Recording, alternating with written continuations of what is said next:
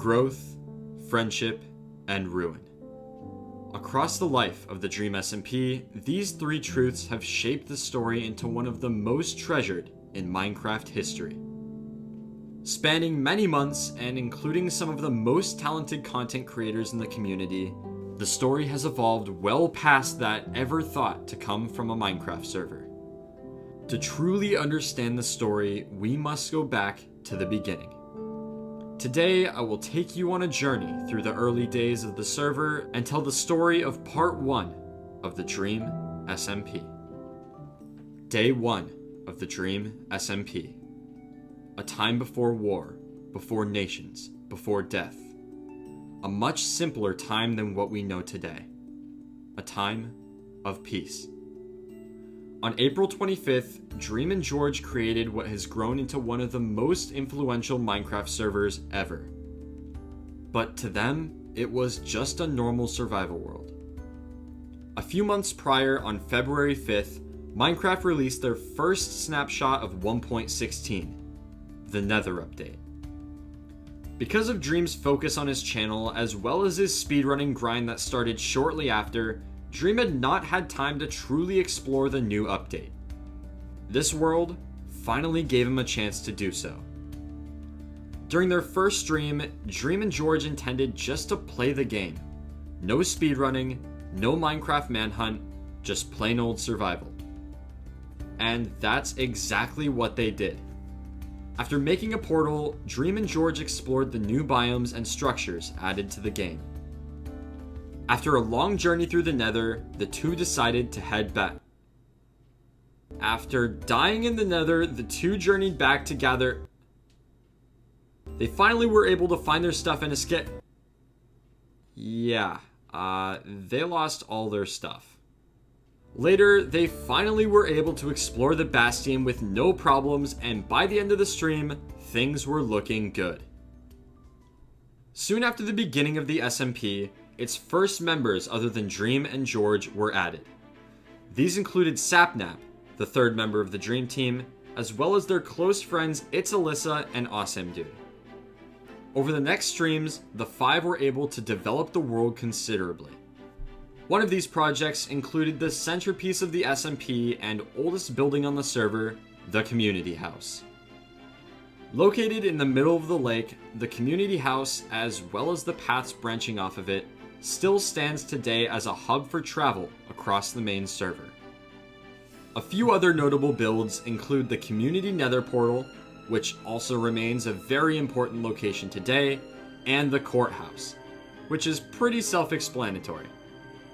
The server was growing, and along with it, the player base grew too. Before long, two new members had been added to the server, Ponk and Bad Boy Halo. Although Bad Boy Halo was a neutral force during the early days of the server, his presence would be felt much more later in the story. Ponk, on the other hand, got to work right away building his first giant lemon tree. He also began trapping people's bases. He started this with George. In an act of revenge for the trap, George decided to burn down the entirety of Ponk's lemon tree, prompting him to build another one farther down the path. But little did he know, this second tree, along with his careless actions of setting traps in people's bases, would drive the server to chaos, causing the first war. But before that happened, another player was added to the server. The most important addition yet. This player was Tommy Innit. Tommy Innit was an up-and-coming creator who knew how to start drama. After his channel saw early success from Hypixel Skyblock, he was invited to join the new creator server, SMP Earth.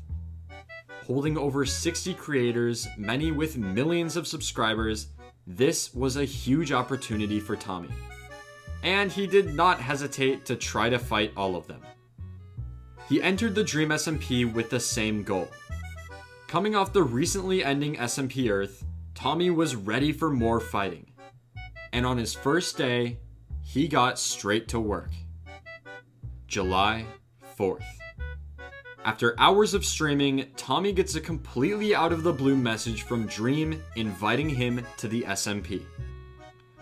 Joining without hesitation, Tommy immediately set out to do one thing: annoy everyone. He quickly became a problem, stealing from Chess and killing George repeatedly. This resulted in him being taken to jail within about 20 minutes of joining the server. A record that stands to this day. After pulling an epic gamer move and escaping, he continued to destroy things. This resulted in Dream teleporting him far away from spawn, banishing him temporarily. However, Tommy was not going to let this stop him from annoying them. Coming back by dying, Dream kept having to teleport him.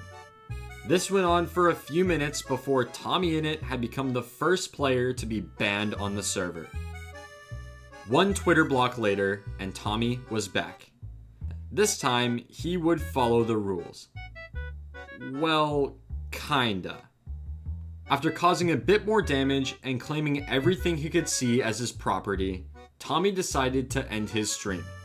His actions on the first day of the server would only be the beginning, as he would be streaming nearly every day on the SMP. 2 days later, the first war on the Dream SMP began. It all started when Tommy decided to build his house in a hill directly next to Punk's giant lemon tree. Tommy being Tommy, they almost immediately began fighting over land. This resulted in Punk killing Tommy and also trapping his house. Following the trolling of his house, Sapnap sought revenge, and he was able to get it by burning down most of Punk's lemon tree. Enraged by his actions, Punk teamed up with its Alyssa to get him back again. They then burned down his entire house. They had crossed the line. Sapnap knew he had to put an end to this, but he couldn't do it alone. Though it took some convincing, Sapnap was able to get Tommy on his side, and together, they would kill Punk and Alyssa. Until, in the middle of their fight, Dream logged on.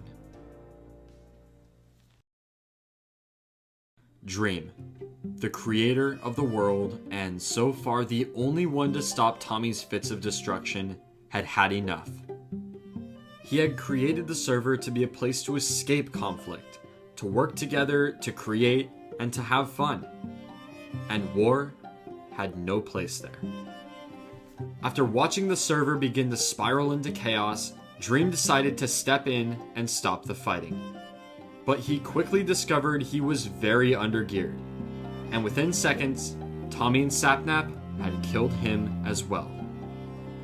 The fighting escalated once again, and soon nearly the entire server was involved in the conflict. Together, Sapnap and Tommy wiped out everyone standing in their way, even forcing Dream to log out temporarily. That was until something happened that turned the tides of the battle. Dream had stolen Tommy's most prized possessions on the server: his music discs. Tommy had spent hours finding these discs and was not about to let that time go to waste. He had to get them back. Because Tommy and Sapnap were allies, Sapnap decided to help Tommy steal the discs back from Dream. Dream then joined the call and told Tommy that because he had proven to be untrustworthy, he would not be getting his discs back. And if he decided to start any conflict again, the discs would be burned. While this was happening, Sapnap began looking for where Dream had hidden the discs. And a few minutes later, he found one. Running from Dream, who followed close behind, Sapnap passed the disc to Tommy, who then ran to his base, entered his mine, and hid the disc in a ravine. With Dream close behind, Tommy then faked hiding the disc in a completely different part of the ravine, distracting him long enough for Tommy to come up with a plan. The plan that would get his other music disc back from Dream and win him the first battle. But him and Sapnap couldn't do it alone. They needed someone else. And Tommy knew just the guy for the job. Tubbo and Tommy had been friends since the beginning. They met when Tubbo had been streaming on 0 viewers for almost a year and Tommy rated him with 20. Later on Discord, the two started talking, and before long, they began streaming together. Throughout the Hypixel Skyblock phase and SMP Earth, Tubbo was there, scamming, fighting, and laughing his way to victory alongside Tommy. Tubbo was a wholesome presence in contrast to Tommy and preserved the lightheartedness found in the early days of the server. Joining just a few days after Tommy, Tubbo quickly established himself as a force of good. Despite them being nearly opposites, the two unlikely friends fought together during every battle in the early days of the SMP. It was Tommy and Tubbo versus the world. So when Tommy and Sapnap needed some backup, he knew Tubbo would be there. Together, the three of them plotted to take down Dream and take back Tommy's second disc. Tommy's plan was simple. Surround Dream and all three attack him with axes to do the maximum damage possible. He hoped this would give them at least a chance of killing Dream, and since Tommy knew Dream had the disc in his inventory, this was their only chance of getting it back.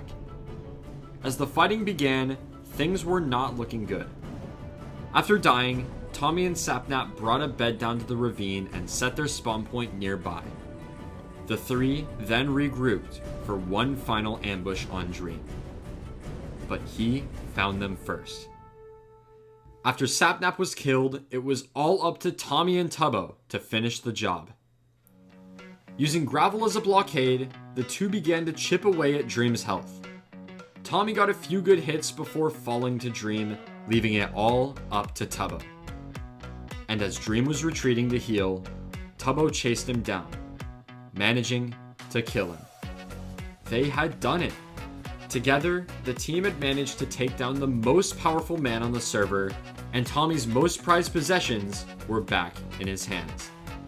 After a quick celebration, Tommy decided it would be best to hide the discs in a chest off camera so Dream couldn't steal them when he was offline.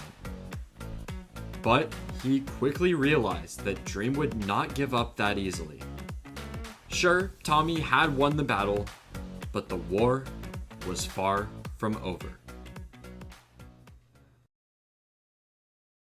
A few days after Tommy joined the SMP, Tubbo was not the only new member to be added. 3 more of their friends, Purpled, Fundy, and Puns, were whitelisted as well. The SMP was now beginning to flourish. New players meant new development, and from this point forward, the server really started to take shape. The first major build was Purpled's UFO. Lying fairly close to the community house in the same direction as Tommy's base, the UFO was one of the better looking builds for quite a while. A socializing club was also constructed for resolving an issue that later arose between Fundy, Purpled, and Tubbo. Finally, both Fundy and Dream created secret bases underground. These new builds, along with the arising storyline of the Disc Saga and other conflicts on the server, helped the Dream SMP quickly gain popularity on YouTube and Twitch. And as development continued in the world, so did it in the battle for the discs. On July 10th, one day after his previous battle with Dream, Tommy logged on to the SMP, only to see that Dream had torn apart all of the land surrounding his base looking for the discs. And he found them. He was able to do this because when Tommy was hiding the discs off camera, he left his game sounds on. This allowed Dream to get an idea of where he had hidden them based on analyzing when he took fall damage and what blocks he mined before placing the chest.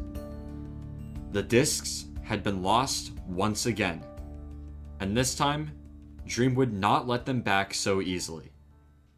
Tommy's first plan was to bargain with Dream, but that quickly went downhill when Tubbo pointed out that the only thing Tommy had of value was his netherite chestplate.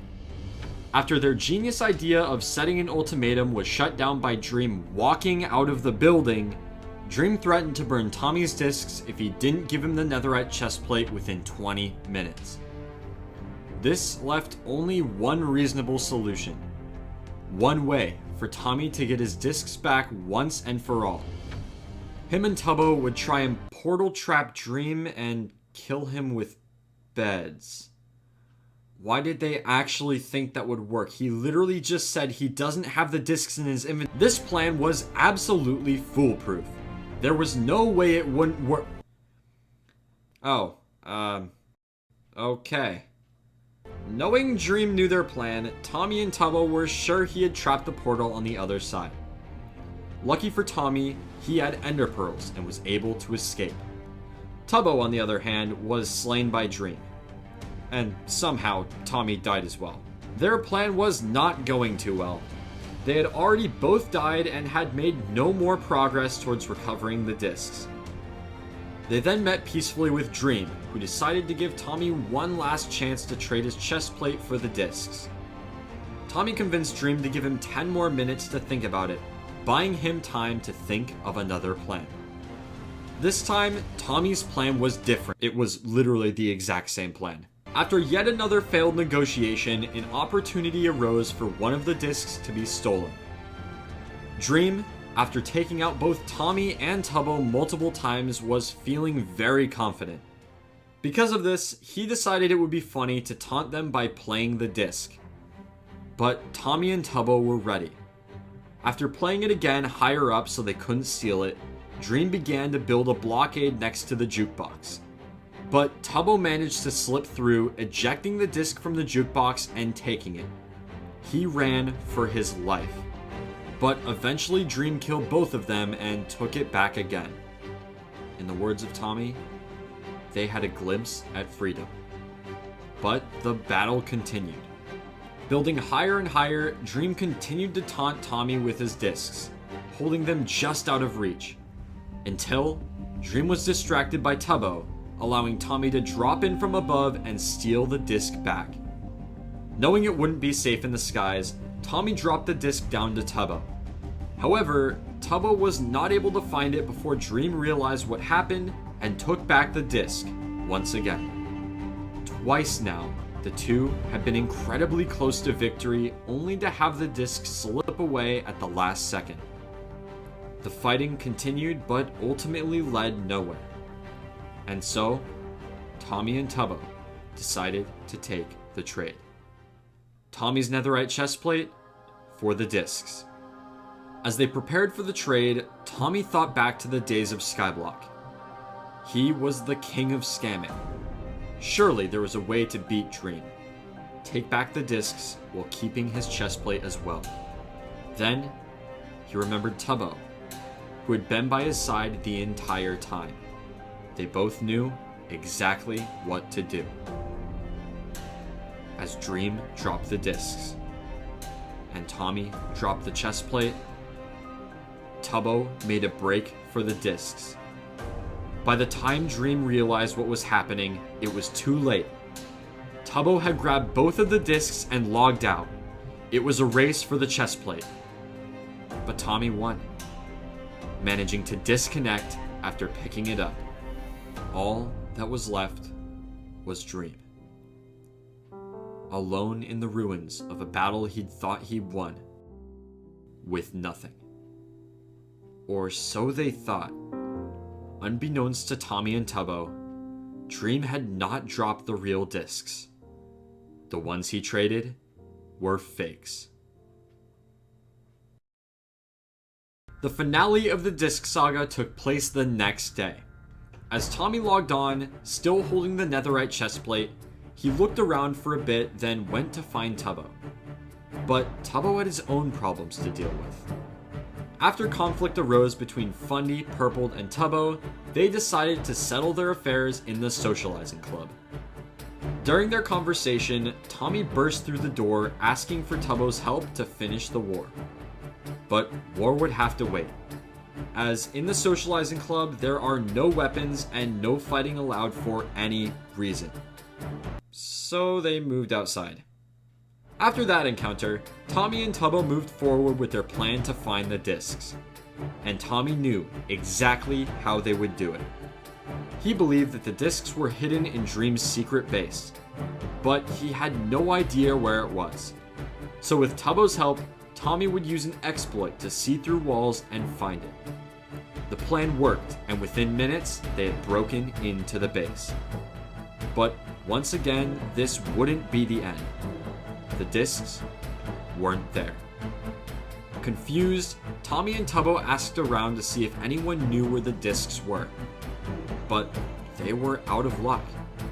Until Dream logged on to the server.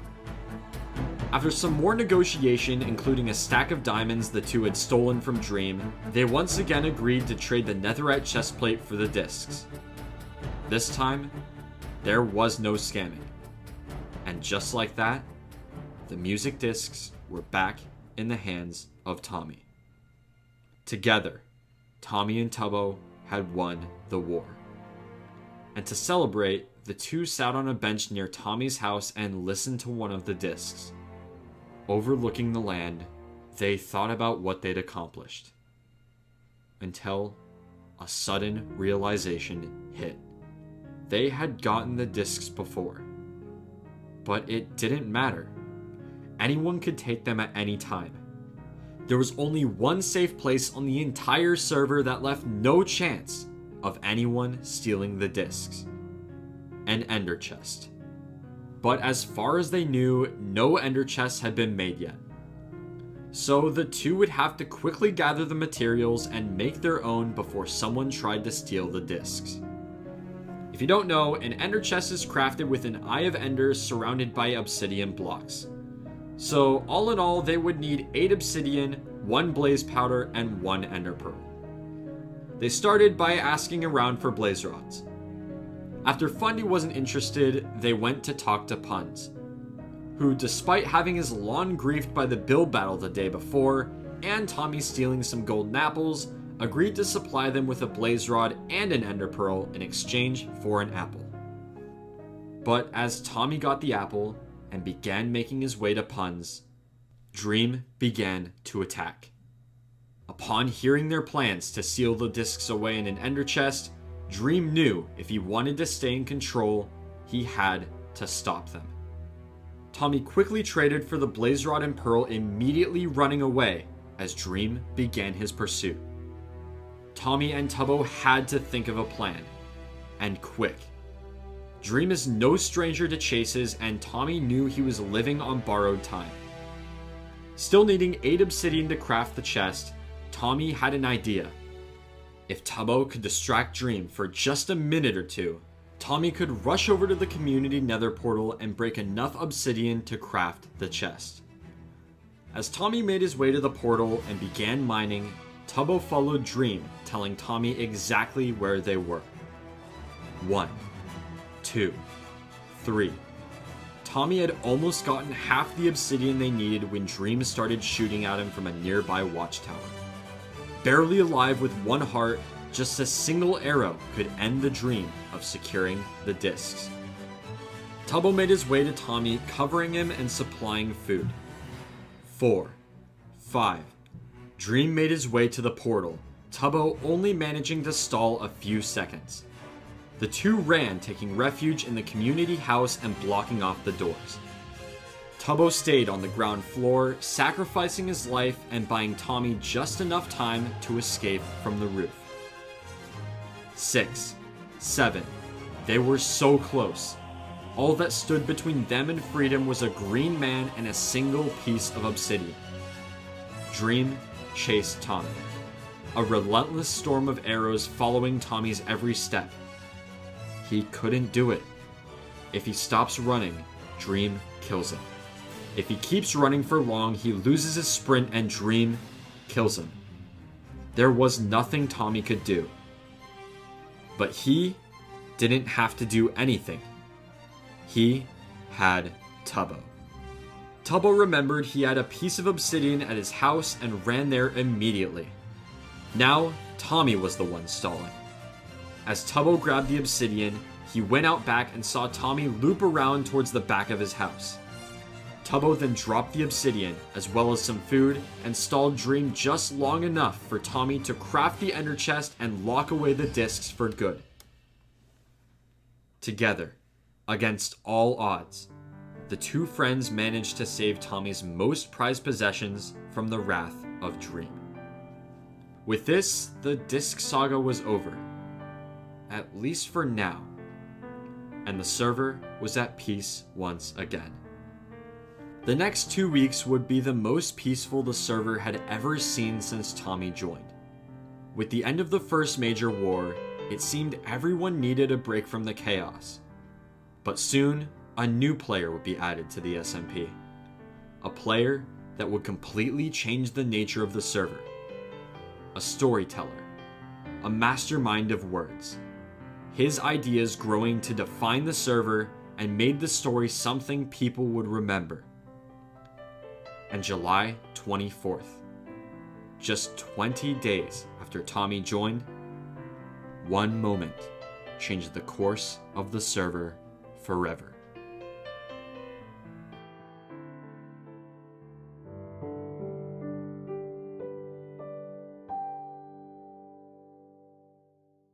Independence or death. Following the events of the first war in the Dream SMP, the tension between Dream and Tommy and Tubbo did not go away. Having been the only people to stand up to Dream, Tommy and Tubbo were not exactly friends with the most powerful man on the server. But they couldn't fight back. They didn't have the resources, the people, or the will to start another battle. Until a new player joined, who would change everything. Today, I will tell a story. A story of independence. A story of a people who rose up against tyranny. A story of revolution. This is part 2 of the story of the Dream SMP. Wilbur Soot. A songwriter, comedic genius, and visionary. Coming up with some of the most influential ideas in recent Minecraft history, Wilbur is a mastermind of virality. Creating his first video on March 29th, 2019, and using his experience from his time with the channel Soot House, Wilbur, in just under 2 years, has amassed over 3 million subscribers. So when it was announced that he would be joining the Dream SMP, people knew things would change. But no one expected how much it really would. Being a genius of words and stories, Wilbur brought something to the table that no one had really considered. Tommy had had a rough idea of how the Disc Saga would go, but for the next story, Wilbur would take it a step further. The introduction of Wilbur marked a turning point in the SMP, from a jumbled mess of conflict to something more. From this point on, the story of the SMP would be planned out, for the most part, before it happened. Scripted improvisation. And Wilbur, the main writer, began his story the day he logged on. This marked the true beginning of the storyline of the Dream SMP. Wilbur saw an opportunity in the Dream SMP. Not an opportunity for power or an opportunity for war, but an opportunity for business. And on July 24th, he logged on to the SMP and began moving forward. He started by building a caravan, van, the base of operations for his business. After this, he went to recruit his first business partner, Tommy in it. He then explained his master plan for their business. After tricking the rest of the SMP members into giving up all of their blaze rods and brewing stands, Tommy and Wilbur would be able to produce all of the potions on the server, profiting from the newfound rarity of these potions. Agreeing without hesitation, Tommy joined Wilbur, and together, they began sweeping the server, convincing players to give up their brewing stands and blaze rods. They started with Tubbo. Tubbo, who trusted Tommy and Wilbur, fell victim to the scam, giving his brewing stands and water breathing potions. That being said, not everyone was convinced.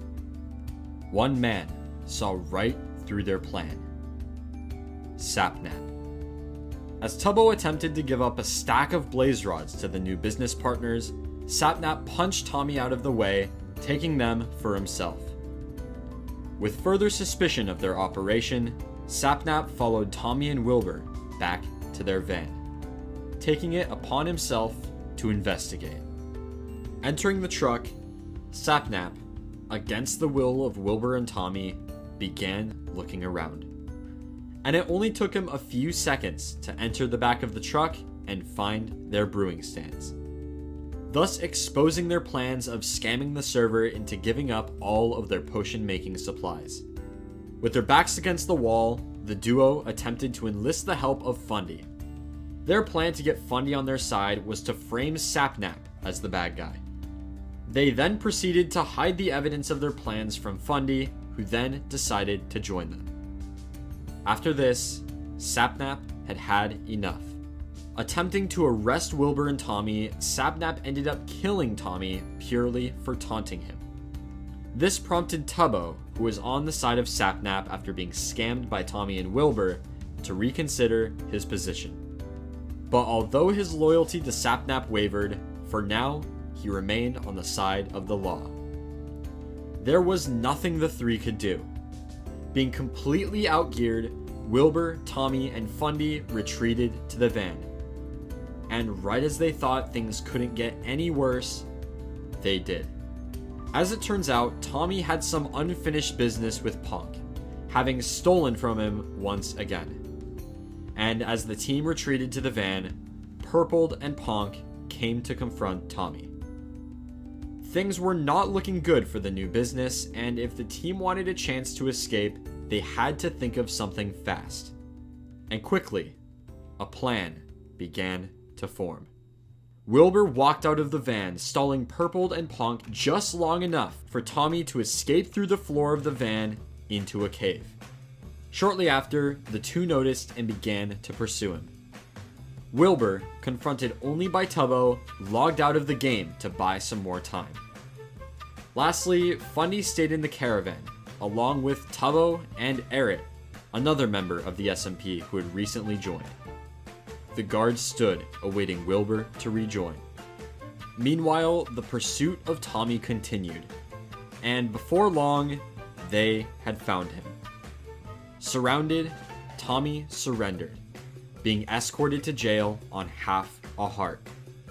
With the news of Tommy being captured, one of the guards, Tubbo, began escorting Fundy to jail as well for conspiring to help Wilbur and Tommy. All that remained in the van was Eric, the final guard standing between Wilbur and freedom.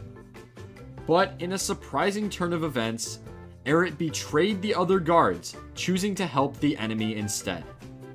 And just like that, Eric was an ally of the business. Knowing he was safe, Wilbur logged back in and conspired with Eric to free Fundy and Tommy. Their plan to free Fundy was easy as he was still being escorted by Tubbo. Eric would convince Tubbo to let him finish the escorting of Fundy to court, where he would then bring Fundy to his house, allowing him to plant Wilbur the ingredients for an invisibility potion. And the plan would have worked. But when Fundy and Eric reached Fundy's house, Purpled was there. Little did they know he had been spying on them in their voice call the whole time, and knew Eric had betrayed them. He then quickly informed Sapnap of the news and requested him to come to Fundy's base as backup. While Sapnap was leaving for Fundy's base, he left Punk in charge of watching Tommy. As the two sat in the courthouse, they began to talk. And before long, Tommy had convinced Punk to help him escape. Tommy's plan was to have Punk draw the guards back to the courthouse and escape through a hole he dug in the back of his cell. This was perfect timing for Sapnap and Purpled, as Sapnap had just arrived at Fundy's base and the two guards began escorting Fundy and Eric to court. Tubbo, meanwhile, traveled back to the van to keep an eye on Wilbur. After Wilbur transformed the van from the potion brewing station it was to a hot dog van, Tubbo, with Wilbur's permission, investigated. Finding nothing out of the ordinary, Tubbo provided compensation of 10 gold for the disturbances they had caused earlier. And gold was one of the main materials he needed to make the invisibility potion. The plan was beginning to fall into place. Although it had hit some rough patches, there was still a solid chance of the prisoners escaping. And as the guards escorted Fundy and Eric back to court, Wilbur continued gathering the resources for the potions. Before long, the trial had started and they were running out of time to escape. Ponk had been figured out and was thrown in jail with Tommy, and Purple went off looking for Wilbur, who had just began brewing. With Purple gone and Wilbur about to be compromised, all 4 of the prisoners dug out of their cells and ran. Everyone was on the run. After some fighting, everyone decided it would be best to meet back at the van. And as they were coming back, Tubbo and Wilbur began to talk. After explaining his plans to Tubbo and talking of the injustice they had done to him and his accomplices, Tubbo decided to join his side. And just like that, with everyone safe in the van and a new member on their side, the businessmen had been through enough. They knew that the next time they logged on, they had to fight back.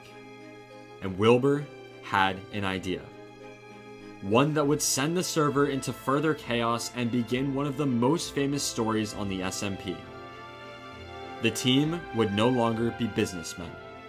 They would be citizens of a new nation. They would begin a revolution. Before we continue, I'd like to give a quick thanks to this video's sponsor, the Archon. If you don't already know, the Archon is one of the most popular factions in Skyblock servers, and they also host a variety of other fun games as well. Luckily for you, just for watching the video, you can grab yourself a free rank. Just click on the free rank icon in the store, then add to cart, specify the realm you want to claim your rank in, and finally enter code EVAN to claim the rank. The IP to join and code to claim your rank are on screen now and also in the description. So don't miss out and come join the fun. And now, back to the video. 1 week passed before their country was officially born. In that week, as well as the time before Wilbur joined, a lot had changed on the server. New players and new builds. During the time of peace after the first war, 2 new players joined the server. These players were Skeppy and Eric. For the most part, Skeppy did not play a major role in the story other than burning a new disc Tommy had gathered after the first war. Eric, on the other hand, did, and would play a major role in the new nation of L'Manberg, at least for a little while. The new builds included a sewer system that led to many areas of the server, Eric's castle, which eventually housed the throne for whoever held the title of King of the Dream SMP, a jungle base built far away by Tubbo, and a few new towers here and there. Bit by bit, development continued on the server, until the day L'Manberg was born. This day marked the beginning of a new era in the Dream SMP, an era of independence.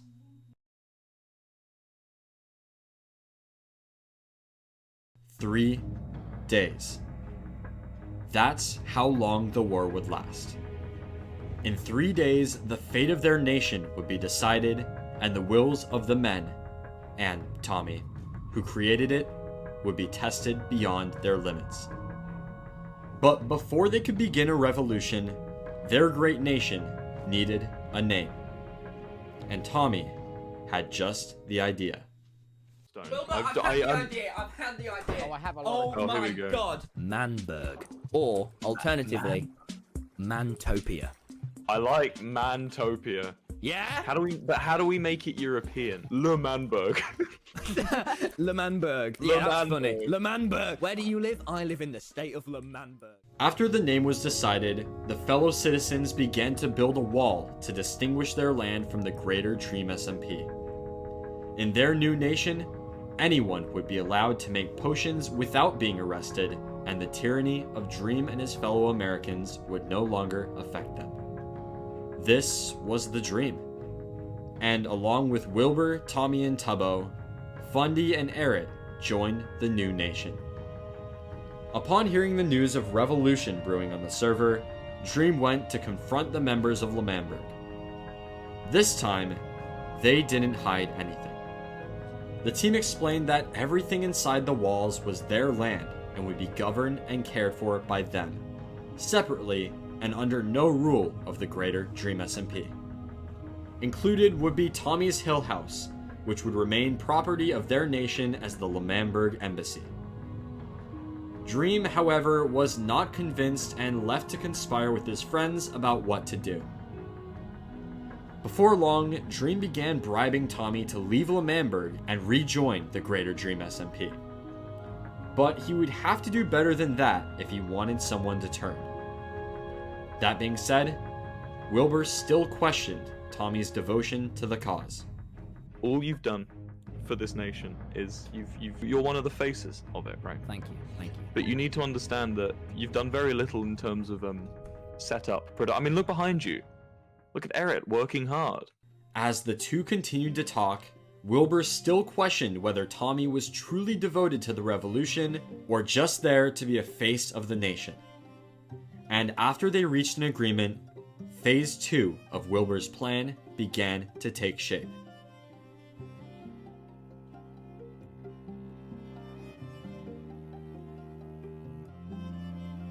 But then, Tommy noticed something out of place. After alerting the rest of the squad about what was happening, Tommy saw it's Alyssa walking away from the fire. She had taken it too far, and as the team chased her down, she logged out to escape death. The team camped where she disconnected. Wilbur convinced Tommy to take off his armor and use his words, as he would not let their new nation of L'Manberg become the very thing he sought to destroy. Upon Alyssa rejoining, she began to run and Tommy killed her anyway. For Wilbur, this was the final straw, and when they all got back to L'Manberg, he temporarily dismissed Tommy, making him go back to his home in the greater Dream SMP. But then, word got out that Tubbo was being held hostage by Dream, Sapnap, and Puns. Tommy knew if there was any time to regain Wilbur's trust, it was now. By saving Tubbo, he could finally be the hero for L'Manberg he had always wanted to be. But they took him hostage as well. After Tubbo revealed that he had invisibility potions, Dream and Sapnap decided they could not risk them escaping with their stuff and killed both of them. With this, Wilbur knew it was time. Time to make their revolution official. To free themselves of the tyranny and the aggression of the greater Dream SMP, and to officially declare their independence. Independence. And after some writing, Wilbur Sood, the leader of the great nation of L'Manberg, had drafted their Declaration of Independence. Forever the nation of the Dream SMP have cast great sins upon our great land of the Hata Dog Van. They have robbed us, imprisoned us, threatened us, killed many of our men. This time of tyranny ends with us. This book declares that the nation which shall be henceforth known as L'Manberg is separate, emancipated, and independent from the nation of Dream SMP. The union of the masters of men. Together we are one. When in the course of human events it becomes necessary for one to dissolve the bonds which bind us, disregarding of this truth is nothing short of tyranny. We hold these truths to be self-evident, that all men are created equal. The right of the people exists above the right of the king, the right of the government, and the right of the economy. From the Hata Dog Van, we shall prevail. Life, liberty, and the pursuit of victory. This document was signed by all members of L'Manberg and represented much more than a mere book. These words were what held the nation together, a vow of brotherhood that would only end in independence or death. With the framing of the book, the nation of L'Manberg showed itself as a force to be reckoned with. And to Dream, this marked the point of no return. As long as L'Manberg stood, Dream knew he couldn't have control. And so, him, George, Sapnap, and Puns drafted another document. The Declaration of War. Unlike the first war for Tommy's discs, this time there was much more at stake. This was not just a war for independence, but a war for power. And Dream would stop at nothing to put L'Manberg in the ground if it was the last thing he'd do. With the reality of war beginning to set in, both sides began to prepare. Off-stream, Tubbo had gathered potions to aid them in the coming battles. Meanwhile, Dream had burned down Tubbo's house. Because Dream was offline, Tommy and Tubbo used this time to attempt to convince the members of the Dream SMP Guard that they were on the wrong side. They began this by tempting Puns with a meaningless title, hoping he'd get excited and betray his friends. Next, Tommy had an idea to tempt Dream. He stated that if Dream refrained from attacking them, he would give up one of the discs. Tommy's most prized possessions on the SMP and the result of a hard-fought war would be put on the line for independence. But as Tommy and Tubbo were leaving Dream's base, their entire army logged on at once. Tubbo was gunned down by Dream as Tommy fled to the sewers. All of the potions that Tubbo had gathered were lost upon his death, being burned by Dream. Soon, everyone joined the call and reality began to set in. The Dream SMP army was there, and L'Manberg's was not. All Tommy and Tubbo could do was stall them and hope for the best. As Tommy arrived at his house to speak with Dream and his army, he found the entire property laced with TNT. As a final effort, Tommy attempted to convince Dream he was in the wrong, but he would have none of it. The line had already been crossed, damage had been done, and doom was imminent. Dream and his men gave Tommy and the rest of L'Manberg 1 day. 1 day to surrender, or everything they owned would be destroyed. And so, as Wilbur received the news, the true preparation for the final battle began. Tommy and Wilbur and the rest of L'Manchildberg, we are at war. Do you know what we have that they don't have? We have camaraderie. We have a righteous cause. We have an area to defend. There is no mercy. We have burnt down Tubbo's house. We have planted TNT cannons around your land. We have cobblestone walled the outside, and we have shot one warning shot inside your walls. No matter what happens, no matter even if he destroys the very hot dog van that we live out of, until the day we stop breathing, that is when L'Manberg has fallen. And we have no mercy! No mercy for you! Do you know what he's driven by? Greed. Do you know what we're driven by?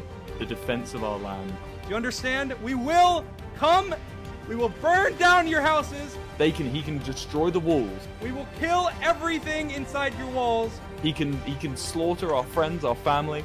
And we will take back the land that is rightfully ours. But until the day we stop breathing, the minute we let go of that dream, that's when he has won. Men, are you going to let go of that dream? I want to see white flags! White flags outside your base by tomorrow at dawn, or you are dead!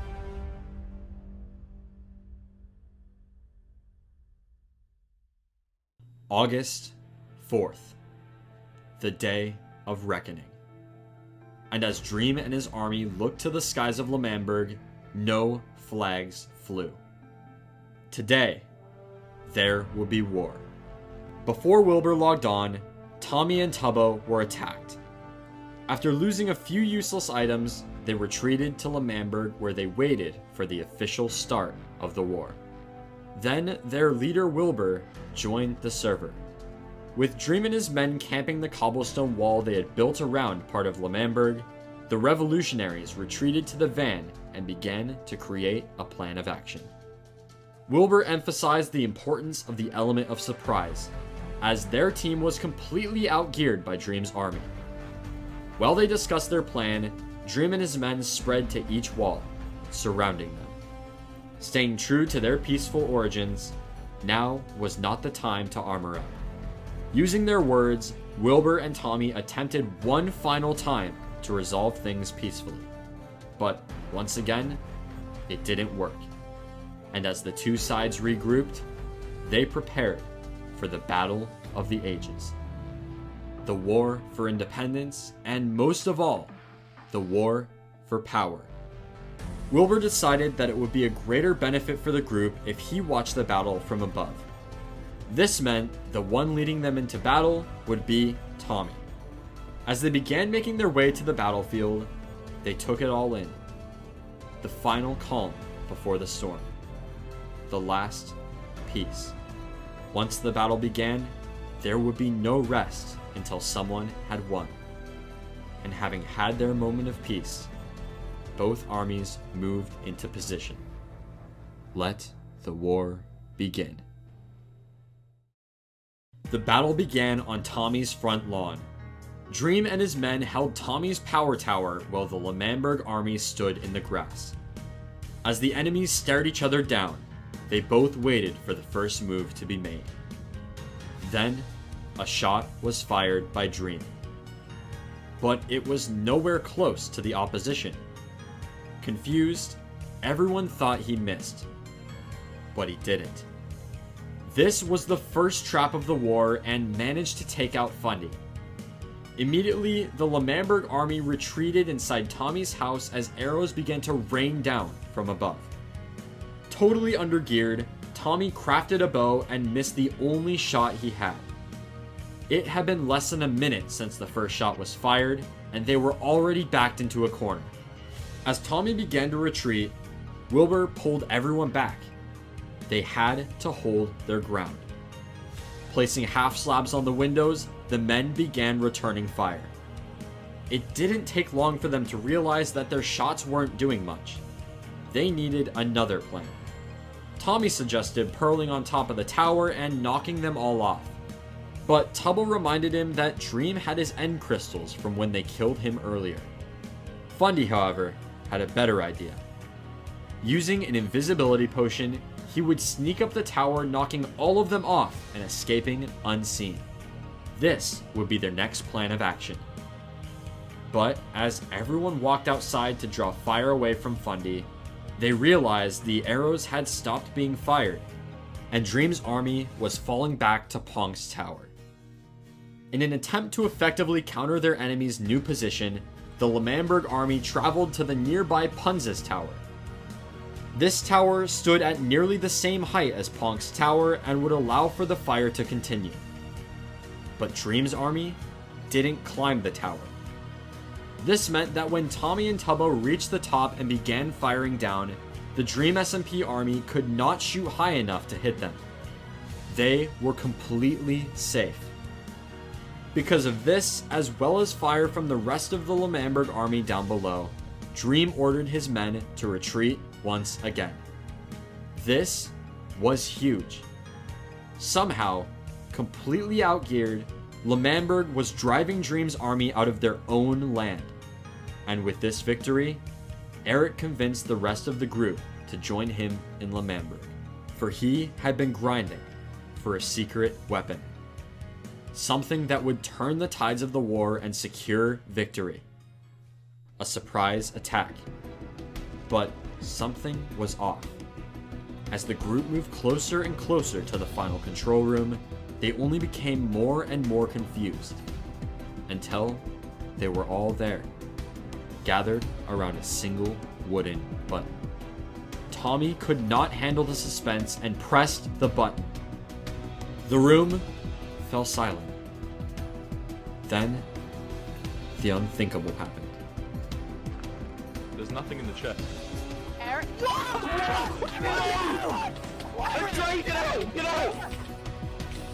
Down with the revolution, boys. It was never meant to be. Just like that, they all had nothing. All of their armor and weapons had been stolen or burned, and they all retreated to the van. The place where it all began, to take inventory and come up with another plan. Before long, it became even clearer that they had absolutely nothing. This meant they would have to resort back to the core beliefs of L'Manberg, winning through words. Wilbur, alone, attempted to negotiate with Dream, but it was no use, and yet another ultimatum was set. If L'Manberg did not fly white flags signifying their surrender of the war, Dream would blow up it all. Believing this was a bluff, Wilbur followed Dream back to L'Manberg, where him and his men gathered at the wall for their final statement. Then, they all remembered the start of the war. The trap, the explosion. They had to stop. It was too late. All they could do was watch. Get back. Don't let this hurt you guys. Don't let this be situation hurt you. Wait! What? Okay! Oh my god! The land, their nation, the van. It was all gone. The dream of independence, a chance at freedom, gone with the swift shot of an arrow. And with that, Wilbur, along with his right-hand man, went to negotiate the terms of surrender. And as they met with Dream, Tommy began to run his mouth, and Wilbur's attempts at calming him were no use.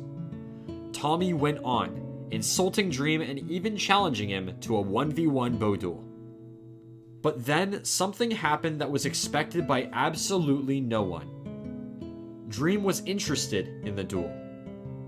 And so, a civilized discussion began, and within minutes, a final duel was in place. The rules were simple. Both Tommy and Dream would line up on half a heart. After taking 10 paces each, the two would turn around and fire bow shots at each other. The first person to land a shot would win the duel. The stakes were the highest they'd ever been.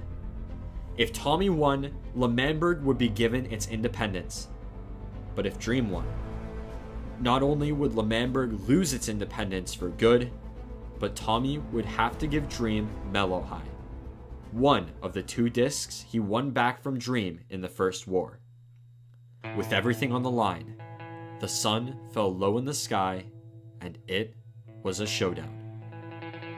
The creator of the server and most powerful man there versus Tommy, the scrappy 16-year-old with a dream of freedom. They took their positions. Wilbur stood in the center and would be counting off their 10 paces. The fate of L'Manberg was now in the hands of Tommy. All his friends could do was watch and pray. The count began. 1, 2, 3, 4, 5, 6, 7, 8, 9. The world stood still. And then 10 paces fire.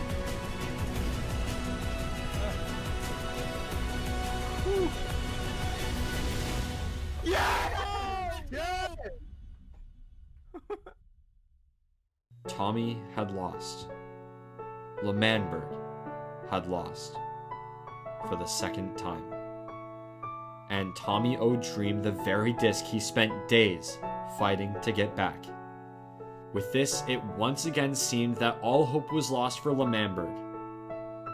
But in one final twist, Tommy had an idea. One that would fly in the face of everything he was known for. He requested for Dream to join a private call, and he did. This is what happened. Dream, I know what you want from me. I'll give you both of the discs if you let us have our independence. Both of them. Wait. That is a very, very interesting deal. That is very selfless of you. Those are your discs. For the Manberg, you know? For Wilbur, for Tubbo. Okay, I will... How about this? I'll grant you technical independence for both discs. We will not go into your grounds unless we're allowed, and we will not You attack respect you. us. Yeah, just independence, Yes, we man. will Just respect independence. you. Tommy, despite for his entire time on the SMP thinking only of himself and his own wants and needs, laid down his most prized possessions for the greater good of their nation. This story had a happy ending, and L'Manberg, against all odds, was free at last. In the light of their victory, Wilbur gathered the men to write the Decree of Independence. It read, "As we gaze upon the swaths of redwood trees, the great hills to our south, and the walls that have protected us for years, I, as the now president of L'Manberg, hereby state, Yo!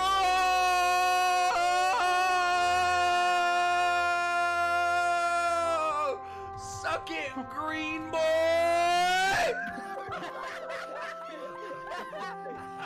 life, liberty, and the pursuit of freedom." As the sun set on their new nation, Tommy and Tubbo returned to the bench outside Tommy's house. There, they played a different disc to celebrate their independence. With the L'Manberg War ending, the server once again entered a time of peace. Over the next month, many small skirmishes happened, new developments occurred, and new players joined. But the next true development in their story would arise in early September. With Wilbur being the self-elected president of L'Manberg, many of the new players, upon hearing this, titled him a dictator. What resulted from these accusations sparked a new era in the storyline. A different kind of war. This was the first annual L'Manberg election.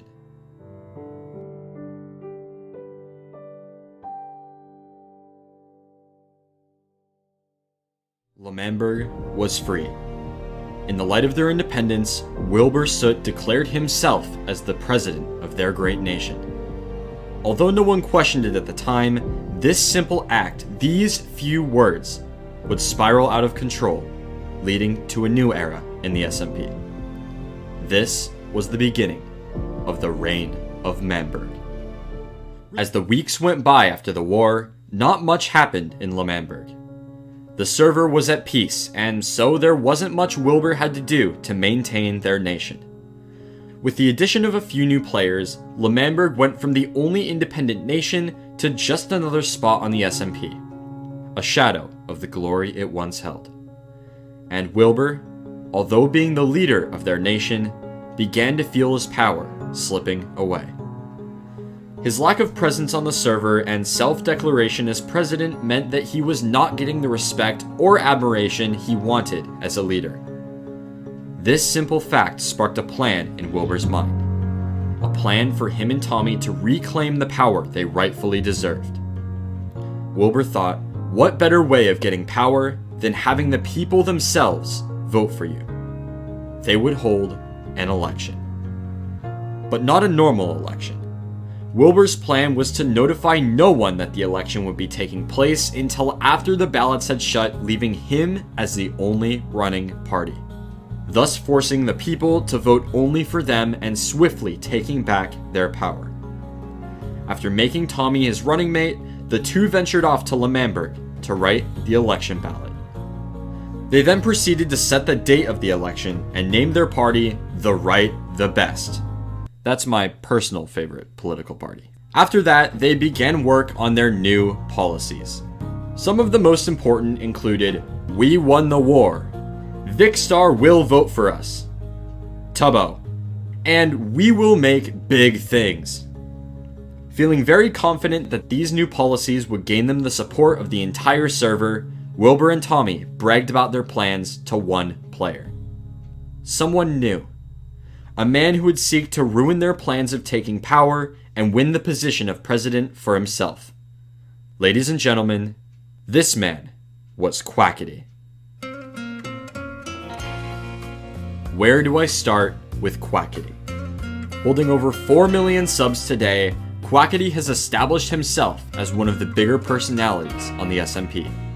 Always looking for a chance at power wherever he can find it, he isn't afraid to do whatever it takes to find his way to the top. Whether it be starting an illegal business or masterminding a robbery, Quackity is no stranger to crime on the SMP. But today, he would be putting all that behind him. He would be pursuing something else. Because he was the only other player who knew about the election, he took it upon himself to stand up against their one-party system and give the people a choice. Announcing his campaign right in front of Wilbur and Tommy, Quackity's party would be titled So We Are Gamers, or SWAG for short. And with this, Tommy and Wilbur had to think fast, or control in their own nation would be pulled out from under them. Following the addition of the second party, both sides scrambled to recruit as many people as they could to help them win the election. But before they began, Wilbur and Tommy knew that they had to change the name of their party. The Right the Best was a good name. Okay, maybe not, but they knew there was only one word that could compete with swag. One word that was universally better and would provide them a basis of recruiting players to their side. They would run as the politicians of gaming. Their new party would be POG. As the POG and swag parties began their campaigns across the server, they attempted to convince as many people as possible to side with them in the election.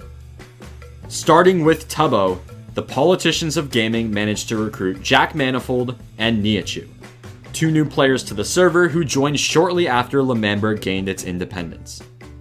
These new additions were good, but to truly turn the tides in their favor, Tommy and Wilbur knew they needed to get someone powerful.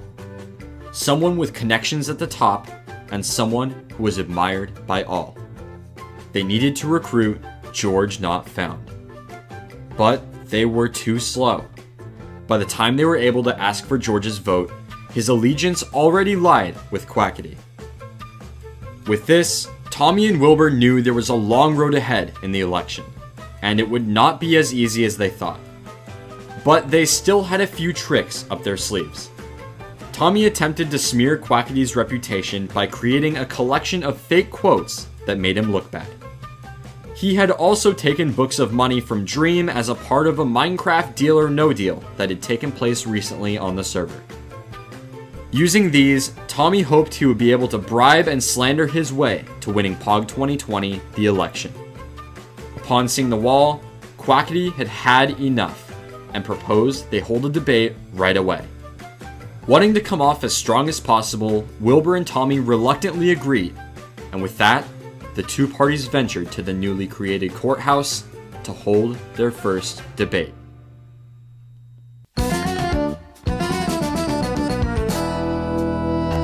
As the two parties entered the courthouse, they took their sides and prepared for the debate.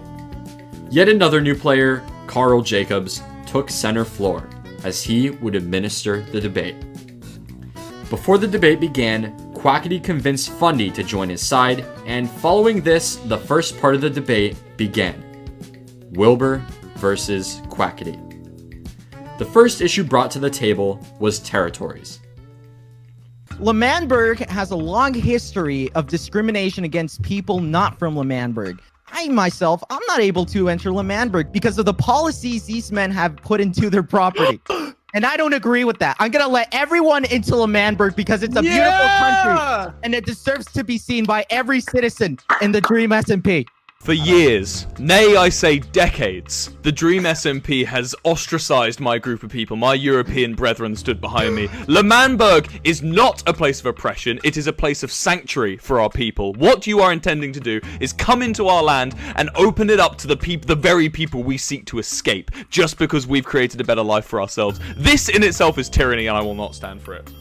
Wilbur is embracing tradition here. We don't need to embrace tradition. We are a new generation of politicians, Wilbur. I hope you remember that. Embracing your old school policies is just going to hurt progress. They aren't old school. These policies were formed from blood not long ago. Is that so? Yes. Your policies all grow from war. Of course, you're a warmonger. Of course they had to grow from war. We were oppressed. You love to have wars, we were an Wilbur. oppressed people, Quackity. I led these people to freedom. And I will keep and uphold the policies. Yeah. I will uphold the policies which freed us. L'Manberg's borders, as long as I'm in charge, will stay closed to all who are non-European. Choose. Wilbur. The people get to choose, Wilbur. Topic number 2 was their stances on the killing of pets, as an ongoing pet war ensued in the background of the main story. If I am re-elected as president, I would like to create a police force that will uphold the law so that no further pets are killed in L'Manberg. Quackity, take the stage. I think the moral values of our people are more important than enforcement. You are enacting police enforcement, and what I'm enacting is a better values of our people. I will enact a policy that will teach all our residents to be nice to each other. And that way, we don't have to enforce any sort of law. Oh, welcome to the real world, Big Q. I believe if a bad person is going to kill someone's animals, there should be someone to stop them. That's what I'm saying. What I think is that we should attack the problem from the root. And that's enact and change the morals we all have. No one should be dying, and no one's animals should be dying either, Wilbur. We are attacking the problem from the root. You just want to throw people in jail, Wilbur. I'm not for that. Tommy, fearing that they were starting to lose the debate, decided to use the money from Dream to bribe Carl into ruling the debate in Wilbur's favor.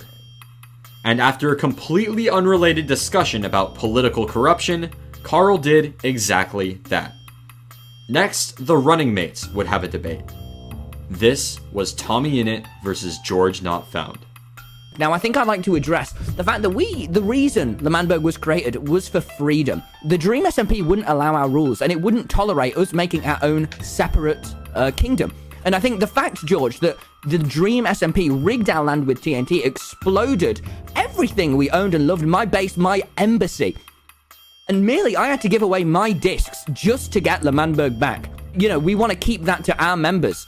I think that is a completely fair point to make. And the fact that you would pressure us out of doing that, well, we had to fight with our very hands and knees, my friends. We have betrayals. I had to give away my discs, and you know that's my prized possession. Well, we're talking about freedom here. You lock it behind a certain group of people. But the reason we have to make this certain group of people, George, it's because the Dream SMP, your land, which you stand for, mercilessly blew up our land, killed our friends, our family, our tubos. Why was your land? Why did it need to be blown up? What happened in the first place?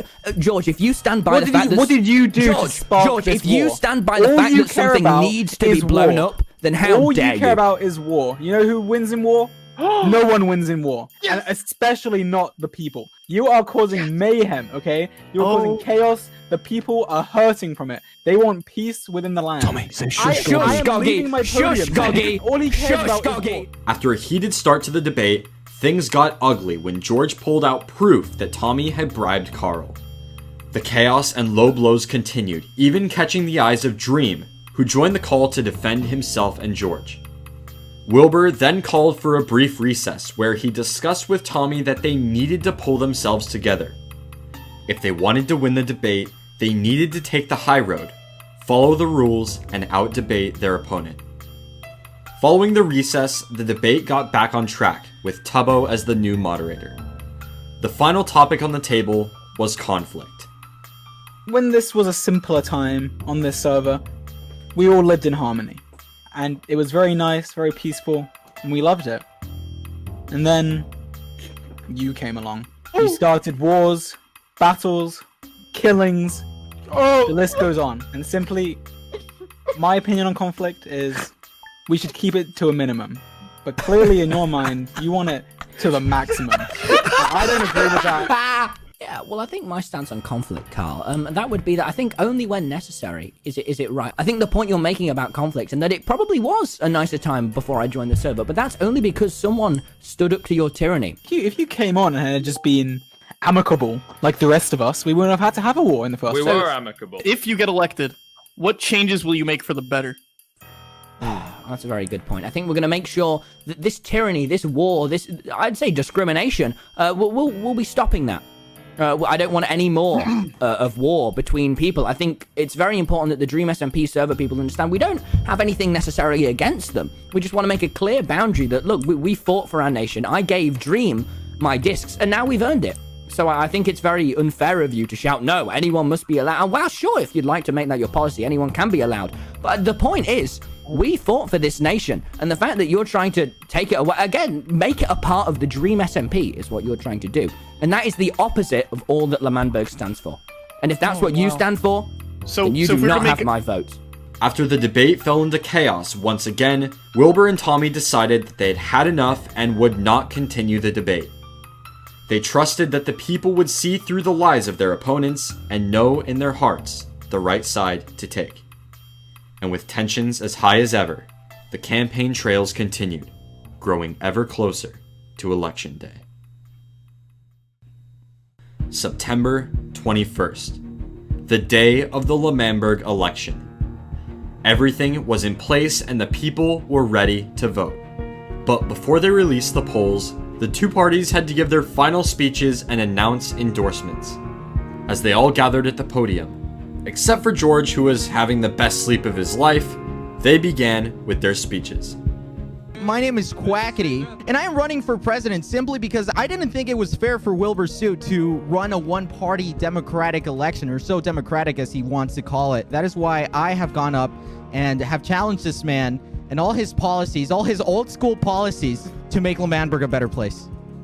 Hi, I'm incumbent No, President you're not heckling, you just... Wilbur Soot, and I'm here to tell you the reason I'm running for president is because I felt like it was unfair of me to decide myself to be just a dictator. Essentially, what I'm doing is I'm running this election to solidify democracy in our great nation of L'Manberg, and if you vote for me, I'll keep those filthy Americans. Anyway, following the speeches, Fundy walked up to the mic and just started talking.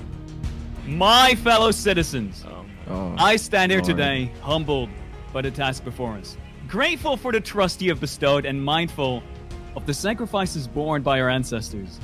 Now I mind to keep my words short and powerful, and thus I say, I am not powerful. I am not resembled the physique of a leader, and I might not have wealth, but I do have a dream. He's got bones like his mother.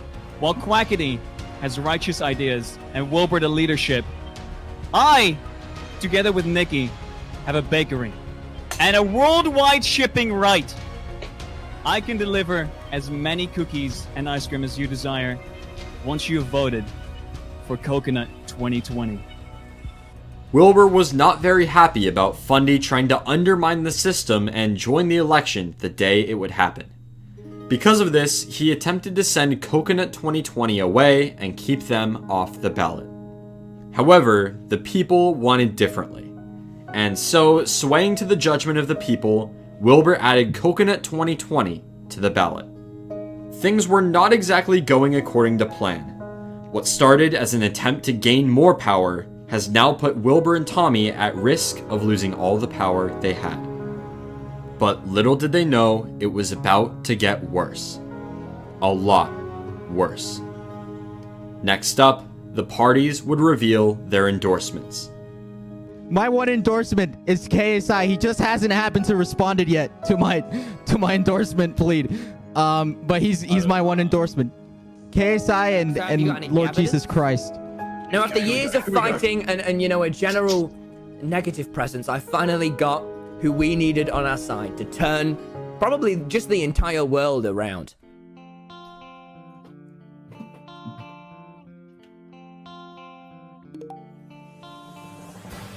Look, me and Tommy have had our differences in the past. Oh my God. That doesn't change the fact that I'm a firm supporter of POG 2020. I have every belief in it. Support the movement.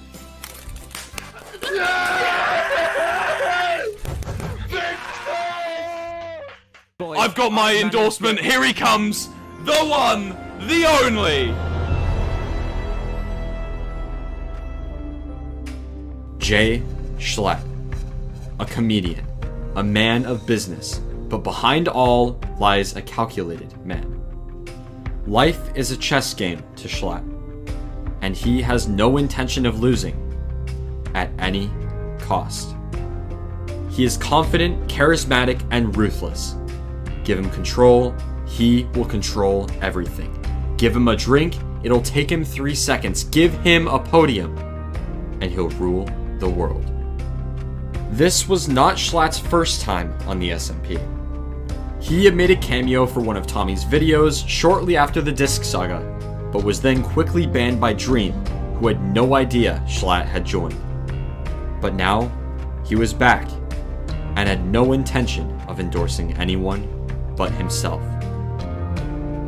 Democracy is overrated. Whoa, wait, no, hold on. Yeah, that's right. That's right. You think you need a president? You think you need...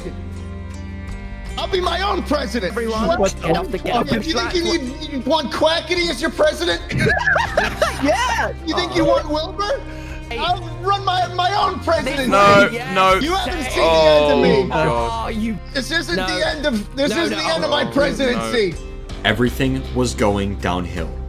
And fast. Dream endorsed Schlatt and proceeded to give him his crossbow. After Tommy was shot, everyone on the podium retreated to the White House and hid from Schlatt. After their blockade was repeatedly broken, the three knew they had to escape and broke out through the walls. After Tommy and Schlatt both died, Wilbur knew there was no point in continuing the rally and decided to drop the ballot. In doing so, he knew he had no choice but to include both Coconut 2020 and Schlatt 2020 to keep the integrity of the election. The votes began flooding in. Tommy and Wilbur sat on the edge of their seats as thousands of their viewers voted for who they wanted to win. The future of L'Manberg was left entirely up to the audience. With the reality of their chance at losing becoming very real, Tommy and Wilbur attempted to make a backdoor deal with Quackity. In the event that Schlatt 2020 or Coconut 2020 would win the election, Pog and Swag would combine their votes, creating a coalition government with 2 presidents and Tommy as vice president. But Quackity knew this was a bad deal. With no endorsements and no vice president, he was dead in the water. They both knew there was no way Swag would beat Pog, and so when Wilbur refused to make their agreement unconditional, Quackity refused the deal. But he wouldn't give up on the election that easily. He knew that if nothing was done, Pog would win the election and everything he fought for would be for nothing. And so, Quackity offered a similar deal to Schlatt. Swag Party would give all of their votes to Schlatt 2020 on the condition that Quackity would be his vice president. Without hesitation, Schlatt agreed. And with that, all they could do was wait. The future of L'Manberg in the hands of the people. Tommy and Wilbur had faith that the people would come through for their party. But that didn't stop the sinking feeling that maybe, just maybe, this would be the end. The next day, the results were in. 220,000 people had voted, and today, the winner of the election would be announced. Everyone from all across the server gathered at the podium to hear the news.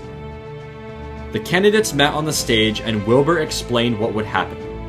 Today, they would not just find out who won the election, but also inaugurate them immediately. Upon inauguration, the new leader would then announce their first decree as president. Within 15 minutes, L'Manberg would have their new president, and a new era would begin. Wilbur began the proclamation by announcing disqualified votes. By removing votes with the same IP address, Wilbur was able to account for any possible cheating or fake votes. In total, there were 120,000 of these votes, the majority of which came from Coconut 2020, who just so happened to have a coding YouTuber as their party head. Anyway, after that was sorted out, Wilbur began revealing the results. With 9% of the vote, 20,000 people or so. In 4th place is Coconut 2020. Yeah! With Okay, go on, 16% of the vote, coming in 3rd place is Schlatt 2020. In 2nd place, with 30% of the popular vote, led by the party leader, Quackity, Swag 2020. Meaning that the winner of the popular vote by 45% is Pog 2020, led by the incumbent. 2 nights ago on the night of the election, Quackity made a deal. No matter what happens, Quackity would pool Swag 2020 votes on with Schlatt 2020 votes. Pog 2020 got 45% of the popular vote, meaning that the coalition government of Schlatt and Swag 2020 got 46% of the vote. Meaning that tonight, Schlatt 2020 has been inaugurated Schlatt, having been on the server for less than 24 hours, now ruled all of L'Manberg. Wilbur and Tommy sat in shock as the nation they fought for, the nation they built from the ground up, the nation they loved, slipped through their fingers into the cold hands of Schlatt. Wilbur and Tommy left the podium and went to take a seat in the crowd. And Schlatt, now the second most powerful man on the server, gave his first decree as president of L'Manberg. Well, that was pretty easy. And you know what I said the day I got unbanned from the Dream SMP? I looked every citizen of L'Manberg in the eyes and I said, you listen to me. This place will be a lot different tomorrow. Let's start making it happen. My first decree as the president of L'Manberg, the Emperor, is to revoke the citizenship of Wilbur Soot and Tommy Innit. There was no time to think. From leaders of a nation to enemies of the state within seconds, if Tommy and Wilbur wanted to make it out alive, they had to run. And run they did. Wilbur drank an invisibility potion, but it was no use. Meanwhile, Tommy made a break for L'Manberg, managing to escape through an underground tunnel Tubbo had built earlier. Tommy and Wilbur met in the forest. They were now banished not only from the nation of Dream SMP, but their own home of L'Manberg. They ventured off into the wilderness, and as they searched for a place for their new home, they thought about what this meant. They had put everything on the line for L'Manberg, gave their lives for L'Manberg, and now they were forced to run from their creation, betrayed by their own nation. They built their new home in a small hill a few hundred blocks away from civilization. They had to start over. Having only some tools, armor, and a few random items, Tommy and Wilbur hit rock bottom. But then, Schlatt announced he would be giving another speech. Helpless and alone, all Wilbur and Tommy could do was listen, as the nation they once loved crumbled before them. People of L'Manberg! The sun rises over another beautiful day in our country. I reckon our nation needs to expand. I reckon we've done our country a great disservice. I reckon we take down the walls. You can't do that. What? Immediately! All citizens of L'Manberg required to help tear down the walls of this country.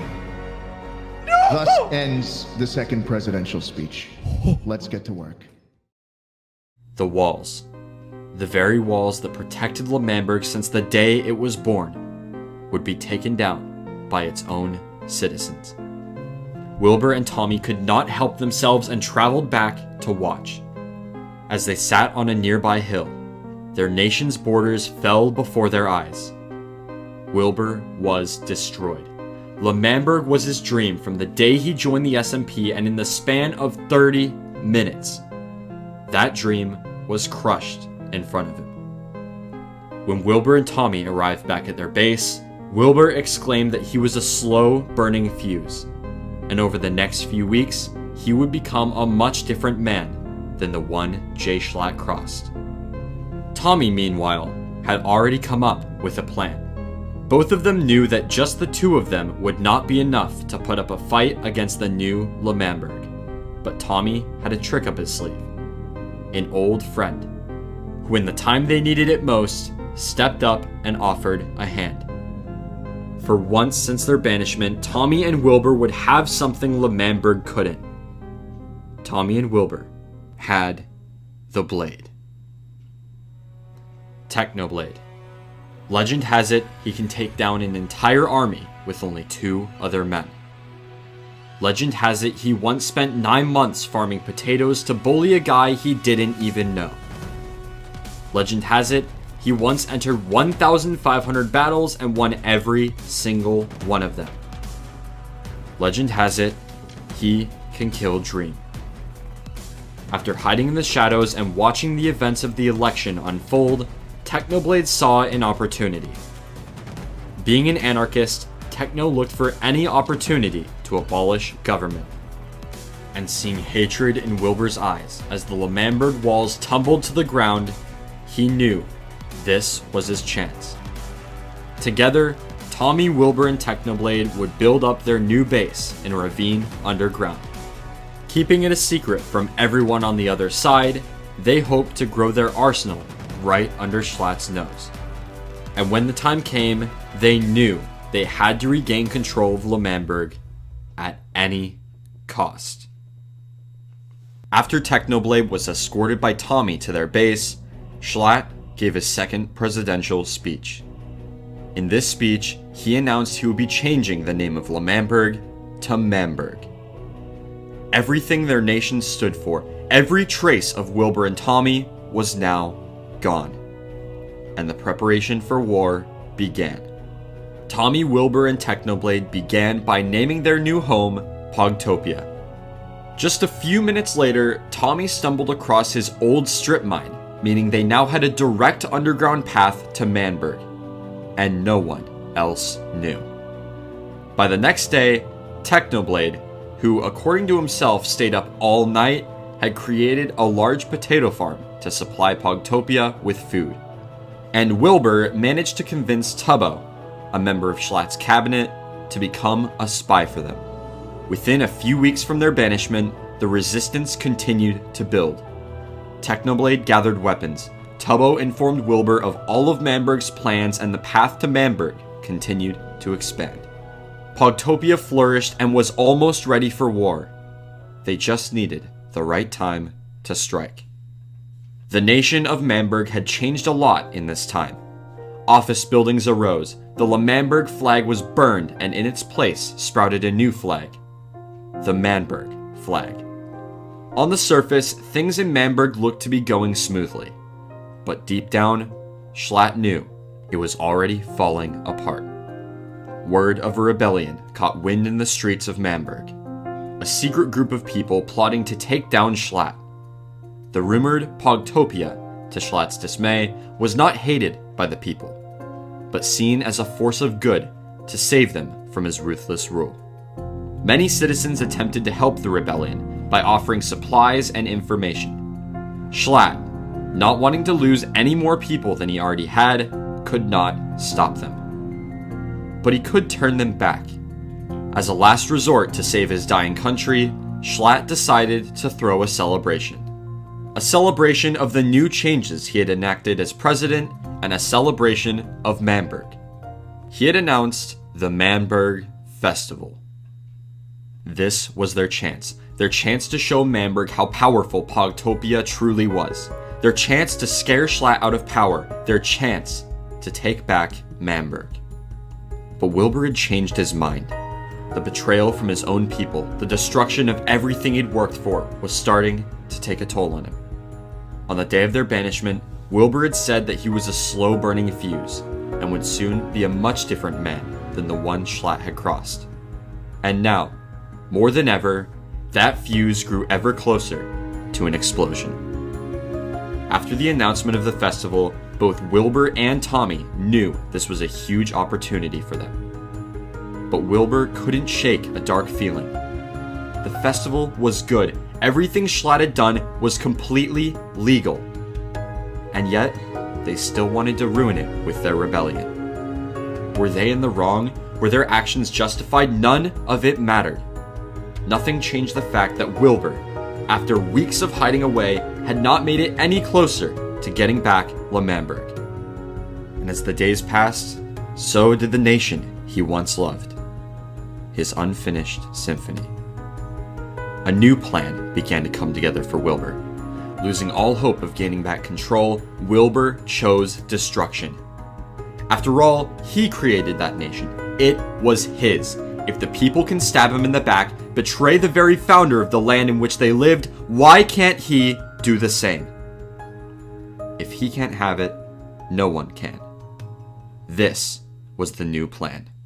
Since the beginning of Pogtopia, a secret supporter fed them supplies and an offer of help whenever needed. An old enemy, Dream. The leader of the nation of the Greater Dream SMP was not much of a fan of Schlatt's ambition. Wilbur had every intention of keeping L'Manberg inside its walls and living peacefully. But when Schlatt became president, he immediately tore down the walls and began to expand. Seeing this as a potential threat, Dream secretly offered to help Pogtopia, to take down Schlatt before conflict arose between Dream SMP and Manberg. Wilbur, looking for a way to blow up the entirety of Manberg, sought Dream's help to supply him with the firepower to do so. But before he talked with Dream, he explained his plan to Tommy, his right-hand man and partner since the beginning. But Tommy could not go through with it. He still had hope of getting back L'Manberg. He still had hope that things could go back to how they'd been before. He didn't want to be the bad guy. But Wilbur didn't need his help. All he needed was TNT, some redstone, and a button. And before long, Dream had agreed to supply Wilbur with everything he needed to blow the entire city sky high. Within a few minutes, the plan was finalized. On the day of the festival, directly after Tubbo's speech following the words, "Let the festival begin," Wilbur would make his way to the detonation room, press the button, and destroy everything. With every seat in the front of the podium filled, with every citizen of Manberg sat right there in the city, he would blow up everything. And he would do it with a smile. The day of the festival finally arrived, October 16th. The stage was set, decorations sprung from every corner, and everyone was ready for a celebration. Everyone except Wilbur and Tommy. Having rigged the entire nation with TNT, Wilbur's plan was still a go. He just needed to wait.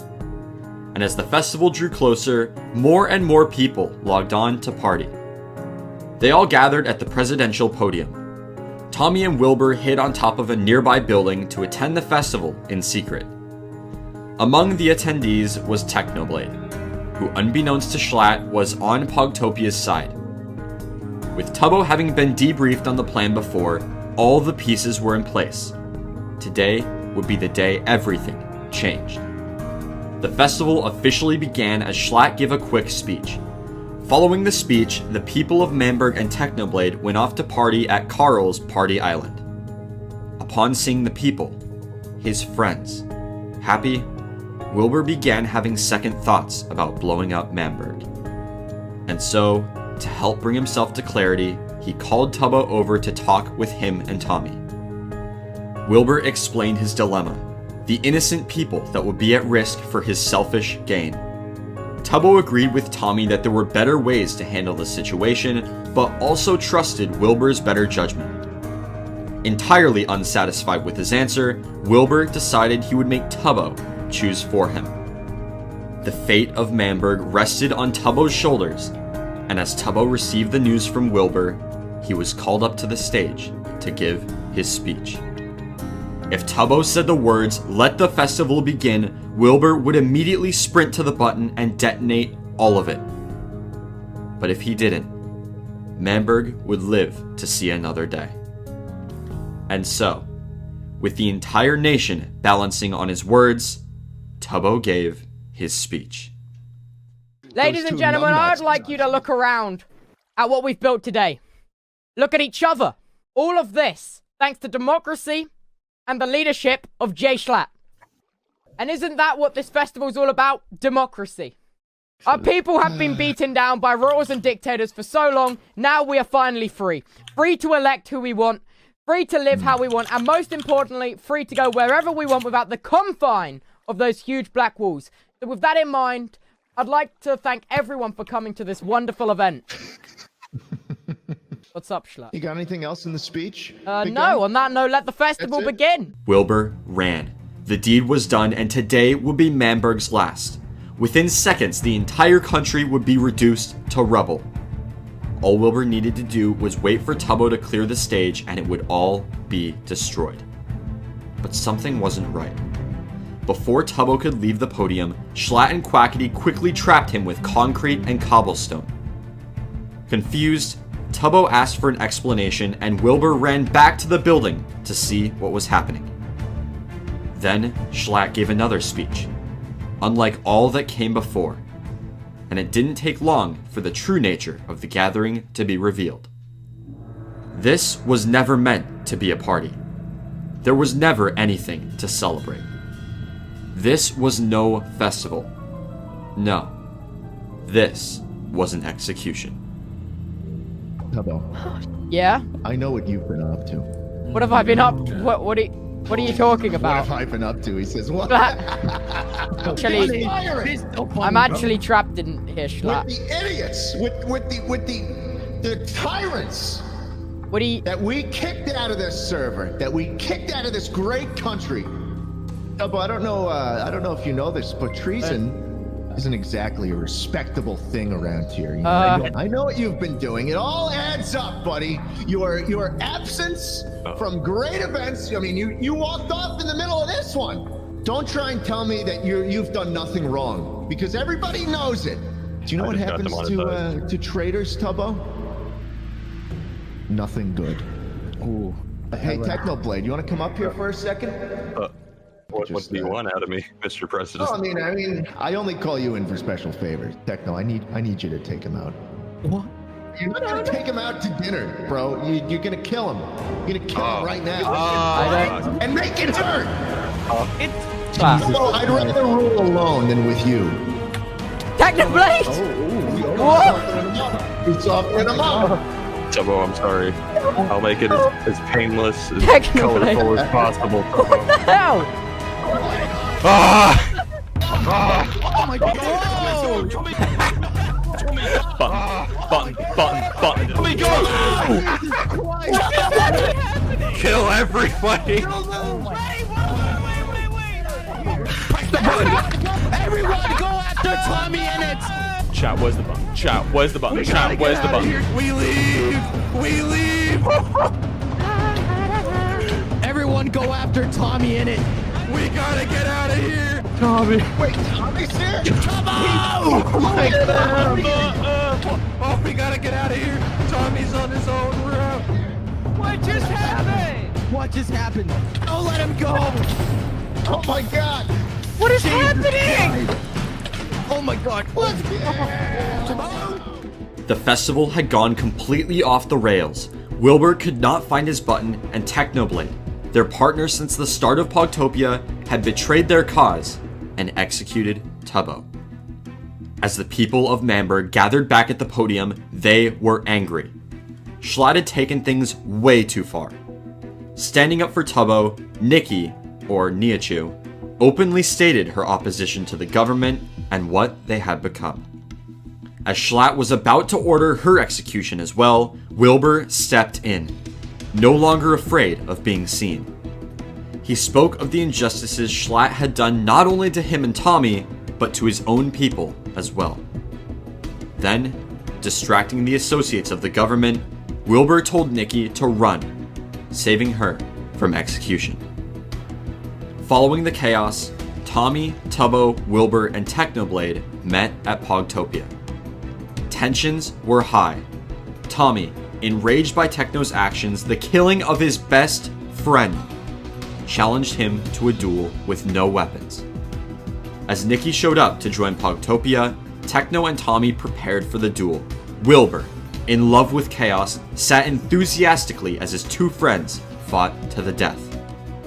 Technoblade, being Technoblade, won the duel. And as the rest of Pogtopia continued to process what had just happened, Wilbur spoke to Techno. And within seconds, the two agreed that the next time the chance came, they would both team up to destroy everything. After the events of the festival, Manberg began to spiral into chaos. Tubbo was not just a friend of Tommy's, but a friend of everyone. And Schlatt ordered his death in cold blood. What little support Schlatt still had faded away, One by one, his own people deserted his nation to join the uprising. Fundy, Ponk, and Jack Manifold had all left, leaving only Quackity, Carl, and Schlatt on the side of Manberg. But this relationship was not without its troubles. For weeks, Schlatt had ordered Quackity around, insulting him and completely disregarding his ideas. It was enough. Quackity was more than one of Schlatt's pawns, and he had to show it. After an intense argument about whether or not the White House should be teared down, Quackity was finally fed up, killing Schlatt and running off to join Pogtopia. Welcoming him with open arms, the rebellion sharpened their swords, loaded their bows, and prepared for one final attack on Manberg. In mere days, Tommy, Wilbur, and Tubbo would have their chance to take back the nation they once loved and bring peace to the SMP. But first, some last-minute allegiance changes occurred. Not long after the festival, a new faction arose on the SMP. Although it would not be officially recognized for quite a while, the group still vowed to play a role in the upcoming war. Created by Bad Boy Halo, the nation of the Badlands consisted of Bad Boy Halo, Ant Frost, who also joined the SMP shortly after appearing in one of Dream's manhunts, Awesome Dude, and Skeppy. Together, these four sought to take control of the server through always helping the losing side of the battle, to keep conflict going indefinitely. Although Manberg was clearly weaker than Pogtopia, for the upcoming battle, the Badlands would support the rebellion. At least until they were winning. Most of the members of Dream's faction, the Greater Dream SMP, remained neutral during the battle, not wanting to create unnecessary enemies. That being said, some could not just stand by and watch their friends fight to the death. One of these players was Eret. After betraying L'Manberg in the previous war, Eret was made king of the Greater Dream SMP for his efforts. He enjoyed his place as king, but everywhere he went he was reminded of that fateful day by the people he helped destroy. He couldn't live with the decisions he made, he regretted it all. But no apology would make up for what he did. No one would forgive him. So he decided to show his allegiance and rebuild his trust. He would fight with Pogtopia. But there was a catch. Upon hearing word of Eret's plans, Dream rushed over to the castle immediately. There, he explained that if Eret wished to fight in the war, he would have to forfeit his position as king. Eret once again faced the choice between his friends and power. But this time, he chose differently. Schlatt was running out of options. As of now, his army consisted of himself and Carl, which, could be a bit better. Because of this, Schlatt had to use his last resort. Calling a secret meeting with Dream, Schlatt offered something to Dream in exchange for fighting alongside him in the war. A secret book, something powerful. The only person who knew the contents were Schlatt himself. But whatever it was, made Dream risk his own nation's relationship with nearly everyone on the server. He immediately accepted the deal and agreed to fight alongside Manberg. With this, the stage was set. The final pieces moved into place. The war was set for November 16th, exactly 1 month after the festival. The battle drew near, as days turned to hours and hours to minutes. This was it.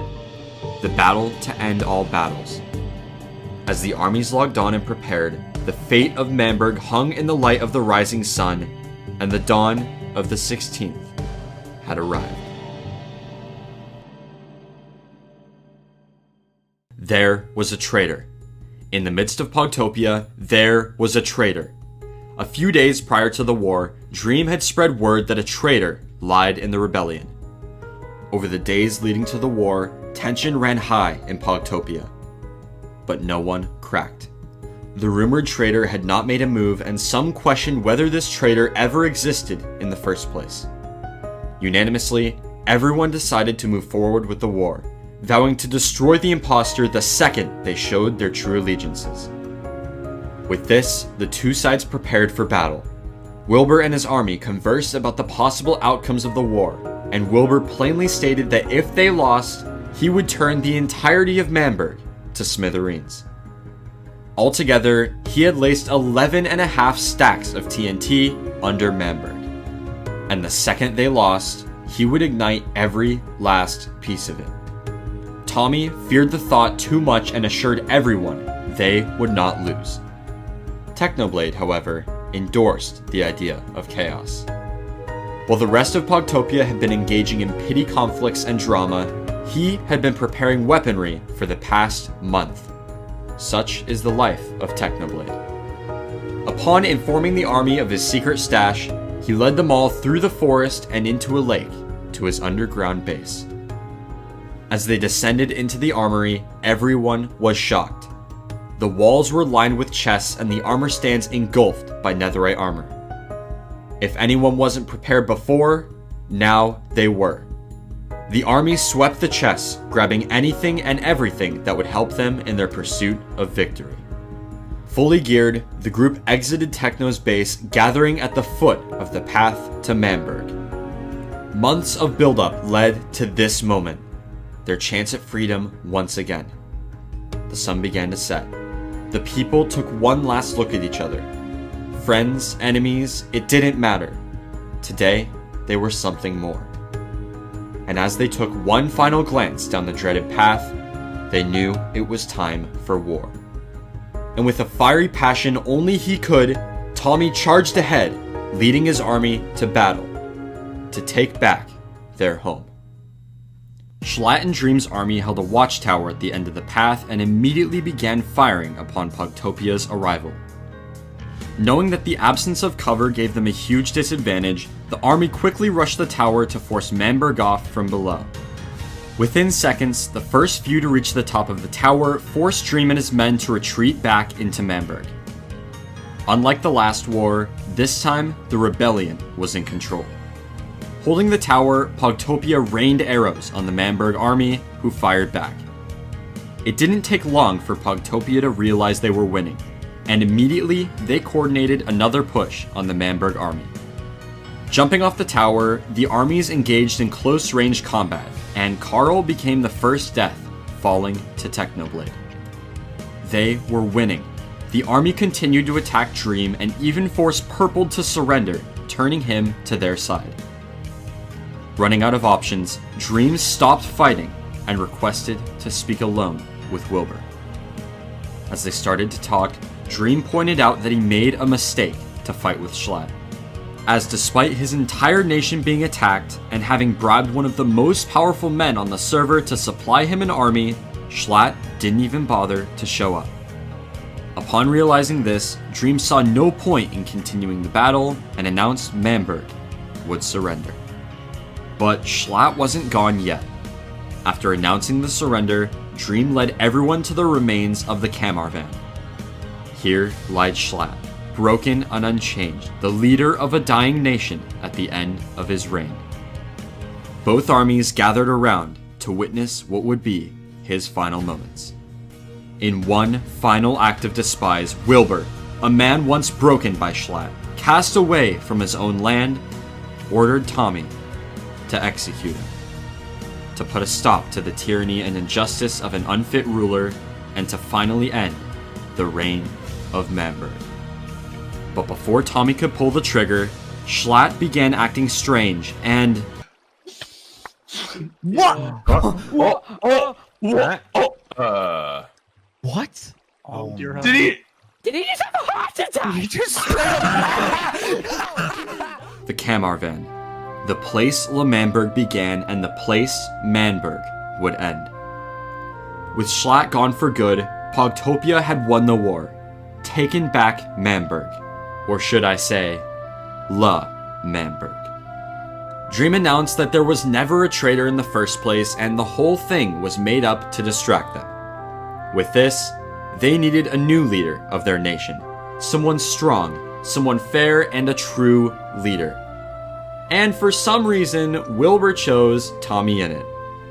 The people agreed, and Tommy took his place on the stage to give his first speech as president of Manberg.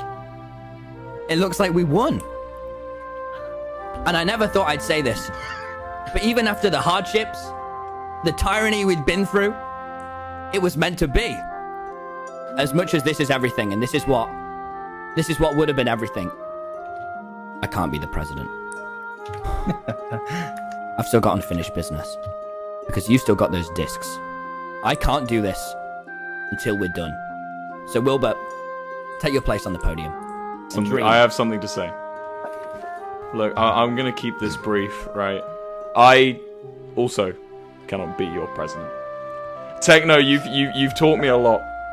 You've taught me that government is not the way to go, and I agree with you. To be honest, I feel like whilst I can't be here to judge how other people's governments are ran, I can say that it would be hypocritical of me to run a government. So I'm gonna hand off the presidency to someone. Tubbo, I want you to come up onto the stage. Yes! I've been put on the spot here. I wasn't expected to be surrounded by here with friends, enemies, which I don't hate all that much, I'll be honest. But I enjoy seeing the unity, and I feel like that's really what matters. I don't want to be an agent of chaos, if you will, or anyone who wants to start violent activity. That's honestly the last thing on my agenda right now. And I feel like, you know, now everyone's here in unity, no one is banned, and that's what counts. Thank you, everyone. It's been an honor. It's been...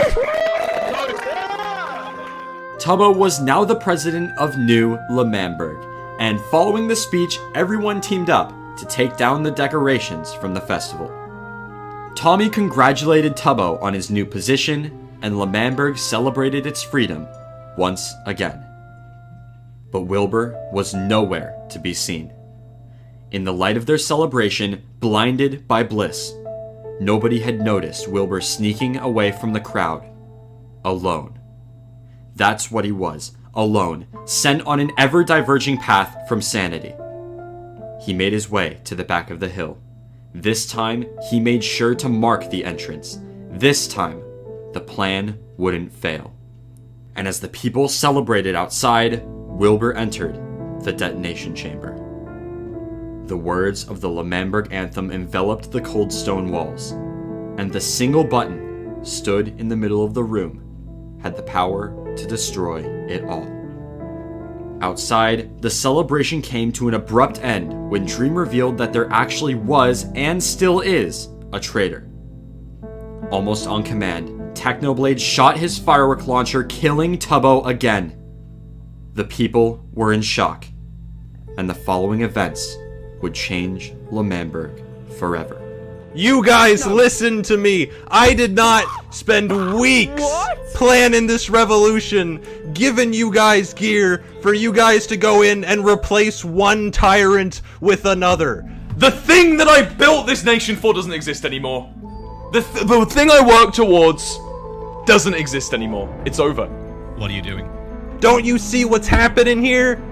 Don't you see history repeating itself? You think Schlatt was the cause of your problems? No! It was government!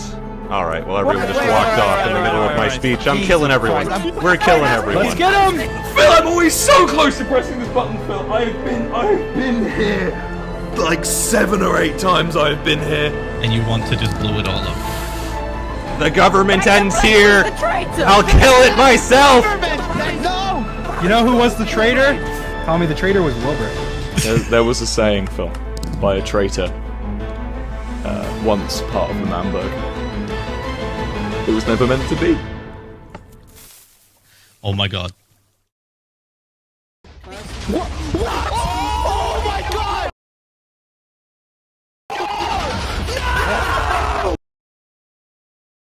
No!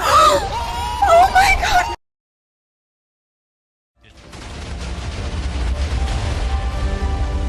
Oh my god! Will! It's all gone! L'Manberg was gone. The people stood in shock as Wilbur and Phil stood in the now exposed detonation room. Having completed his mission, Wilbur was free at last. My L'Manberg, Phil! My unfinished symphony, forever unfinished! If I can't have this, no one can, Phil! Kill me, Phil. Phil, kill me. Phil, kill me.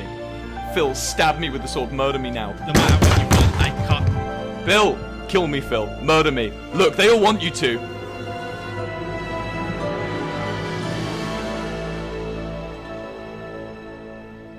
Wilbur was now gone. A mere memory of an idea. Freedom.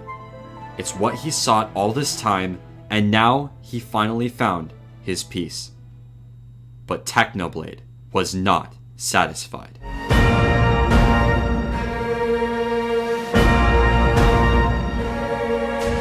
Tommy, Yeah? do you think you're a hero? Is that what this is? I just wanted Lemanberg. You just wanted And I power. That's all I've ever wanted. I didn't. Tommy, you just did a coup. You just did a hostile government takeover and then immediately instilled yourself as president. And then you gave it to your friend, but that's still a tyrant, Tommy. But the thing about this world, Tommy, is that good things don't happen to heroes. Let me tell you a story, Tommy. A story of a man called Theseus. His country, well, his city-state technically, was in danger. And he sent himself forward into enemy lines. He slayed the Minotaur and saved his city. You know what they did to him, Tommy? They exiled him. He died in disgrace, despised by his people.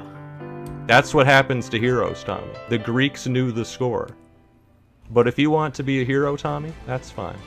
That's fine. Technoblade, don't do this. Don't do this, We're Techno. so Don't. close. If you want to be a hero, Tommy, We've got if you want to be a hero, Tommy, then die like one!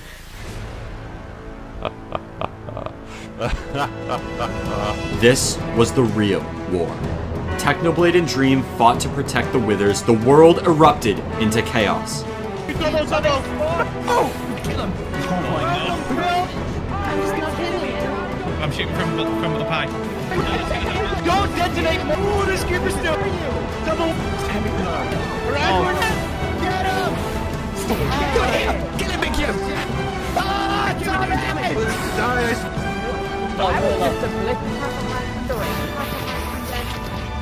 I saw too far away. Tommy, You got it. They're all dead. Lemanberg was in shambles.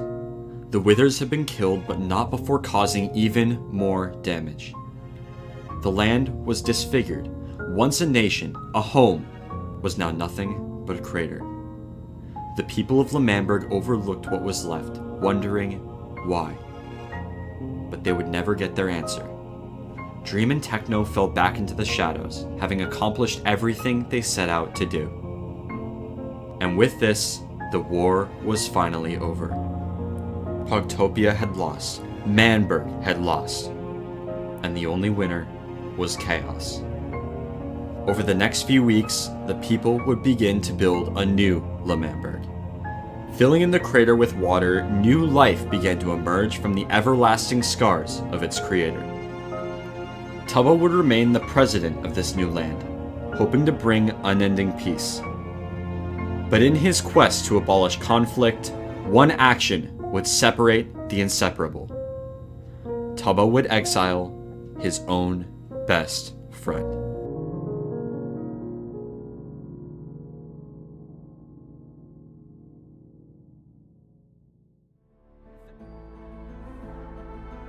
Nobody had noticed Wilbur sneaking away from the crowd, alone. Wilbur entered the detonation chamber, and the single button stood in the middle of the room had the power to destroy it all. The thing that I built this nation for doesn't exist anymore. The thing I worked towards doesn't exist anymore. It's over. What are you doing? There was a saying, Phil, by a traitor, once part of the Manberg. It was never meant to be. Oh my god. Wilbur had destroyed everything. The single press of a button had decimated all of Lemanberg. Technoblade, who had fled the scene as soon as his Withers were killed, was nowhere to be seen. The world fell silent as the people marveled their lost land in disbelief. But this was no time to mourn. Tubbo, being the new president of L'Manberg, took it upon himself to take inventory and begin rebuilding their nation. Gathering the remaining allies of L'Manberg, Tubbo elected his cabinet and made his first executive order.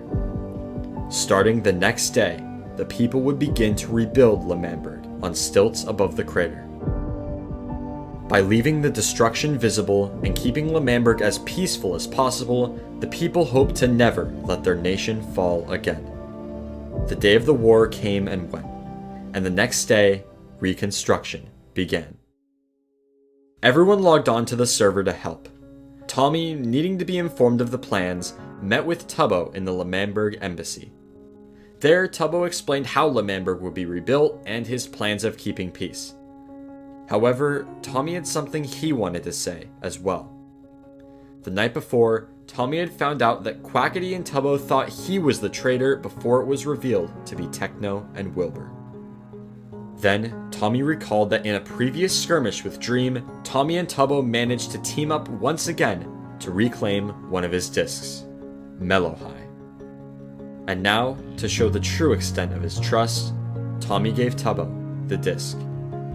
Over the next few days, a new L'Manberg arose from the shadows of their once great land.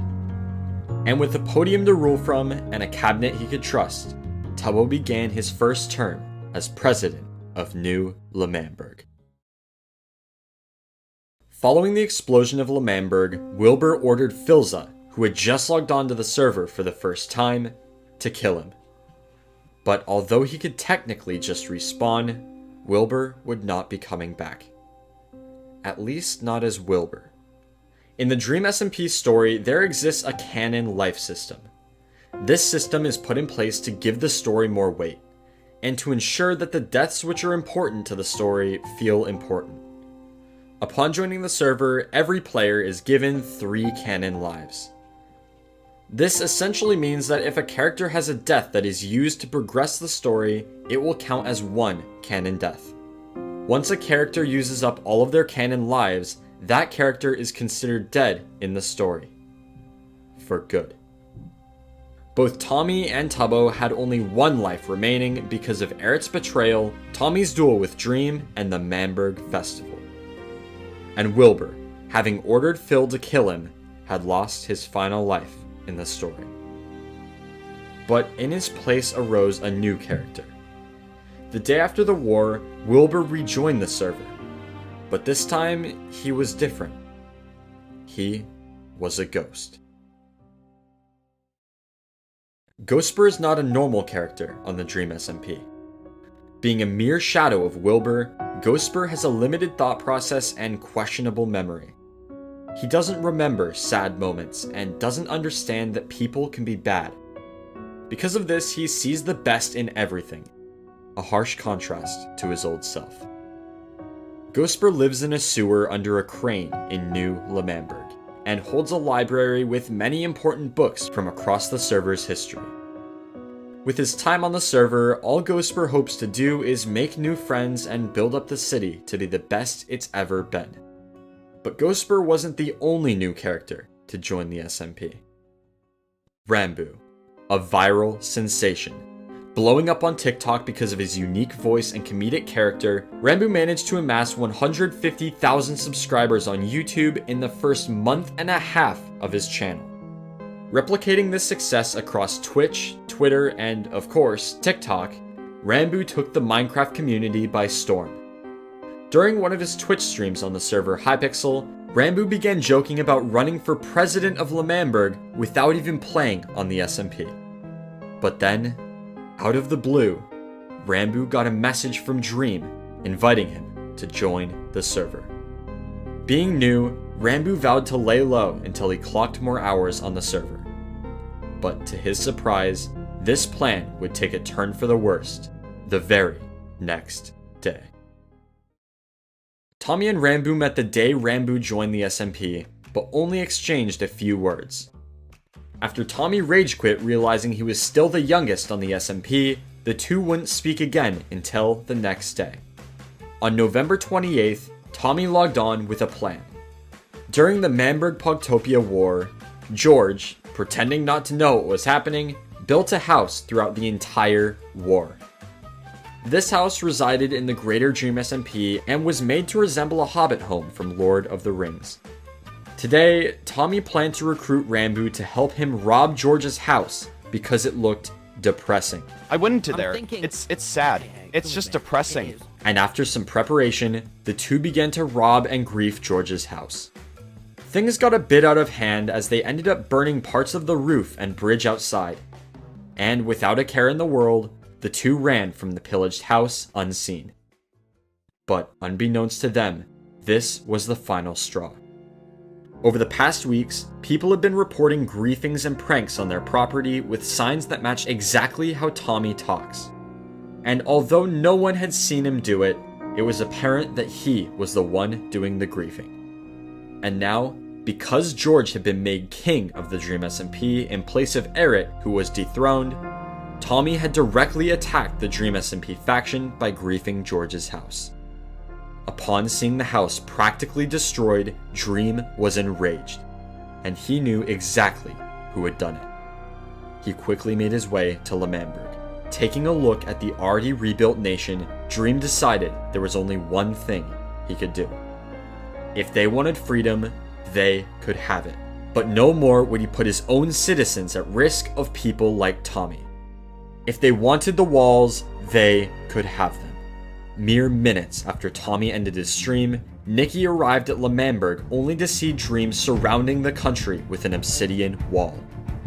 Word quickly spread, and soon everyone who was online showed up to see what was happening. Dream exclaimed that he was marking their borders, and when asked why, he told the people to talk to Tommy. Nikki quickly realized what had happened. She and Captain Puffy, who was also new to the server, had seen what Tommy and Rambo did, and proceeded to inform the others of their actions. Following this, the people, led by Rambo, who denied all involvement with the griefing, observed the damaged house. Tubbo was especially angry, questioning why he even made Tommy vice president in the first place. With this, Tubbo and Fundy decided to gather all of the members of the cabinet to discuss their options the next day. And as the sun set, the people logged off once again, fearing for the safety of their home. The next day, everyone logged on and prepared for the meeting. Tommy saw the walls for the first time and stared in shock as he realized what he'd done. Meeting in the Kamar van, the cabinet discussed the situation. Dream has built walls around L'Manberg, which is obviously not okay. And he's claiming that all treaties are void, seeing that we overthrew the government the treaties were made with. However, I don't think this is done without motive. I feel like someone in this room has done something, okay? Because we're the people of power. And if he wanted to hurt L'Manberg, he'd hurt the people of power. That's us. So someone in this room, I reckon's aggravated him. Tommy, what have you done? Do I look like a guilty man to you? I'm gonna be honest, Tommy. This has your name written all over it. George came in here and said that his house burned down. Did you have anything to do with that? That's such a shame. Anything? Did you have anything? Anything? No. No, I didn't. No, I didn't. Really? With the meeting going nowhere and Tommy denying all involvement, the cabinet decided to talk directly with Dream to uncover the truth. Hey Dream, I'd like to start by pointing the attention to the elephant in the room, being the massive obsidian borders you've put up. I would like to know if there was any motive, any kind of. We signed treaties a while ago. Yeah. Right? To me, those treaties mean nothing because you are a new government. You have taken over the old government. You disregarded the old government's law and you took it over. Now, I didn't really care about this until our king's vacation home was burnt down by Tommy. I want Tommy punished. I want something to happen to Tommy for what he's done. If nothing is done, the walls will expand and more will happen. The conversation continued, with Tommy denying everything. And so, Dream decided to talk alone with Tubbo. He did this, You're didn't the president. I know. He did. And I know you want peace, and I do. have no problem with you. I really That's why hope we like can come that to you're a the president. peaceful, resolve this peacefully. I'm sure we can, but Tommy, he's not peaceful at all. No. And as long as Tommy's vice president, there can't be peace. My suggestion is that you exile Tommy. Wow. Get him out. That's all I have to say, though. Tubbo was completely divided. He knew Tommy had done it, and also knew that listening to Dream would be best for the country. But if Tubbo were to exile Tommy, he would also be betraying his best friend. And so, after a quick discussion with Fundy and Quackity, they decided to take Tommy to court to make their official decision. The two sides presented their case and eventually agreed to put Tommy on probation, stripping him of his powers as vice president of L'Manberg. All seemed to be resolved, but Dream was not satisfied. What do you mean probation isn't enough? He's been stripped of That's all his not power. enough. I know you suggested not exile, enough. but hear me out, okay? But listen, Tommy is Tommy. He's never gonna stop. Like he already said, his goal is to piss me off. And if you want that as somebody in your nation, that even if he doesn't have power, Listen to me. This. Tommy, you've done enough damage for today. No, listen to You me. have- I do one thing, which I'm more than well in my free rights to do. We have no correlation with the Dream SMP anymore. you know, Tubbo. And I you know do what? this, Actually, and this is how you react. you don't want Fucking to insane. exile him. That's fine. I Give me get the punished. disc. What? Tommy, I suggest you stay quiet.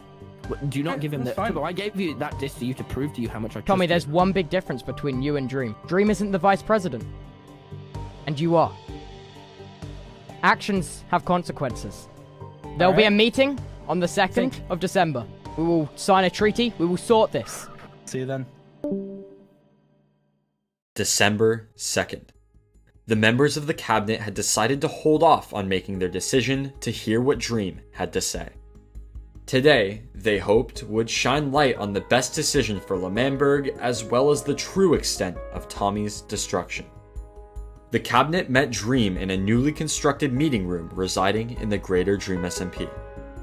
Here, they pled that Tommy's probation was providing good results, and that an exile, as Dream heavily requested, was not necessary.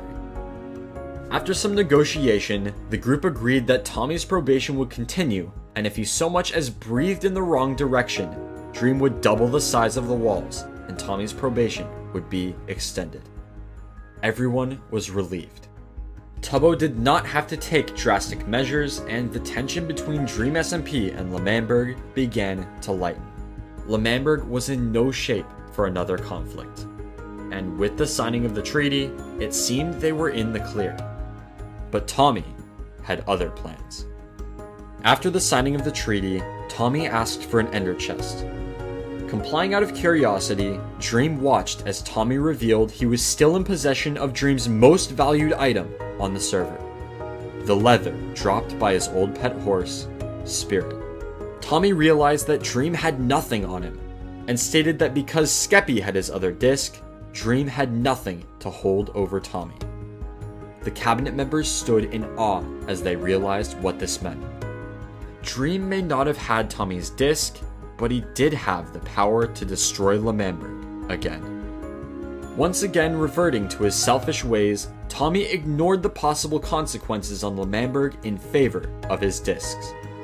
Tubbo warned him that this was a very bad idea, but he didn't listen. Threatening to burn Spirit, Tommy ordered Dream to tear down the obsidian walls. And as they made their way to L'Manberg, that's exactly what Dream did. Until he stopped. Confused, Tommy, Quackity, and Fundy ordered him to continue working. But this time, Dream had no intention of listening. Why? What are you doing? Okay, listen, you fucked up this time. I don't give a fuck about Spirit. I care about your discs. I care more about your disc than you do. That's the only thing I care about in the server, actually. I don't care about Spirit. Spirit was my horse, died ages ago. I care about your disc, because that's what gives me power over you and your friends and everybody that you care about, because you care about your disc more than anyone else here. So if you are not exiled from L'Manberg, I will build these walls until they've reached this block limit. I will keep everybody inside. I will hire guards, puns, and sapnap to patrol all around the entire walls, keeping them inside. No trade, no one leaves, no armor, or they get slaughtered inside. Don't try and threaten me. I don't care. Guard Spirit right in front of me right now. I have attachment to your discs. They're my discs. Why do you even care about them? No, Tommy, they're my discs. You have 3 days. If you do not exile him in 3 days, I'll do what I said. L'Manberg can be independent, but L'Manberg can't be free. Tubbo's fear had become reality. L'Manberg had a chance to move forward, peacefully. But Tommy, in his own self-interest, threw that chance away, thinking he could beat Dream. But Dream had moved past attachment, moved past weakness. All he cared about was power, and Tommy had just given him another reason to use that power against them. Tubbo had to make a decision.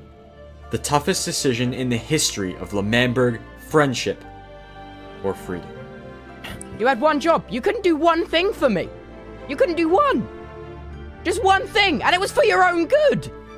If the roles were reversed, yeah, you probably wouldn't exile me, because I would have actually listened to you and done what you said, and maybe had a couple ounces of respect. You've messed this up for no one but yourself. This whole war, all of this L'Manberg, everything, this has started way before L'Manberg. Me and you versus Dream. This can't be where we split now. Tubbo, you can't turn into what you hate. You can't be the next Schlatt. If you exile me, you're following in that man's footsteps. Okay, well, Please. As long as I can't be the next Schlatt, you can't be the next Wilbur. 2 days passed, and the day of the decision arrived. The cabinet members talked about what they were going to do. Would they answer to Dream's requests and exile their friend, or risk having another war by sticking by his side?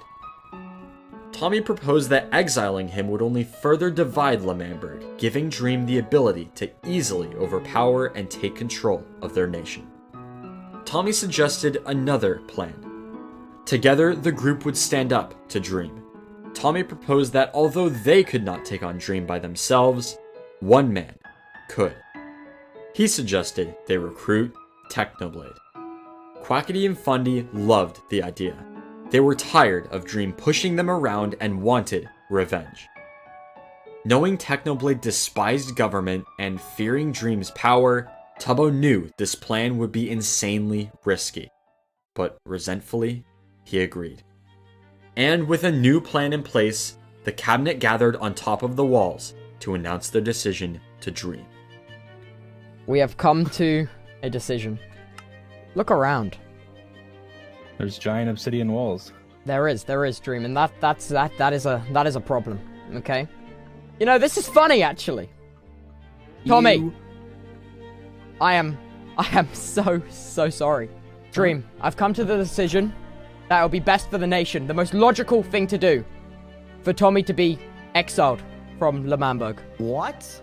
Teaming with Technoblade is an awful idea. It's an awful idea. We just had this conversation. No, okay? Nothing involving any kind of conflict is the best for this nation.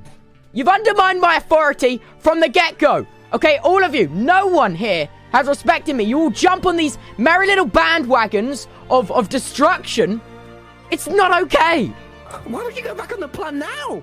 What the hell? When I was sworn in, I made a promise to do what was best for the nation. And right now, Tommy, your presence here is not the best for this nation. Before everything, the discs, Tubbo. What about the discs? They're Tubbo, just this is what music discs. Tubbo, you know what this looks like? They shouldn't be able to dictate the future of an entire nation. How are the discs anywhere? Can't you see? The discs don't matter, Tommy! How can you not see that? If nothing matters, then why does any of this matter at all? Dream, please detain and escort Tommy out of my country. Are you... What? What? Tommy, are you... Let's go. Tommy, you are hereby exiled. It's how it has to be. Tommy, You're a liability. I You need to leave now. You're my friend. Betrayed. That is what Tommy felt. Betrayed by a partner, his friend, his best friend. Tommy was escorted from L'Manberg immediately as ordered by Tubbo. No last words and no goodbyes. Nothing. As the two traveled away from the walls, a confused Ghostbird decided to join them on their journey. And just like that, in a matter of seconds, Tommy was once again exiled from his home of L'Manberg. They traveled oceans, forests, only stopping in a plains biome nearly 1,500 blocks from L'Manberg. Dream forced Tommy to set his spawn so he could no longer return by dying. After this, Dream ordered him to drop all of the items he had into a hole to be destroyed. Once again, he was cast away. Once again, he had nothing. But this time, it really was his fault. With his only friend in thousands of blocks being Ghostbur, Tommy was alone. But he hadn't given up hope of one day returning to L'Manberg. Tommy and Ghostbur decided to build their official home near the ocean. After some time, Tommy decided to name their land Logstedshire, as their home resembled a campsite surrounded by stripped log walls. As much as Tommy hated it, this was his life now. He missed his friends. In an attempt to cheer him up, Ghostbur entrusted Tommy with a special compass that, no matter where he was in the world, would always point towards Tubbo. He cherished this compass. At least now he had something to remind him of his best friend, his Tubbo. The days came and went. Tommy would finally begin to make progress, and Dream would immediately force him to give up all of it. Everything became a routine. Tommy started to question if Dream was really that bad. After all, other than Ghostbur, he was the only one who visited him. Tommy began to look forward to his conversations with Dream. Even though he would destroy everything Tommy had, Dream, it seemed, was the only one who still cared. Ghostbur had told Tommy that he gifted Tubbo with an identical compass pointing to Tommy. But Tommy was sure that he hated the gift just as much as Tubbo hated him. As the days turned to weeks, Tommy became sad. After all he'd been through with his friends, still no one visited him. In an attempt to see his friends again, Tommy decided to throw a beach party. Decorating the beach with Ghostbur, Tommy had planned out the perfect day for his reunion with his friends. The date of the party was set for December 9th, and Tommy sent Ghostbur to invite every citizen of L'Manberg. A few days passed. Everyone had gotten their invite, and the day of the celebration arrived. Tommy, looking forward to seeing everyone, sat at a table on the beach waiting for his guests to arrive. Some time passed, and 15 minutes after the scheduled start of the party, the only person there was Dream. But it was okay. Everyone was just running late. Surely everyone missed Tommy as much as he missed them. Right? The minutes came and went. Tommy began to worry. Had people really forgotten? No, there's no way all of them forgot. His friends didn't all just happen to lose their invite. They had chosen not to come. Them, all of them, would rather do nothing than see Tommy again. Nobody cared. Tommy concluded that if the roles were reversed and Tubbo was the one exiled, everyone would be there every day to check on him. But because it was Tommy, nobody cared. He imagined a L'Manberg without himself as the people celebrated his absence every day. He had lost all hope. Dream explained to Tommy that Tubbo had burned his compass. This broke him. He contemplated throwing his compass into lava, but decided to keep it for the time being. As of now, his last friends on the server were Rambo and Dream. But that was about to change. Every day when Dream would blow up Tommy's things, he would lie and keep a few items on him. With the help of Rambo, he constructed a small hidden chest room to keep these items safe under Logsted. This chest finally allowed him to start making progress, finally regain power. But on December 15th, something went horribly wrong. As Dream dug a hole for Tommy to drop his stuff in, he found the chest room. Tommy stood in fear of what was about to happen. Dream stated that Tommy had messed up bad, lied to a friend, and until he learned to listen, he would have to start over. This time, truly alone. Dream proceeded to blow up all of Logstedshire, and told Tommy that no one was allowed to visit him and the Nether was off limits.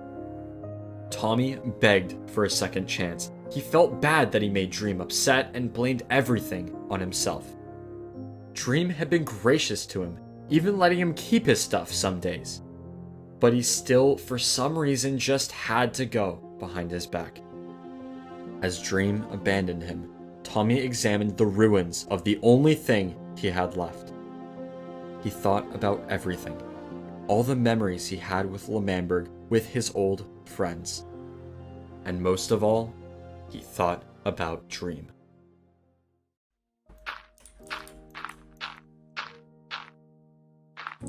I don't need the nether.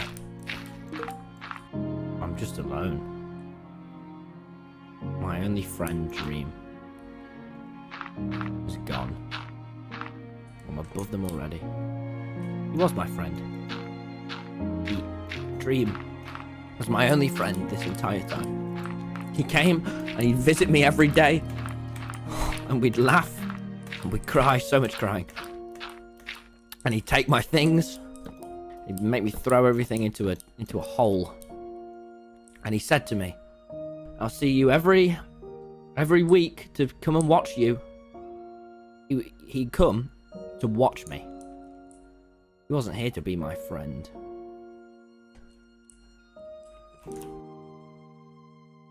Tubbo watches coldly as his best friend is escorted away from L'Manberg.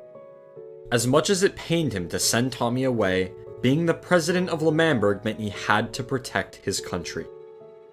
And Tommy had more than enough chances to make things right. Although Fundy and Quackity disagreed with Tubbo's decision, all of them understood that there was no changing his mind. Dream soon returned, announcing that Tommy was now far away from L'Manberg and had been successfully exiled. And with this, the walls were taken down, and Dream had once again declared L'Manberg as an independent nation. Praising Tubbo for making the right decision, Dream vowed that L'Manberg would have his full support in any wars to come. As the sun set, L'Manberg was free once again. But the people had already begun to miss their exiled friend. A few days later, Ghostbur arrived with a gift for Tubbo. Knowing he missed Tommy greatly, Ghostbur entrusted Tubbo with the compass that would always point to Tommy. From that point forward, Tubbo would always hold the compass in his offhand to never forget how much Tommy meant to him. Word spread that Tommy was having a beach party at his home in exile, but to everyone's disappointment, none of them had received invites. Tubbo really wanted to visit Tommy, but having not been invited to his party and hearing from Ghostbur that Tommy was very sad, Tubbo did not want to make him feel any worse than he already did the last time they saw each other. And so, Tubbo, as well as the rest of the cabinet members, decided to give Tommy his space, to let him calm down before visiting to apologize. To make matters even worse, while working on a project, Tubbo had ended up losing his Tommy compass to a creeper explosion. Tubbo felt crushed. He questioned if he made the right decision to exile Tommy, and just wanted things to go back to normal. He wanted his best friend, but he knew he had to wait. Following Tommy's exile, the people of L'Manberg knew their nation still wasn't completely safe.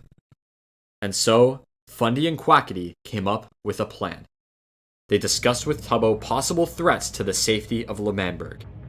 And quickly, two people began to stand out as their biggest enemies: Technoblade and Dream. Dream had just threatened L'Manberg, and without question had the power to take down their country whenever he wanted. This made him dangerous, and a prime target for the L'Manberg hit list.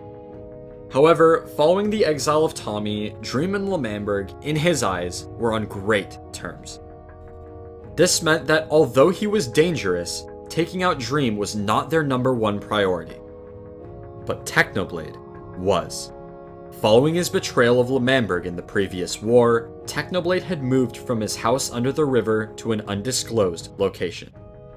As far as the people knew, he could be anywhere, plotting his next major attack on L'Manberg. And with this realization, the Butcher Army was officially created to take out Technoblade for good. Before the army could kill Technoblade, they had to find him. However, that is much easier said than done. Technoblade is smart, and thus has made sure not to return to L'Manberg for any reason to avoid being followed home. If he doesn't want to be found, he won't be. But the army had another idea.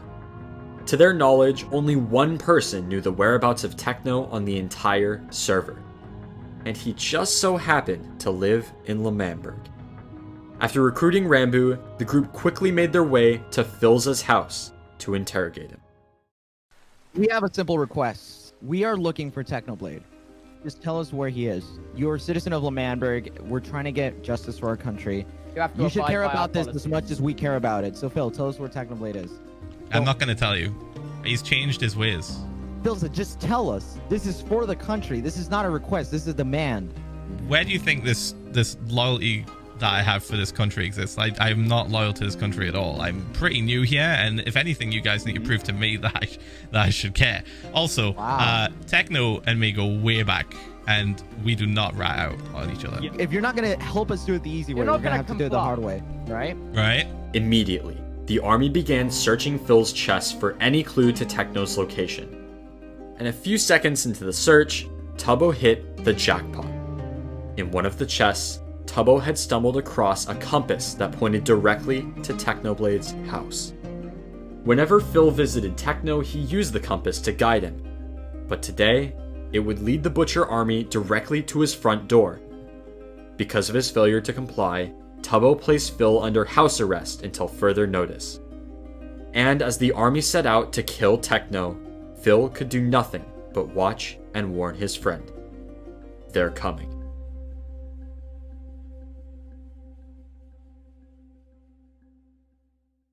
Technoblade quickly flees the scene of a now destroyed L'Manberg. His withers had been killed, and he knew it was only a matter of time before the people turned on him. Cutting through the night on his trusty horse Carl, Techno quickly arrived at his now looted bunker. They had taken so much, only to turn around and create the one thing he was openly opposed to: government. Techno knew he was living on borrowed time. The other major threat to L'Manberg was already dead, and he knew as soon as the people came to their senses, they would come for him. And because he had just shown the entire server where his secret base lied, he knew he had to move. And so, over the next 2 days, Techno, with some help from Philza, moved all of his stuff to a faraway place. Somewhere cold, unrelenting, and barren. The last place they would look to find him. Over the next few weeks, Techno would build a humble cabin to house him in between adventures. He entrusted Phil with a compass to his house to ensure he wouldn't get lost, as well as making him promise not to tell anyone the location of his new home. For weeks, he hid, officially retiring from his violent ways in favor of peace. Until December 16th, a seemingly normal day. Techno logged onto the server and started to move through the items on his to-do list. But then, out of nowhere, he got a chilling message from Phil. They were coming. They were coming, and Techno had no time to prepare. With every second that passed, the army drew closer to his no longer secret estate. Techno grabbed everything he could find to aid him in case a fight broke out. And as he was brewing potions, a completely oblivious Ghostbur arrived at his door. While Techno pocketed Totems of Undying and grabbed every weapon in his arsenal, Ghostbur waddled off in the snow to name a sheep friend. Upon finding Ghostbur, the Butcher army asked him about Techno, to which he immediately led them directly to his house. Techno spotted them on a nearby hill, the four who seeked him out with the sole purpose to kill. And Ghostbur waved. The six of them met directly outside Techno's house and discussed what was about to happen. Not here. Technoblade's not here, guys. You said Wilbur. I literally see him, Will. Get out of the way. Ghostbur, I think it's a little bit late for that. Why have you guys come all the way over here to my humble abode? How about you invite us? You need to pay for your war crime. That was like That's in the past, man. All right, that was a different Technoblade. I'm a changed man now. I'm in retirement. I'm a good person now, Tubbo. I'm sorry, Technoblade. As much as you change, you have to be brought to justice for that. Listen, you guys. I have gone to so much effort over the past month to change my violent ways. I have reformed, all right? The voices, they demand blood, and I have been denying them. I have been fighting back. Please don't make me kill all of you. Please just leave. We won't let you get out of here in one piece, okay? It's either going to be the easy way or it's going to be the hard way. We're going to bring you back to Lamandrick, and you're going to come with us. There's no other way around it, okay? There's no other way. I choose blood! No. Oh, no! What? Get him! Oh, this is not good. This is not good. Watch out. Oh my god, he hits heavy! Get the axes. I have the axes. This is the time! Oh my god! I got you. Pick you, do something! Pick you! Technoblade, stop! Oh, he hits heavy! Dad! Wait! What are you doing? What are you doing with that horse? Something was wrong. Techno's treasured horse Carl was being threatened with death if Techno failed to cooperate. Bending to the wills of his captors, Techno listened. Quackity ordered him to drop all of his items, but he secretly decided to keep a few in case of emergency. And with this, the Butcher Army took Techno to the slaughter. Technoblade's execution would take place in the town square of Lamandrick. Upon their arrival, he would be placed in a cage composed of iron bars and glass. This execution would be by anvil. A redstone device was wired to a lever next to the cage that, when activated, would pull the block out from under the anvil, dropping it from the sky onto a helpless Technoblade below. The army gathered around to witness this historic moment. Tubbo explained that Techno had robbed them, stepped in when it was not his battle to fight.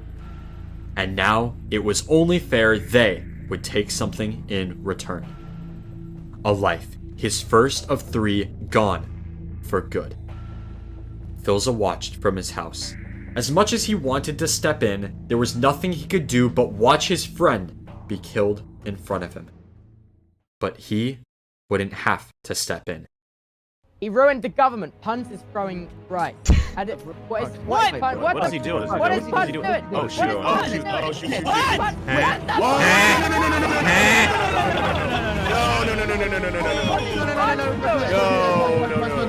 Hello, Ghostbird. I've named him friend. That's fantastic, Ghostbird. That's fantastic. I'm about to die, Ghostbird. No.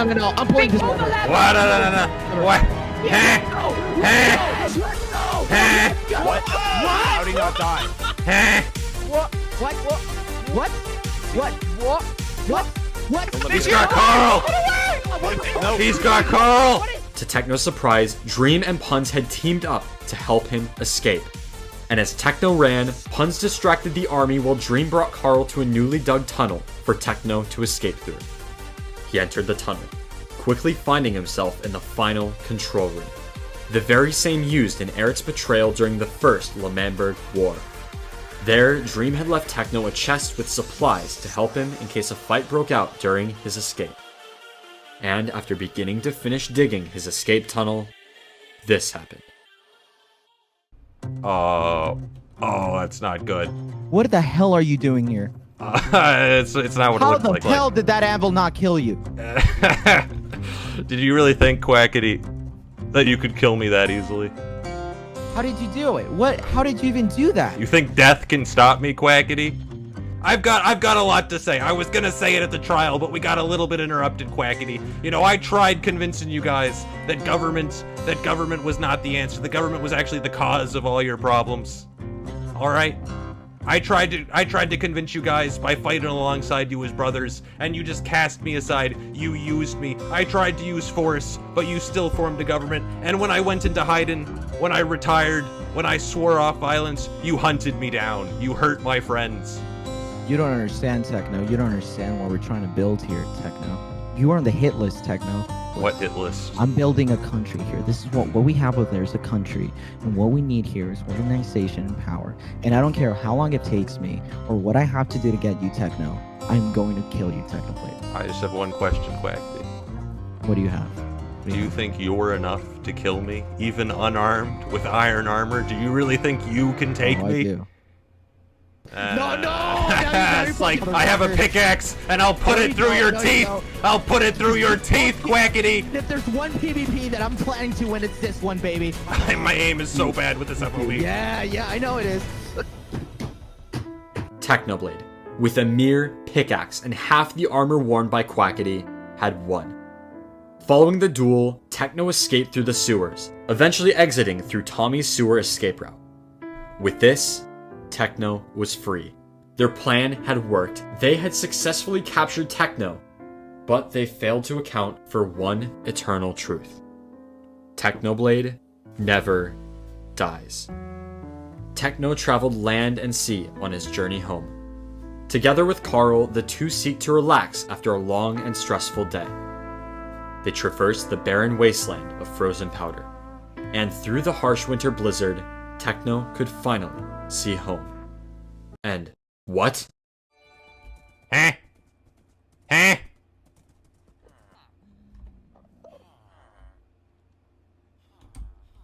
He's just ignoring me.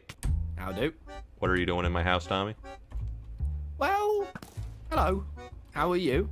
I say we call it our house. And these guys' house as well. Why are you letting them in? Your pants just broke. Oh, hey, don't worry. I found these in the closet. Sounds like someone's having a rough day. What the heck is down this? What the heck is this? What the heck is this? Oh, I moved out, by the way. You know my old home? I'm here now. I kinda noticed. Why do I have so much beef? Hey, we don't need no beef, Technoblade. We can be pals. Give me back my stuff, Tommy. Hey. You obviously need to cool down. That did nothing. Go away, actually. This is my This is room. my house. Well, this is my You room, leave. No. If it makes you feel better, I can explain to you what happened. Stop placing my gold. I'm a loner. I'm like a lone wolf. I'm like a big dog. So please leave my home. This is my house. Goodbye. All right. Well, we have two possibilities here. Stop saying goodbye. This is my property. It definitely has the prime log. I will break the prime log. I don't know why you're here. I live here. You killed Kubo, right? I am known to do that. Good day. Leave my house. This is my house, Tommy. After a very awkward conversation, Techno came up with a plan. You see, Tommy, I know a lot about putting trust in other people and having them betray that trust, using me as a weapon and then casting me aside when it's most convenient for them. You want to be friends with Tubbo? You want to know what's driven you apart? Why you don't have your disc? It's because of the government. If there was no government, you and Tubbo could be friends. You could have your discs back. There'd be nothing for Dream to threaten. Join me. Let's destroy L'Manberg. I have something I need to show you. I have been working on just a little hobby, Tommy. I need you to stand right here, all right? You see this wall? Oh yes.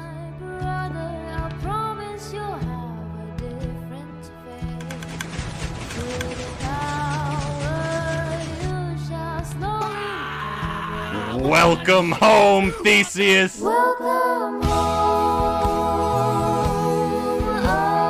Theseus. Welcome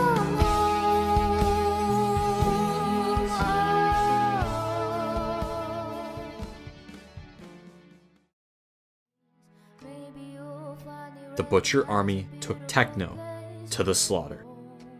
The army gathered around to witness this historic moment. No, I'm pulling this lever. What? What? How did he not die? Techno could finally see home. And what? I have something I need to show you. You see this wall? Welcome home, Theseus! Welcome home, Theseus. Welcome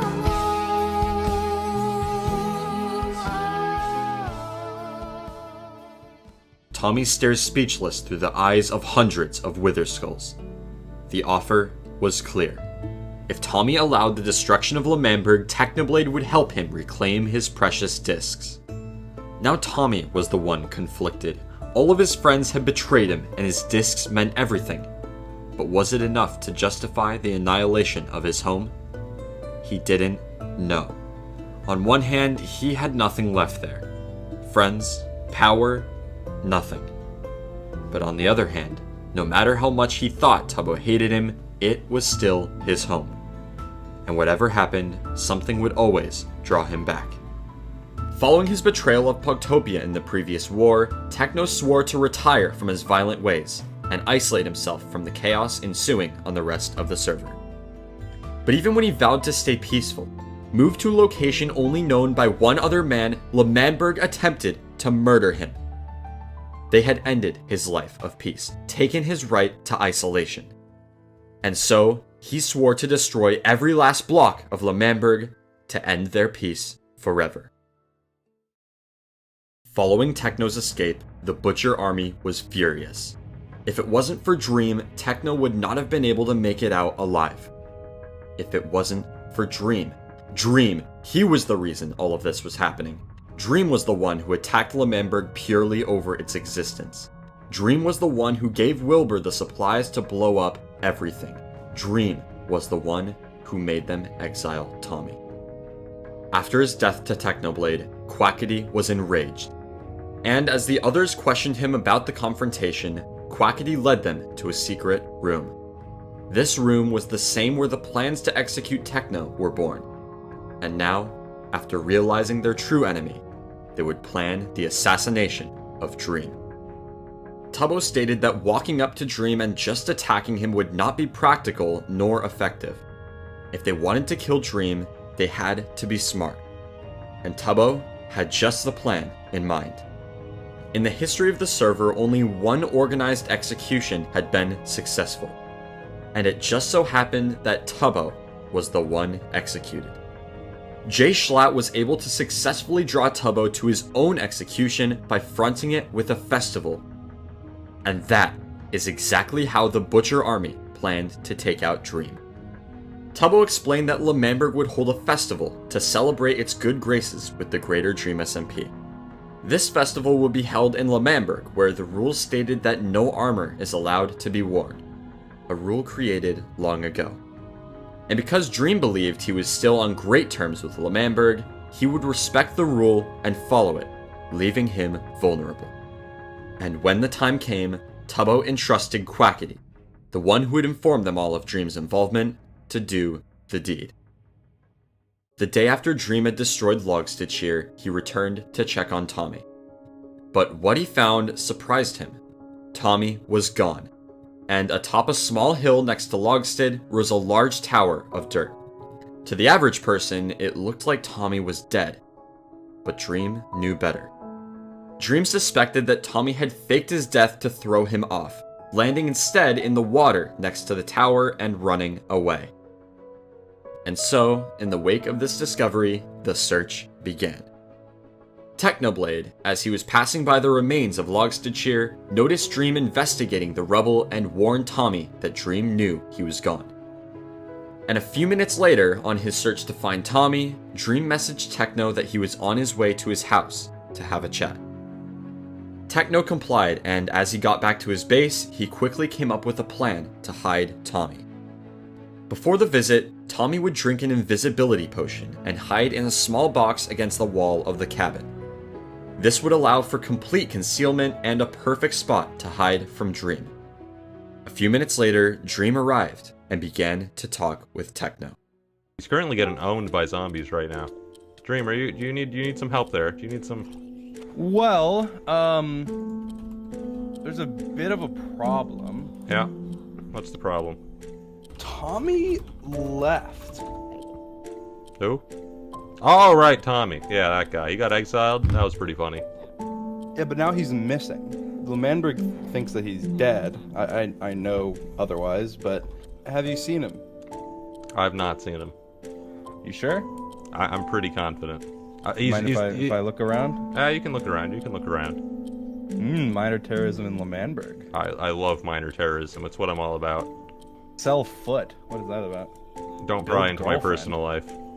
I'm feeling very judged right now. All right, very judged. Well, I'm glad to see you alive and well. I didn't see Carl out there, but I'm assuming Carl's safe and. Oh, healthy. Carl's safe. Carl's safe. I will say, you owe me a little bit. But That's true. That's true. See, Dream, you don't gotta worry, Dream. I am a person that believes in absolute reciprocity. well, if you catch wind of Tommy, let me know because I've been out looking for him for the last. All right, I'll keep an eye out. All right. Well, nice to see you. See you later. The plan had worked. Techno had managed to convince Dream that he had not yet seen Tommy, and for now, Tommy was safe. But Dream still had his suspicions. He planned to return to the cabin to investigate more thoroughly another day. But for now, he would leave his old friend alone. The next day, Dream returned to Techno's cabin to investigate once again. But this time, Techno wasn't there. Only Tommy and Ghostbird, the worst liar on the entire server. Hey, Dream. How's it Hi. going, Dream?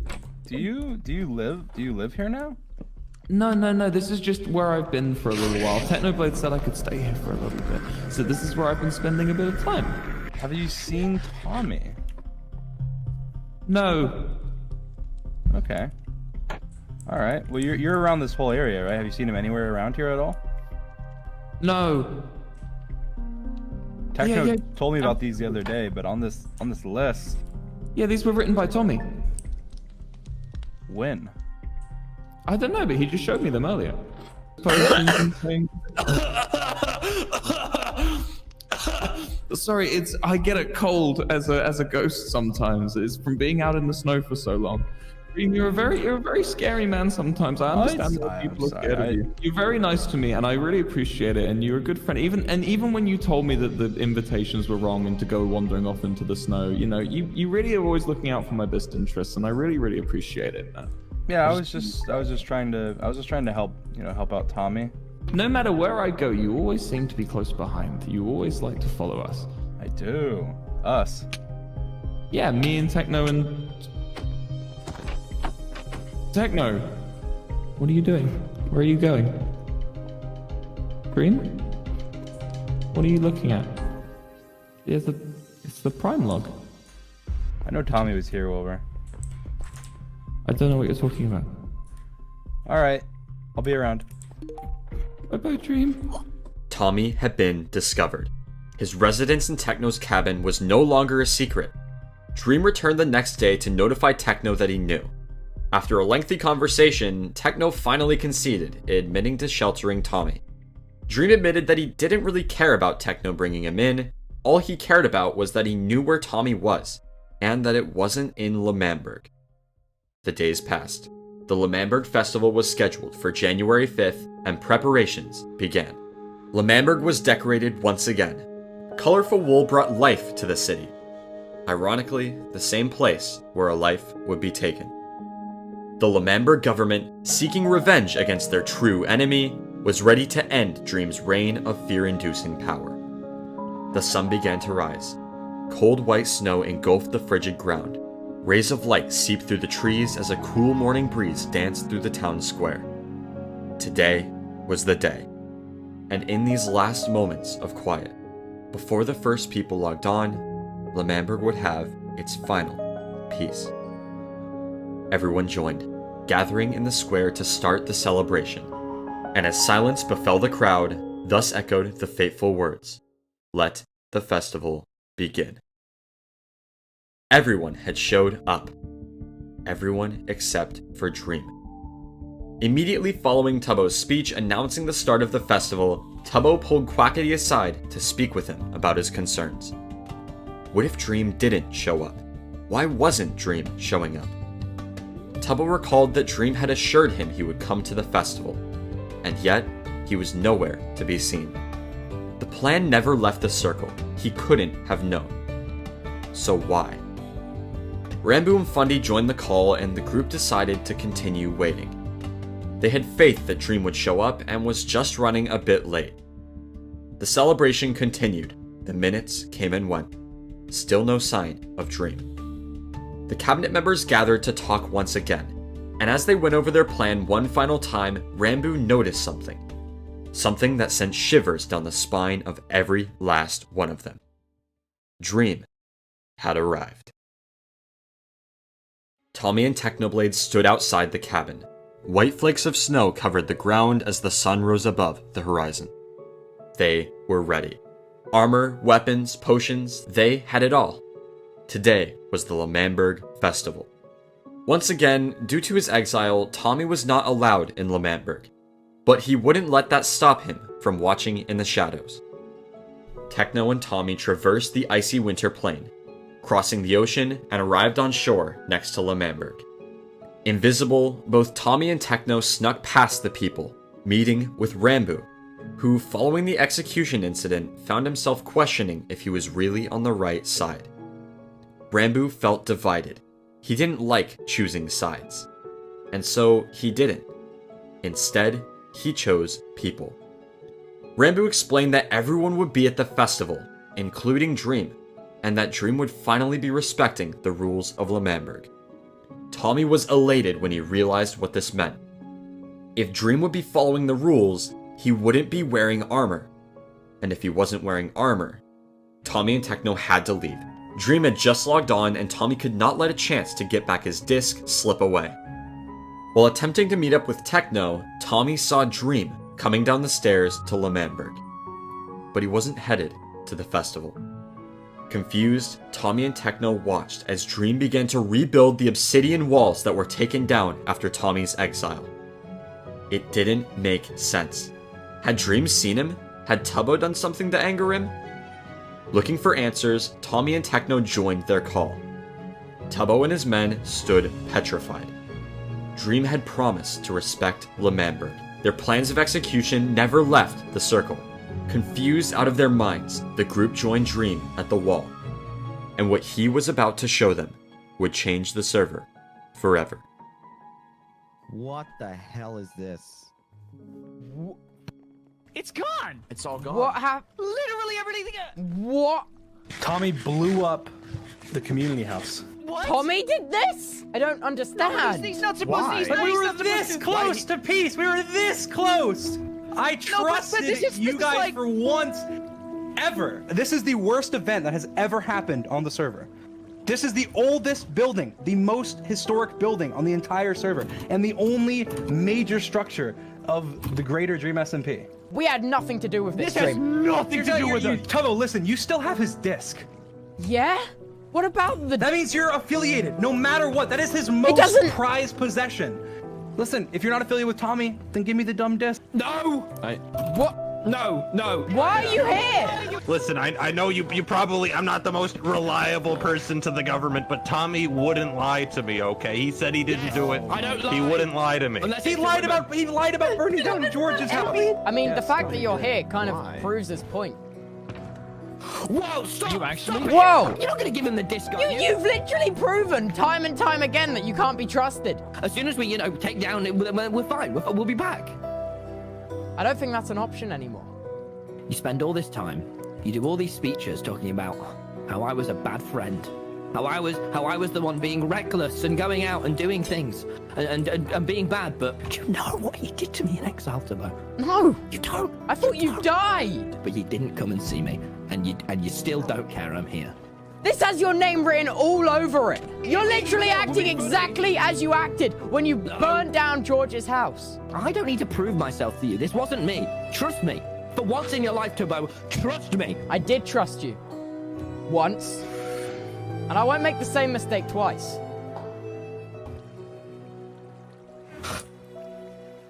Tubbo, you betrayed me. I didn't betray you. You betrayed everything you had built. You know what? You got your axe up? Oh, God. Oh, we're going in. We're going in. Don't actually die. No. You betrayed me, Tubbo. No, you failed the nation. Betrayed me. I didn't betray you. You teamed up with the very person that destroyed our nation the first time. The discs were worth more than you ever were. The crowd fell silent. Tommy stood afraid. Not of Dream, not of Tubbo, but of himself. Tubbo was his friend. Was his friend. they had done everything together, laughed together, fought together, cried together. They had been through loss, betrayal, destruction together. Even when apart, the two missed each other, longed to be once again together. But any chance of that faded with those lingering words. Tommy once again let his emotions take control. And now, there was nothing left for him. His friends, his discs, his Tubbo. Nothing. And like he had those months ago, Tommy knew there was only one thing he could do to save what was truly important. Give him the disc. Do you want me to Tommy, give Dream the disc? I'm not. I'm sorry. I'm sorry, Tubbo. I'm sorry. Do you want just no, just give him just give him the disc. Tommy. Tommy, are you sure about that decision, Tommy? This isn't me. This isn't. I mean, I look around and I'm not the person I want to be. I'm so sorry. Tano, if this is what I've become, Oh, we're surrounded. then I don't want to be me anymore, man. I'm with Tubbo. Perhaps I wasn't clear yesterday, Tommy, when I said that I'm going to destroy L'Manberg and that you don't have to help me. When I said you don't have to help me, Tommy, I meant that you could sit it out, not switch sides and fight against me. I'm not. What am I doing? Well, what am I? You're betraying me, is what you're doing, Tommy. Blade, I'm worse than everyone I didn't want to be. Blade, I know what I've done, and I hate me for it. Tubbo. Yeah. Well, thank you for giving me the disc. I just want to say that you're an idiot. You are an absolute idiot. And you have no power, and you are the worst president that has ever been president of because you're no president at all. No, listen, you're not even president. Quackity is more president than you. I'm more president of L'Manberg than you. You get pushed around by everybody on the server. Yeah, because tell 'em. you are an idiot. You are a fool. You just gave me the one thing that I needed to destroy L'Manberg. I don't care about L'Manberg. I don't care about anything. I've said this before.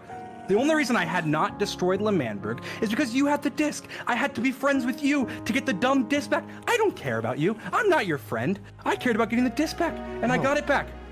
You can't even run your nation right. Rambo is a traitor. One of your most trusted friends. No, that's not true. Yeah, okay, it is true. He was Do not meeting with read. Techno and Tommy and told them everything. L'Manberg is weaker than it's ever been, and it's because of you.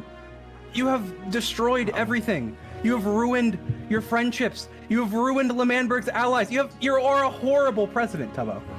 Techno. Yeah. You got any withers? Oh, I'm liking where this is going, Dream. No. You can't. No. Are you saying what I think you're saying, Dream? Oh, I'm saying what you think I'm saying. You know me so well, Dream. You know me so well. I've got a few withers, Dream. We could work something out.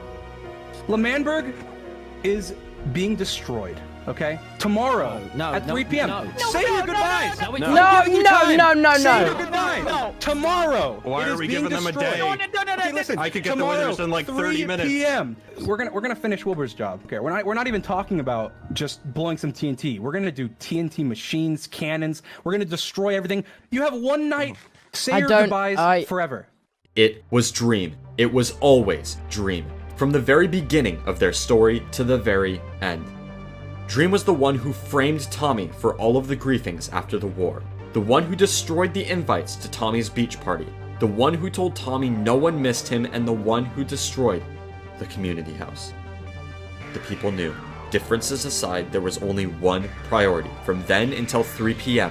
the next day. Defend L'Manberg. All across the server, preparations began. Kings, citizens, government officials, Punk. Titles meant nothing now. The next day, everyone would fight side by side as one. As L'Manberg. People mined, brewed, enchanted. If one thing was for certain, it was that Techno and Dream would show up prepared. Hours passed. Night fell and the chests continued to grow. Armor, weapons, supplies. Pride and determination could be felt in every swing of a pickaxe. Anger and vengeance with the slash of a sword. Until the unlikely allies were ready. Chests filled to the brim with netherite armor, potions of every kind. The next day would be it. the final battle. And as the sun peaked over the horizon, the day of reckoning began. Which side are you on? This is the question that plagued many across the server. Nikki and H-Bomb questioned following Tommy to battle after everything that happened, concluding that it was finally time to let L'Manberg learn their lesson. But they couldn't support Dream and Techno either. Both sides were bad. Another who followed the same logic was Fundy. He believed that L'Manberg and many of the people in it needed to learn their lesson. And although he would not help cause the destruction, he believed L'Manberg's demise that day was inevitable. Following his decision to stay out of the war, Fundy destroyed the supplies that the L'Manberg army had gathered as a final act of despise. To say Technoblade and Dream were prepared would be an understatement. Techno commanded hundreds of dogs primed to kill every last enemy. Filza, who was broken out of his home by Techno, joined forces to take down L'Manberg alongside the anarchists. L'Manberg had taken something from all of them. Whether it be land, peace, or freedom, the three vowed to have their revenge. An obsidian grid cut through the deep blue sky. Each intersection wired a dispenser filled with 9 stacks of TNT.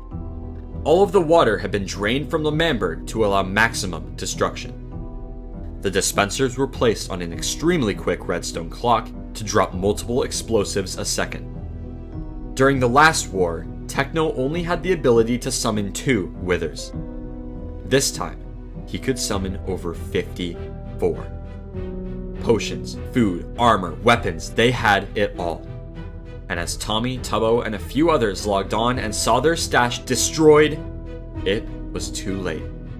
Tommy quickly journeyed to L'Manberg. The war was scheduled to start in 25 minutes and their army needed every second to prepare.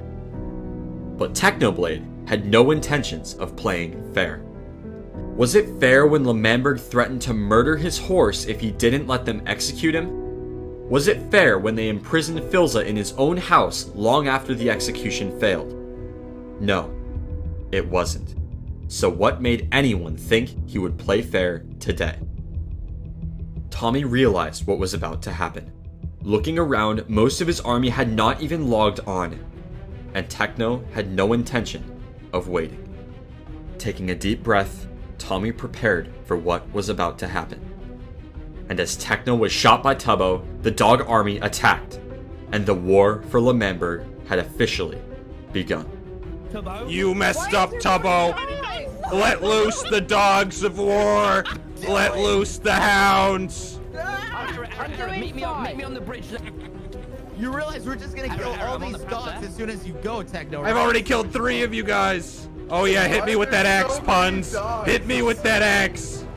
Oh yeah, a shield's gonna help you from the wolves. You know what? I'm feeling merciful. If you guys all back off and let me blow up this country, you can live. It's supposed to happen for another 17 minutes. Oh, 17 minutes. Take your time, Rambo. No need to show up. I'm literally right next to you, Tommy. Look up. The signal! The signal! Okay, what? Oh no! Oh my god. Oh, hello, Tommy in it. Get in the caravan! Get in the caravan! Oh, the caravan. That'll save you. We go for the withers, alright? We fight one wither at a time. We fight them as a group. Please! Good luck. I'm bringing 3 more to you guys. Oh no. Rambo, get out of here, Rambo. L'Manberg!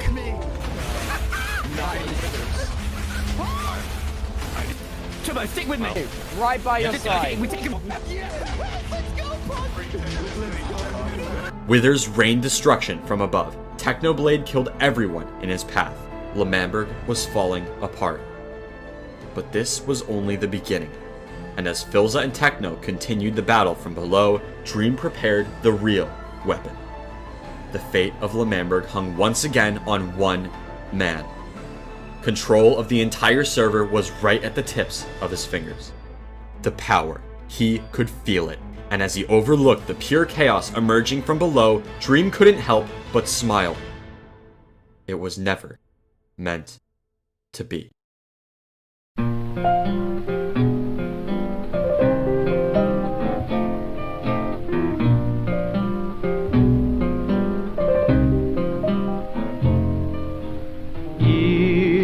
all over, but the cry,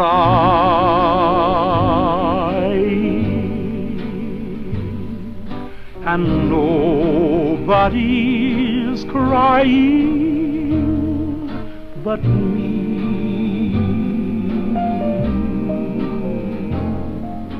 Friends all over know I'm trying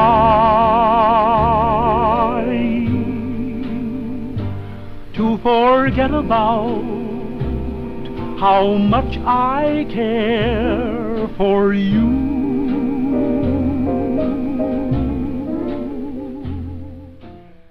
TNT fell from the heavens above. A level of destruction never seen before befell the land. There was no going back. L'Manberg had lost. Tommy stared down Techno through the never-ending rain of explosions. Catching eyes, the two stared. Once allies, friends, had now reached an insurmountable divide. Technoblade, look at me! Look at me! Do not shoot! Do not shoot! You didn't have to do this! You could have compromised. You gave me. The thing about the discs, Technoblade, is that they were for me. We could have had a government. You could have. I don't care about the discs, Tommy. I was up front with you from the start. The government has to go. Selfish. You've used me from the start, Tommy. You've never thought of me as a friend, Tommy. You've just used me from the start. You saw me just as the blade. That's all I was to you, the blade. A weapon. Well, guess what? I'm choosing what I fight for now. And I'm going to destroy the government, Tommy. You all die. You were my friend. I listened to you for weeks. What did you do? Technoblade, people are above the government. I'm a person. If we don't, you are Technoblade, and so are we. The discs. The reason the discs is because they were stolen from me. Nothing is discs aren't people. Nothing was taken from you here. You're selfish. You're destroying what people love for your own. You know what I did yesterday when you were surrounded by like 30 people? The whole world was against you. I walked in. I was willing to fight all of them for you, Tommy. I would have been there. That is the difference between us. We spent hours together. Don't speak to me of loyalty. You were my friend and you betrayed us. You never thought of me as a friend. The thing about this government is that it didn't interfere with you. I used to think like that, Tommy. You know what they did to me? You're selfish. They hunted me down, the whole butcher army, and they executed me. I tried being peaceful, Tommy, but the government made it clear. I did. The government made it clear that we could not coexist. You blew up the entire. You spawned with us, just like you've done again. All you did is repeat history, but worse. Actions have consequences. Actions do have consequences, Tommy. And these are the consequences. There was no point in fighting anymore. As the dispensers ran dry of TNT and rogue withers continued to ravage the remains, the people gave up. L'Manberg had been destroyed for the third time. And this time, it would never be rebuilt again. Wilbur's vision had changed a lot in the past few months of the Dream SMP, but it was always there, a place that brought people together, brought out the good and the bad, memories that would never be forgotten. And as they once again overlooked the remains of their great nation, a sinking feeling began to set in. From the day Wilbur first joined the server, L'Manberg had been everything. A home, a place of freedom. Wars were fought, lives were ended, tyrants had ruled, their land defended.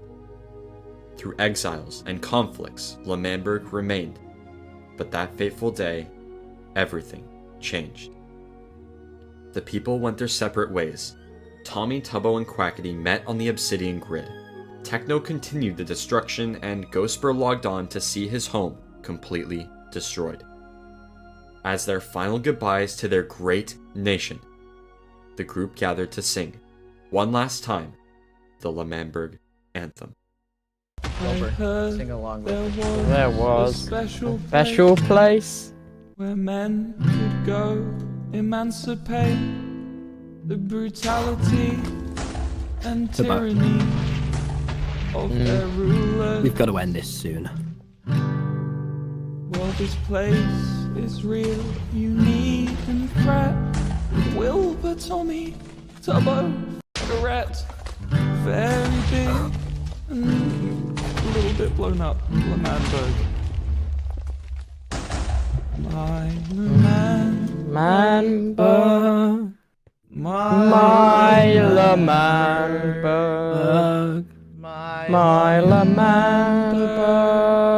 My Lamanberg.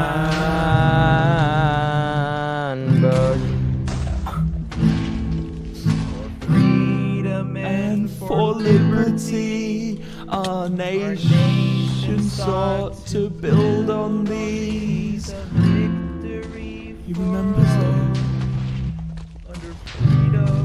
Quack, that you told me you didn't remember the verses. The troubles came and then it went. We built our walls and we watched them break. And from everywhere, from here up to forever. It's okay. One last time, fellas. Manberg. Sings Lamanberg. Sings Lamanberg. Sings Lamanberg.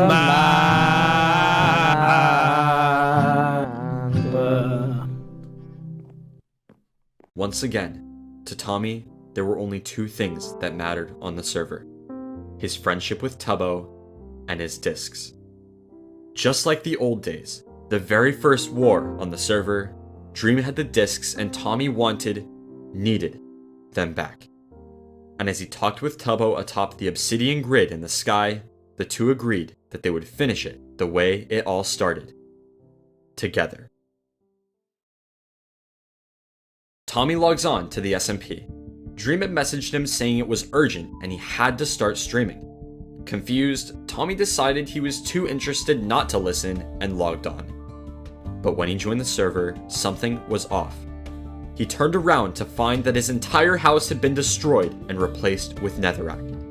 Heat radiated from the steady flames surrounding a single chest. After extinguishing the raging fire, Tommy approached the chest. The signs read, "Come see me Wednesday, you and Tubbo alone. If anyone else shows up, the discs are gone, forever." Opening the chest, Tommy was surprised to see only one item: a compass, pointing directly to the location Dream planned to place his discs. Tommy knew that this would be the true final battle. Winner gets the discs, loser gets nothing. Or possibly worse.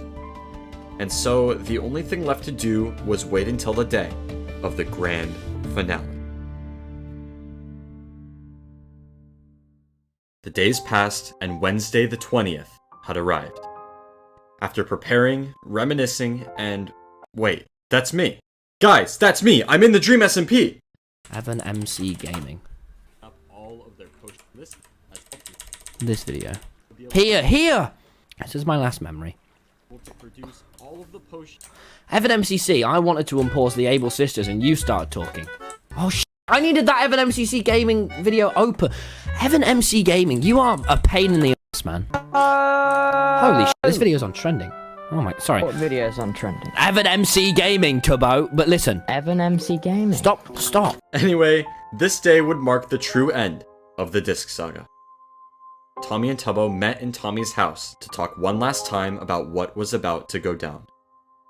They both had but one canon life remaining, meaning that if either of them died even once, they would not be coming back. And so, they treated that day as if it was their last on the SMP. Tommy said goodbye to his home.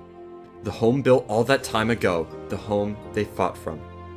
That home had been through war, through hardship and demise. And now, he said goodbye. Tommy and Tubbo made their way down Prime Path, remembering everything. The bench they had sat on to celebrate their independence, the battle for discs outside Punz's house. Bad boy Halo?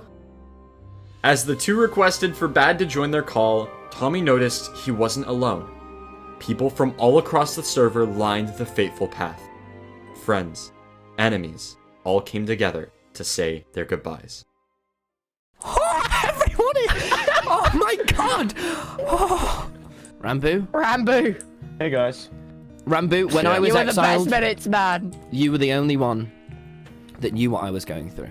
And it has been an honor, even though I've not known you for that long, to spend time with you, Rambo. H-Bomb, you're peculiar. Callahan, Yeah, you don't talk. you do I don't- restarted the server when it crashed multiple times for us. It's been a long time. It's been an honor knowing you and spending. You've always been so nice to me, and you actually helped me get like half these gapples. Thank you so much, Punk. You're welcome, Tommy. You're welcome. I'll always be there for you. Half the time, okay? Thank you. Big Tommy. Tommy. Big Q, you have been one of my closest friends on this SMP. Of course. If I go down tonight, you will carry on my legacy. Of course, Tommy. It will Thank be you, a Big Q. pleasure. I know I've wronged you, but I want to see you guys succeed. And I think you have the power to do it. Eric, you know what?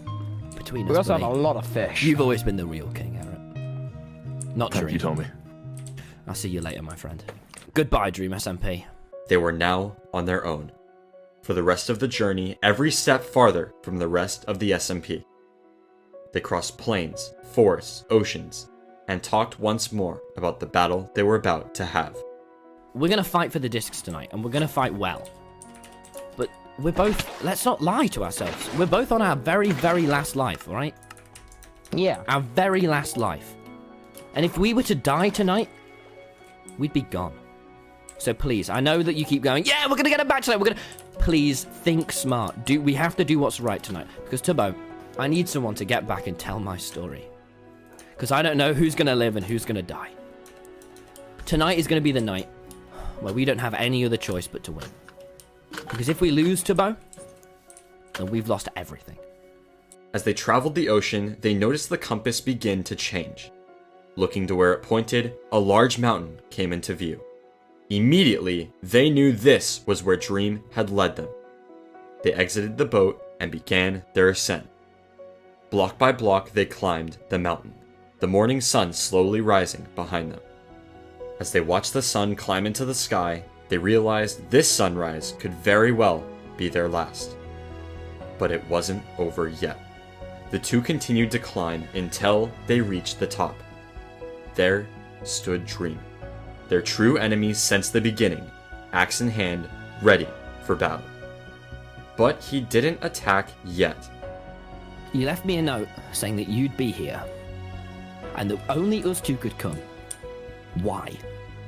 Well, I mean, it's been you and Tubbo since the beginning, right? You and Tubbo versus me for the discs, right? What are you doing? What are you doing? You got something to say or what? What are you doing? I do. What are you doing? No.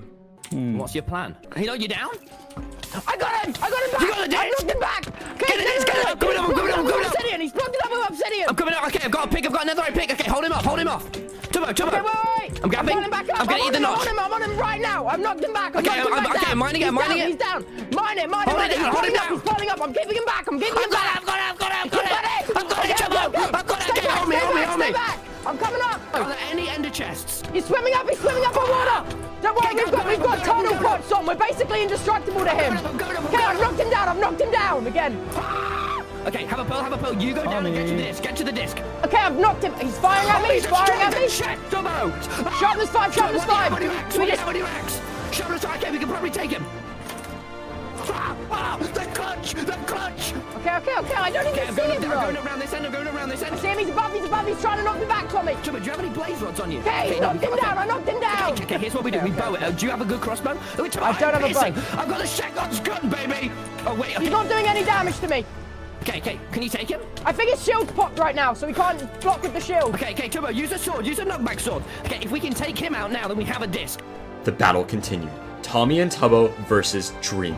They traded hits. So far, Dream had not done much damage to either of them, but they had also used a significant amount of potions. Before long, Tommy decided to run. But as he attempted to escape with one of the discs, Dream stopped him to talk. Your armor's gonna break. You're gonna lose. So listen, Tommy, just give me the disc, and I won't kill Tubbo. It's been too long for you not to make this choice. Choose between your disc or Tubbo. Wait, so if I was to run away now, how could you even kill Tubbo? He's fine. He's in full netherite. It's the durability's looking a little worse for wear, I'll be honest, Tommy. I have stacks on stacks of pearls. I have speed pots. I can chase them down. I have a trident with Riptide. Yes! Okay, well, I've got the disc away! It doesn't change anything. You had Why the disc not? in your inventory. I can just kill Tubbo. The same. Tommy, you're powerless, okay? I can kill Tubbo. For the first time, I was trying for 10 seconds and he was pleading in a corner, Tommy. One more hit and I would have been gone. What, really? Make your decision. Tubbo dies, or you give me the disc. 10. 9. 8. What do I do? 7. I don't want you to die. Keep the disc, Six. Tommy. Keep the Why? disc. Why? 5. No, that's It'll not. be worth it. It'll be worth it. It'll be worth it. Why shouldn't I? We shouldn't. Tommy, keep the disc. I'm fine. I've done enough in my life. I've done enough. I've done enough. It's fine. Keep the disc. 2. What are you doing? Thank you. Wow, I didn't think it would be that easy, but that wasn't even the disc. Wait. That's just how powerless you are. That's not even the disc. I'm just playing with you. You think I'd actually play the disc in front of you? You did. You didn't learn from the last time we did this where you got the disc? I'm not an idiot. I just want to show you how powerful I am, how powerless you are. I could have just let you walk away, but no, I'm toying with you. That's the fun in it. That's the fun in it. You're gonna listen to me, or you're gonna die, because I'm not playing around now. Drop the axe piece, first of all. You're not gonna kill me. I'm not gonna kill you. Okay. Drop your stuff in the hole. We don't really. Okay.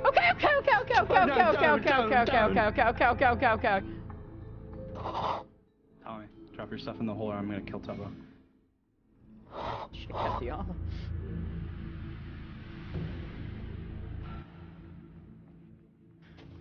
No.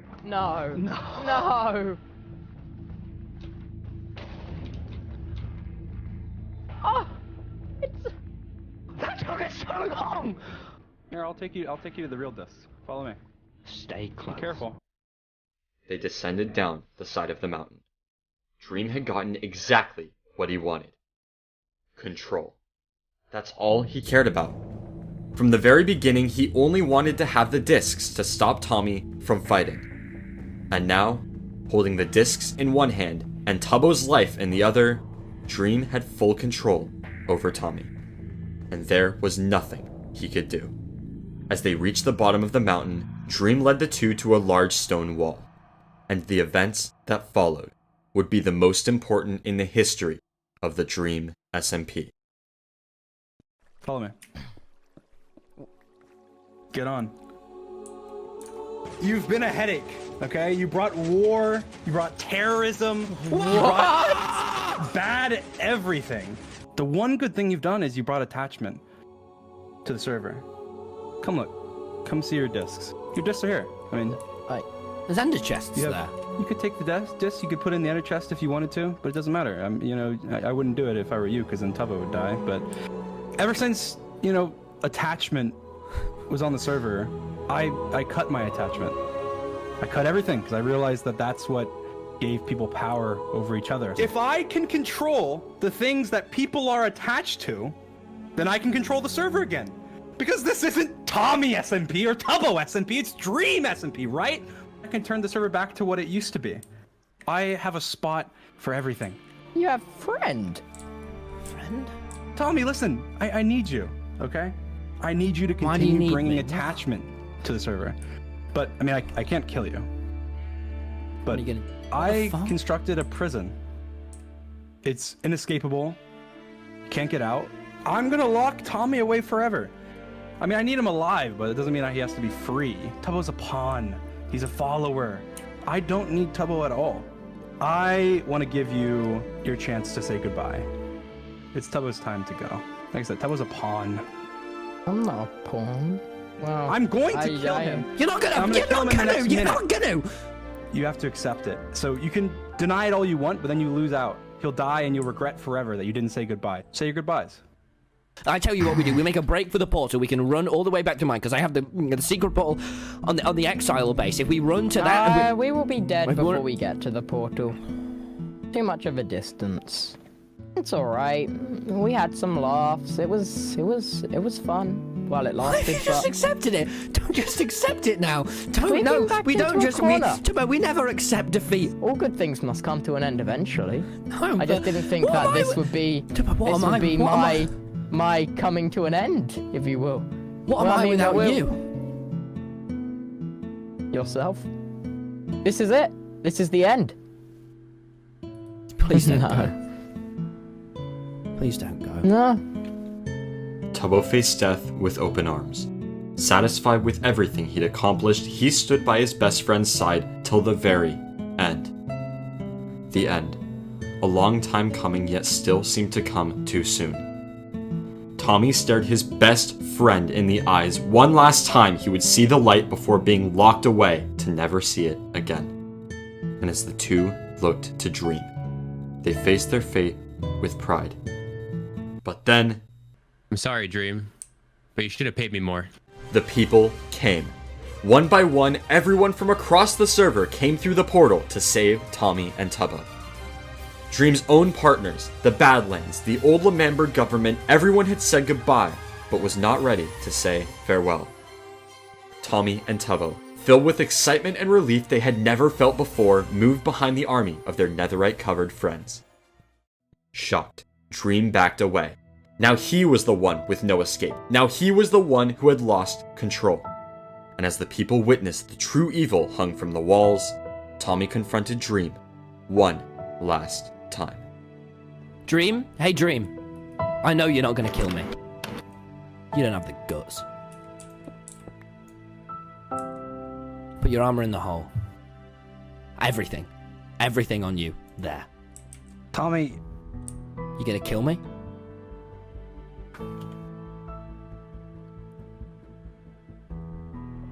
And the shield, please. I don't mind if I do. Tommy. You said I'm not gonna kill you, and I know you're not gonna kill me. Right? Why would I not kill you? Because we have so much fun together, right? Dream and Tommy, war and... Dream, you have caused me nothing but pain. And now it's your turn.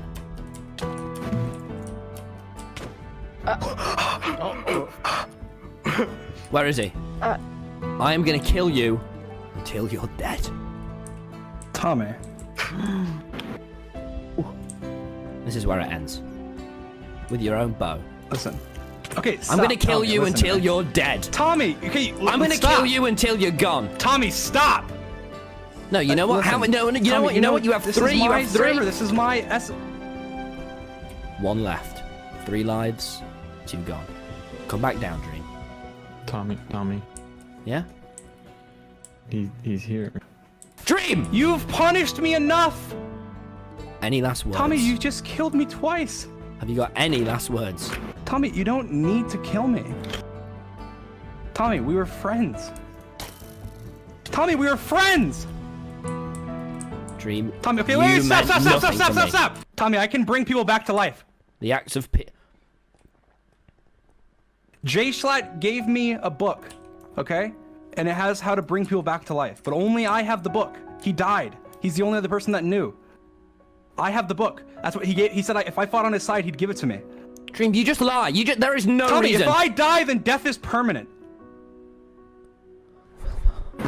You have to let me go. If I die, then Wilbur's dead forever. Wilbur.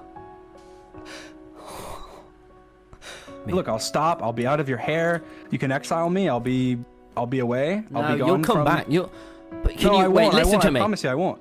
If you die, Wilbur, Schlatt, they're dead too. Not just Wilbur and Schlatt. Anybody in the future. Then death is permanent. Tommy, you people, have to then- let me go. I can't let you go. It's not even... Tommy. What? There's another Sam? way. Hey, Sam. There's another way.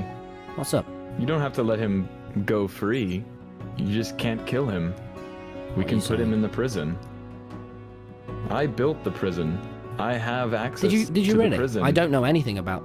He paid me to build No, the listen, prison. And yeah, but I know about the prison. I know how it works. Like, you can't contain me in the prison. You should know enough to know that it's impossible to get out once you're in. impossible to leave that prison once you're locked away. Let's put him in the prison. It sounds weirdly too perfect, I'll be Tubbo? honest. Yeah. Let's make Wilbur proud.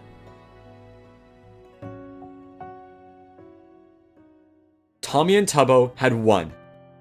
No, everyone had won. Dream and his manipulative ways would be taken to an inescapable prison he had ordered the construction of. The server was free at last. Over the next few weeks, the people lived in peace. Tubbo would go on to create a new nation by the name of Snowchester in a nearby forest. Tommy was finally able to lay low and started working on a hotel. Technoblade and Filza created an anarchist commune titled the Syndicate. And Dream was locked away for good. But before all of this would happen, Tommy and Tubbo met on the bench outside Tommy's house to celebrate the fall of Dream. This is surreal. I never thought we'd... It really we is. unproved the discs. Dream's gonna get locked up. We won. I like it. Yeah, that's crazy. And you're not dead. What? I'm frankly impressed. I'm Ghost very impressed with you, Tommy. No, I'm not Ghost Bear. Hello, have you missed me? You know, from day one, you wouldn't have been able to get it past me that you'd be able to successfully, peacefully stop Dream, you know? Where's Ghostbear? Where's Ghostbear? I don't know. I just wanted to say I was very ready to see you here soon. It felt like your presence was slowly entering the afterlife, but here we are, and you're still alive. You never seem to die, do you? I thought you were dead. I'm proud of you, Tommy. I'm proud of you. See you soon, Wilbur. See you soon. L'Manberg had been destroyed for the third time. The days passed, and Wednesday the 20th had arrived. This day would mark the true end of the Disc Saga. The people came. Now he was the one with no escape. Now he was the one who had lost control. I am gonna kill you until you're dead. Tommy, I can bring people back to life, but only I have the book. If I die, then Wilbur's dead forever. There's another way. You don't have to let him go free. We can put him in the prison. It sounds weirdly too perfect, I'll be honest. Yeah. Let's make Wilbur proud. Too many days is yet to come. Too many times has come to pass.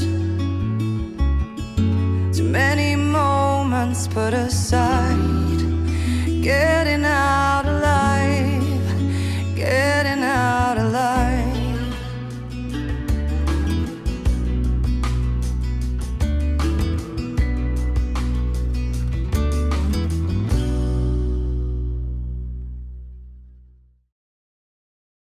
Dream had lost. After months of manipulation, destruction, and terror, he would be punished for his unrelenting crimes. The people felt free. A darkness that had loomed over the server for over half a year was now trapped deep in the farthest reaches of Pandora's vault. Freedom overcame the land, and in the absence of L'Manberg, new projects sought to fill the void that was left with its destruction. On the day of their victory, Tommy, in an act of spite, swore to visit Dream in prison the very next day. And as the sun rose on the morning of the 21st, the beginnings of a new era would start to take root. Tommy logged on in a great mood. Today, there would be no worry of war or conflict. All he had to do was head to the prison and flaunt his freedom in front of Dream. As he made his way down the path, Tommy thought about the journey that lied ahead. As it stood, Tommy would be the first person to enter the prison other than Sam, the builder and warden, and Dream, the first inmate. As Tommy found himself at the entrance of the prison, a rush of excitement ran through him. During exile, Tommy felt powerless to Dream in his manipulative ways. But today, Tommy would be the one in control. Sam opened the portal, and finally, the inner workings of Pandora's vault were revealed. No escape. This was the only thing Sam had in mind while building Pandora's vault. Months ago, Dream paid Sam generously to hold nothing back. He wanted an inescapable prison. Tommy entered the main lobby through the portal, and awaiting him on the other side was the head warden, Sam.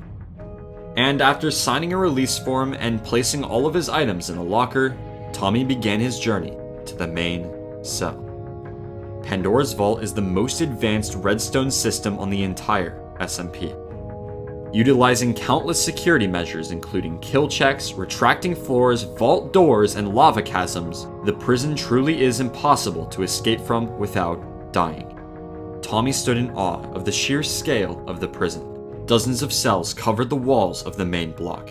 Every lever required a guard key that only Sam had, and mining fatigue from nearby Elder Guardians made it take minutes to break even the weakest of blocks. The two continued through the final checks and onto the main cell. Tommy was required to sign 2 more waivers before entering. The first making him consent to being hunted down and killed if he attempted to break out Dream, and the second stating that if a security issue takes place while a visit is in progress, he could potentially be locked in the cell until the issue is resolved. All that stood between the two was an impenetrable wall of lava. And having no plans but taunting Dream, Tommy agreed and the lava walls began to fall. Before long, the two enemies stared. Tommy, once broken by Dream, was now happily the one with power. And as Sam activated the bridge, Tommy crossed the divide, entering the cell to begin his first visit with Dream. Hey! Hello? Could you even mind I've that? been going crazy in here. So you're the first person to visit me, but I've just been alone in here and there's Did just you lava miss and me? there's Did you mob- miss me? Not really, but... Really? What have you been up to? I've been writing. Well, not yet, but I'm going to. I like watching the clock. You know, everyone hates you now. Well, I'm in prison. So there's no reason for them to hate me anyway. Tommy, give me my clock. Or what? Well, you gonna kill me? Then your server won't be fun anymore. You said it yourself. Turns out I've actually had all the power over you all along. I mean, I did feel bad for you, but you were actually going to kill my best friend and hold me in here. That's true. So you would have put me in here. Well, to be fair, you're in here right now. But This you is can always this is leave. a really sad sight. Maybe I'll be better and then you'll let me out. No. Tommy, I'm sorry. Really? Yeah, I'm sorry. For what? For everything that I did to you. Really? Yeah. How do I know you're not lying? I mean, I have no reason to lie. I'm not out here to manipulate you, Dream. But the person who needs to fix themselves the most, Dream, is you. Tell me how you're feeling. Sad. Why? Because I lost my friends. You didn't. And all my stuff. And my server. And you. Yeah. And my lives. Oh yeah, you only have one life now. Who do you miss the most? I think you should go, Tommy. No, tell me who you miss the most. Guard! Guard! Are you ready to leave, Tommy? As Tommy moved away and lava consumed the last of his fresh air, Dream was once again alone. On an island of solitude, locked away from everything he once knew. He missed it all. His friends, his power, his server. In the absence of stimulation, his mind wandered. He began to dream of the day he would leave, wondering how he would manage to escape. What he had done was bad, and what he planned to do was worse. But what they had put him through was truly evil. His plans were created with reason, to restore the server to its former glory, but their actions were done out of fear. Fear of the power he held and fear of the power they could lose. But although Dream was physically trapped, he still had one power they could never take away. And soon, his mind ran wild, as if uncaged from his dark reality. He started with Sam. Being the warden and only guard of the prison, Sam was the only one who had any clearance at all. This meant that the prison's level of security rested squarely on his shoulders, alone. The more unstable Sam was, the more unstable the defenses of the prison. And as long as Dream was suffering, he made it his mission to inflict that same suffering on his captor. He started simple, After burning his clock, he would complain without end to Sam that he needed a new one. And soon after receiving his new clock, he would burn it and complain again. He continued this cycle until Sam had had enough, vowing that he would not be giving Dream any more clocks. However, Dream's reign of mental terror was just beginning. On January 30th, Dream awoke to the lava falling once again. And behind the wall of blazing heat appeared his second visitor, Bad Boy Halo. Dream knew Bad very well and decided that playing sad would be the easiest way to get Bad on his side. He went on about how terrible life in the prison was and how lonely he was feeling. Quickly, Bad felt sad for his friend and promised to convince more people to visit. And as the walls fell again, Dream continued to smile as he had just planned his next move against Sam. Over the next few days, Dream began to talk less and less until he refused to talk at all. Even in the presence of Sapnap, one of his closest allies since the very beginning, he didn't say a word. His silence angered Sam. No matter what he said or did, Dream completely ignored him.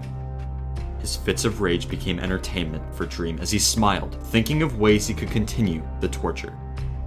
After an entire day of mining with his bare fist, Dream managed to break the lectern in his cell. Sam was angered even further, remodeling the cell with crying obsidian to ensure he would not be able to create a nether portal to escape. Dream continued his vow of silence. He felt power for the first time since being locked away. He continued his depressed and apologetic act for visitors while raining psychological terror on Sam every day. Dream wasn't sad, as much as he controlled people by making them think that Dream was not sad. He was angry. Dream spent every living second in that cell thinking of ways he could terrorize every last person that wronged him. He devised plans of who he would kill in what order, playing out scenarios of his revenge over and over in his head like a broken record until he finally had it. The perfect escape plan. Chaotic yet elegant, extravagant yet obvious. His weeks of alone had not gone to waste. And to his delight, the first phase in his plan, the destruction of every last person who turned on him, would happen in a matter of minutes. And as Dream played through the scenario one last time in his head, the lava began to fall and the final visit was about to begin. As the only guard on duty, Sam took his job very seriously. With every visit, he made no jokes, let no smile escape. He liked his job as warden.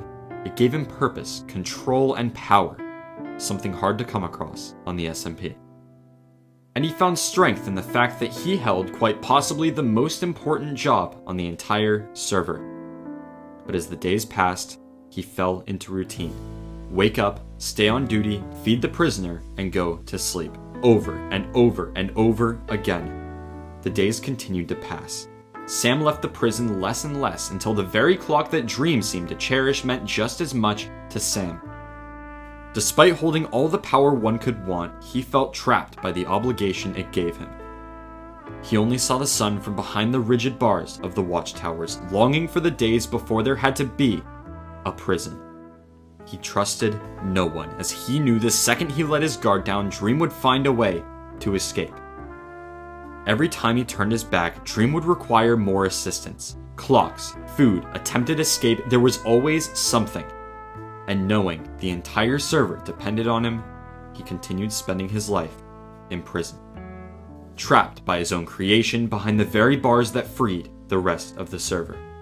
Day by day, he began to lose the power he thought he had. Slowly, Dream became the punisher instead of the punished. Questioning his ability to run the prison, Sam debated ending it all by killing Dream. But as much as he wanted to free himself, he knew that the book was more important. For if Dream dies, then death is forever. And forever is much more important than his freedom. Sam got a break from his thoughts when Tommy scheduled another visit with Dream. But the break would not last long, as after that day, things would change forever. February 21st. 1 month after his first visit with Dream, Tommy logged on for his second and last ever visit to Pandora's Vault. And as he stood atop his now fully constructed hotel, he thought about Dream. I've been a little kept up at night. Because although he's in the prison, his Dream, and he's set off, there's no real reason for me to keep visiting him. But I keep visiting him. And the thing that you always need, just in life, is closure. I've been tortured. I've been tormented. But I realized that it's all because of this. It's all because of Dream. And, I want to be done with this forever. I thought Sam might have been a bit of a fraud, but he wasn't. And he's kept him locked in there. And that prison is all high security. No one's getting in, no one's getting out. So I'm thinking now, no, he's in there. Why am I still feeling like this? Why am I still feeling miserable, I suppose? I've got my hotel, I've got my business, but I still feel kind of a little bit low. He's in prison, he's locked away. I want to start living my life. I think today we say goodbye to him. Let's go do it then, boys. Tommy made his way to the entry portal. Meeting Sam in the lobby, he signed the waivers for the last time. This time they made their way quickly through the checks, and before long, they arrived at the main cell. Everyone was ready for the visit, but only one person truly knew what was about to happen.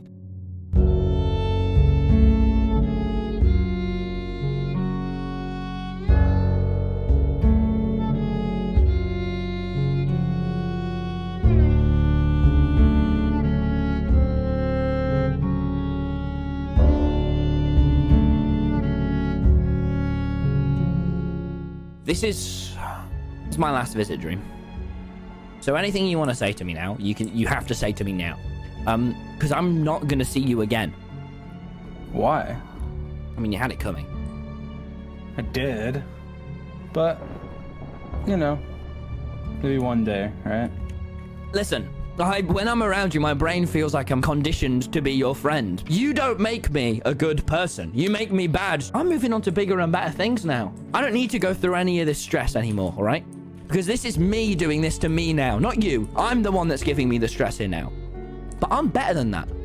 I'm better than you, all right? I'm done. I'm done. Goodbye. What the What the was that? That was a lot of TNT. I'm out. Sam! Sam! Sam! Sam! Okay. Sam, I'm ready. I'm ready to leave. It hasn't been an honor knowing you, but it will be an honor forgetting you. What the What? Holy shit. No, this doesn't just happen. I don't enter here as soon as explosions go off. This isn't how you operate, man. I know you, right? You haven't changed. Are you trying to get out? I'm not trying to get out. I'm not trying to get out. Well, we can bond. We can talk. Just like old times, right? Stuck together. Just like exile. Don't you ever mention exile to me, all right? Gonna have to hang tight, Tommy. The prison is on... How long will it be? You signed the waiver saying up to a week. And I wrote that waiver, so I'm guessing up to a week. A week? Do you have any more potatoes? His last visit. It was supposed to be his last visit. Tommy stared Dream in the eyes. Once again, he was trapped with his worst enemy. Sam scrambled to the roof of the prison. TNT doesn't just explode on the roof of the most secure building on the server. Someone was trying to break in. And before he let Tommy go, he needed to find out who. Tommy became anxious. He had gone there to cut Dream out of his life forever. But instead, he would have to stare at that twisted smile for days on end. Dream was overjoyed that Tommy would be staying. He finally had some company in this dark and lonely place. His plan began to move forward. Tommy didn't know it, but he was the catalyst in a much bigger story. Hours turned to days. Dream and Tommy continued to argue with each other for their own entertainment. Tommy counted every hour, waiting for the moment he could see the light again. He missed everything. The sun, the grass, the freedom. But most of all, he missed his friends. Since the lockdown, Sam had completely stopped visits to the prison. No one in, no one out until the source of the problem was found. Sam's condition continued to worsen. He, as the sole operator of the prison, was being pressured from everyone on the server to let Tommy free. But his promise of the perfect prison could not be broken. Without the prison, without Dream inside, his job meant nothing. And he could not let that happen. February 28th arrived, and today, Tommy had officially spent 1 week locked away. He longed for freedom, the very thing he thought he won by throwing Dream in prison. But chaos can never truly be contained. Tension ran high between the two inmates. Tommy taunted Dream, dangling his soon-to-be-had freedom in front of Dream's withering smile until it was too much. And as Sam arrived to speak with Tommy, the clock ticked closer to the end of his stay. Sam! Sam! Hey, you two. Sam! What are you here for, Sam? I can't see you. I figured y'all are getting low on potatoes. Yeah. Sam, let me out. Oh, no, Tommy, you can't leave yet. I haven't found out what was causing the security issue. If you don't find out what the issue is he gonna be in here for until you do? Potentially, he'll be in there for a while, but not forever, Tommy. Don't worry. You said it was a week.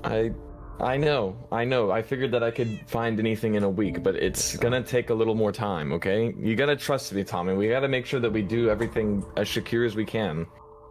Sam, you know I don't deal well in close quarters situations for a long time, Sam. Sam, you remember when you visited me in exile, Sam? Right. This is worse than that, Sam. Let me out. Tommy, I'm sorry, okay? I'm sorry. I'm doing my best, Tommy. I'm only one guy. I don't know what you want me to do. I'm doing my best. Sam, no, don't go. Sam!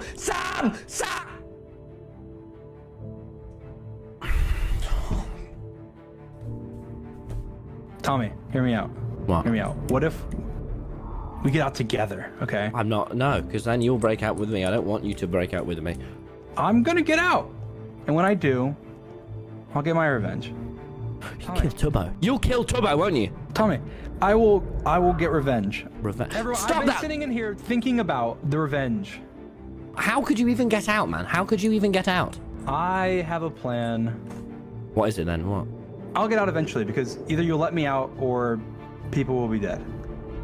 Even when I'm in here, I'm more powerful than you are when you're outside. If I wanted to, right now, I could just kill you. And the only reason I'm not is for my friends, for Tubbo, because we need that f***ing revive book, alright? That's the only reason I'm not killing you. Tommy, I am never, ever going to use the revive book to help you or any of your stupid little friends, okay? I will never use it on you. I will never use it on any of your friends. I will never use it to save any of you. So kill me. Go ahead, come on. The revive book, Dream. It's not real, is it?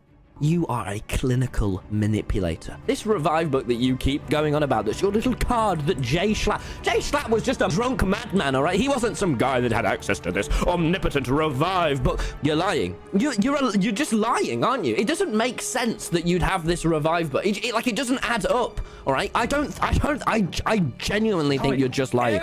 So you know what, Dream? You come and you be there is no disrespectful, you be annoying, and you accuse me of things, accuse me of being a liar. I'm not lying. Jay Schlatt gave me a revive book. Then revive him then. Revive him right now.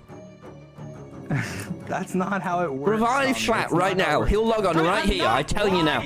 Why would I be lying about that? Through your netherite armor and skin, I look at you and you know what I see? I see a sad little man who's insecure about the fact that this server has gotten so far ahead of him and his only little glimpse of power in this world is gone. Life. You stupid in my green hands. lad. Piss you off? Does that make you mad? If you can't kill me, does that make me some kind of god? No, Dream. I could kill you right now if I wanted to. But you won't. You know why I won't? Because I'm leaving this prison in a... Stop it now! Stop it! I'm on 2 hearts.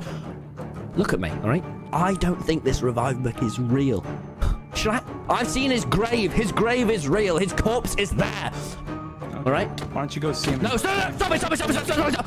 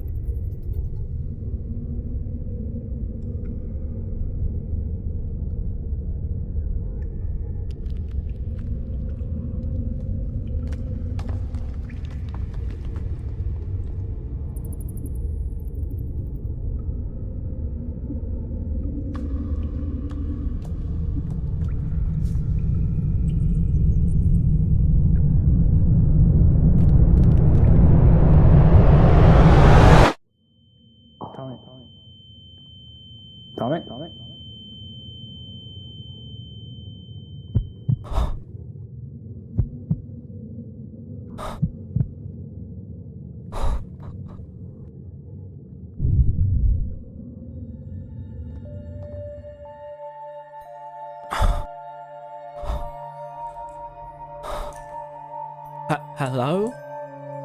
You okay? Jump up. So what was it like? What was what like? Death. Tommy, no one has ever been dead and been back. It was dark. It was all dark. It was dark. When I was there, it all felt so real, but so torn apart. It felt like I was in pieces. Well, now you're back, right? Everything's all fine. I brought you back. The only reason I did it was to prove to you, you know. Wait, that was you. It's real, isn't it? I'm actually a god. I can bring people back to life. I didn't even know for sure that I could, but I can. Pinch me. What? Pinch me. Oh no! Don't ever do that! Don't ever do that! Who else was there? There was Wilbur. Dream, listen to me. The things I saw, the things he talked about, and the things he will do. Promise me, never bring back Wilbur. Please, Dream, you are nothing. You're nothing. You're fine, Dream. We can be friends if you don't bring him back. You're not even all the tragedies you've done. Tommy, it's not up to you. I will use revival however I please because I'm the one that can do it. How long were you in there for? A month and between 18 to 20 days, I think. We lost count. Where's Phil? Where's Tubbo? Where are the people? Where's Fundy? Where's Sam? You were there for 2 days, Tommy. When I was there, and I spent so much time with Wilbur. Are you saying I was only there for 2 days? 2 days? You were there for 2 days. 2 days, Tommy. That was it. Dream, you think you don't understand this. This is so much bigger. You couldn't comprehend what I've gone through, all right? Dream, burn the book. I don't have the book. What I do have is knowledge from the book. And I can't burn that. I can't. It's impossible. I can burn every book that I have and it will do nothing. I want to know about death. You know, we can study it. We can study it together. We can become immortal together by studying it. I want absolutely nothing to do with you. I came in here with the intent to never see you again. You have to die. You have to die. Go on then. Go ahead. And you're fine with this. You're fine with me just beating you to you die and revival goes down with you. Come on. If I kill you, I'll be in here forever. Sam won't let me out. I know what I signed. It will be worse than death. And then I'll have to die in here. And then I'll go back there. I need to kill you, and I can't. Everyone is my puppets. I can kill you whenever I want. Why did you kill me? What? You could have just told me it was real. Why did you kill me? You didn't believe me.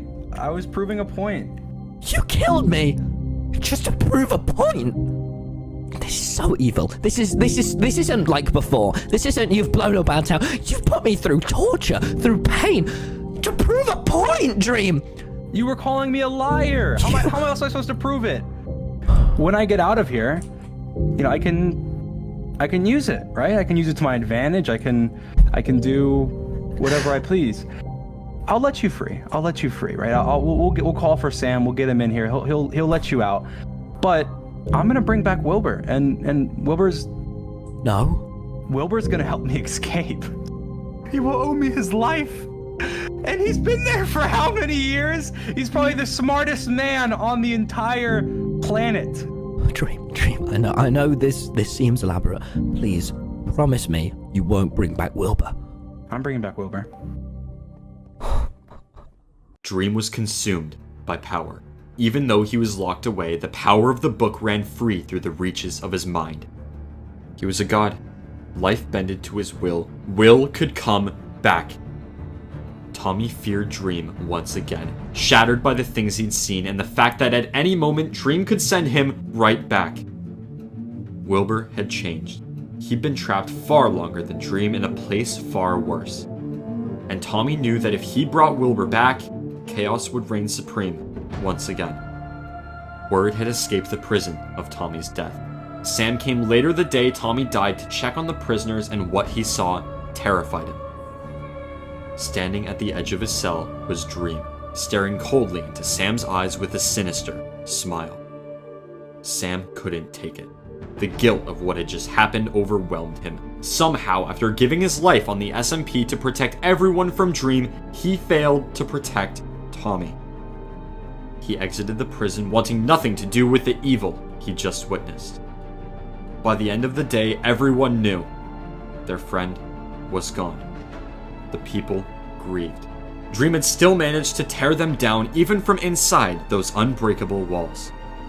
Sam began to question himself. Was he really fit to run the prison? Did the people blame him for what had happened?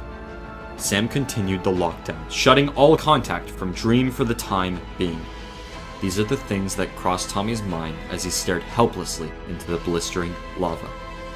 Another week passed. Sam had not come to check on Dream once out of guilt for what he allowed to happen. Nobody knew Tommy was revived. Nobody except Dream. Until the evening of March 12th.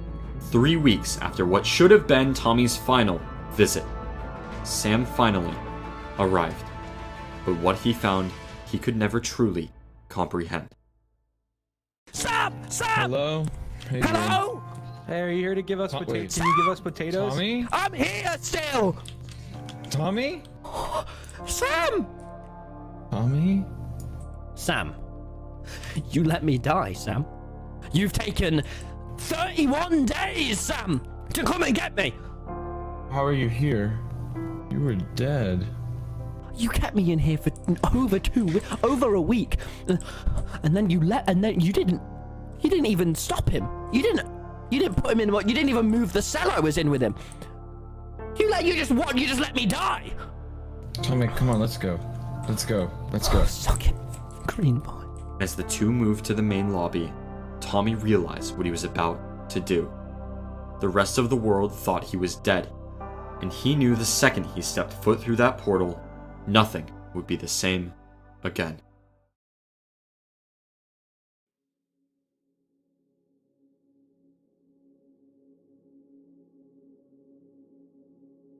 Tommy saw the light.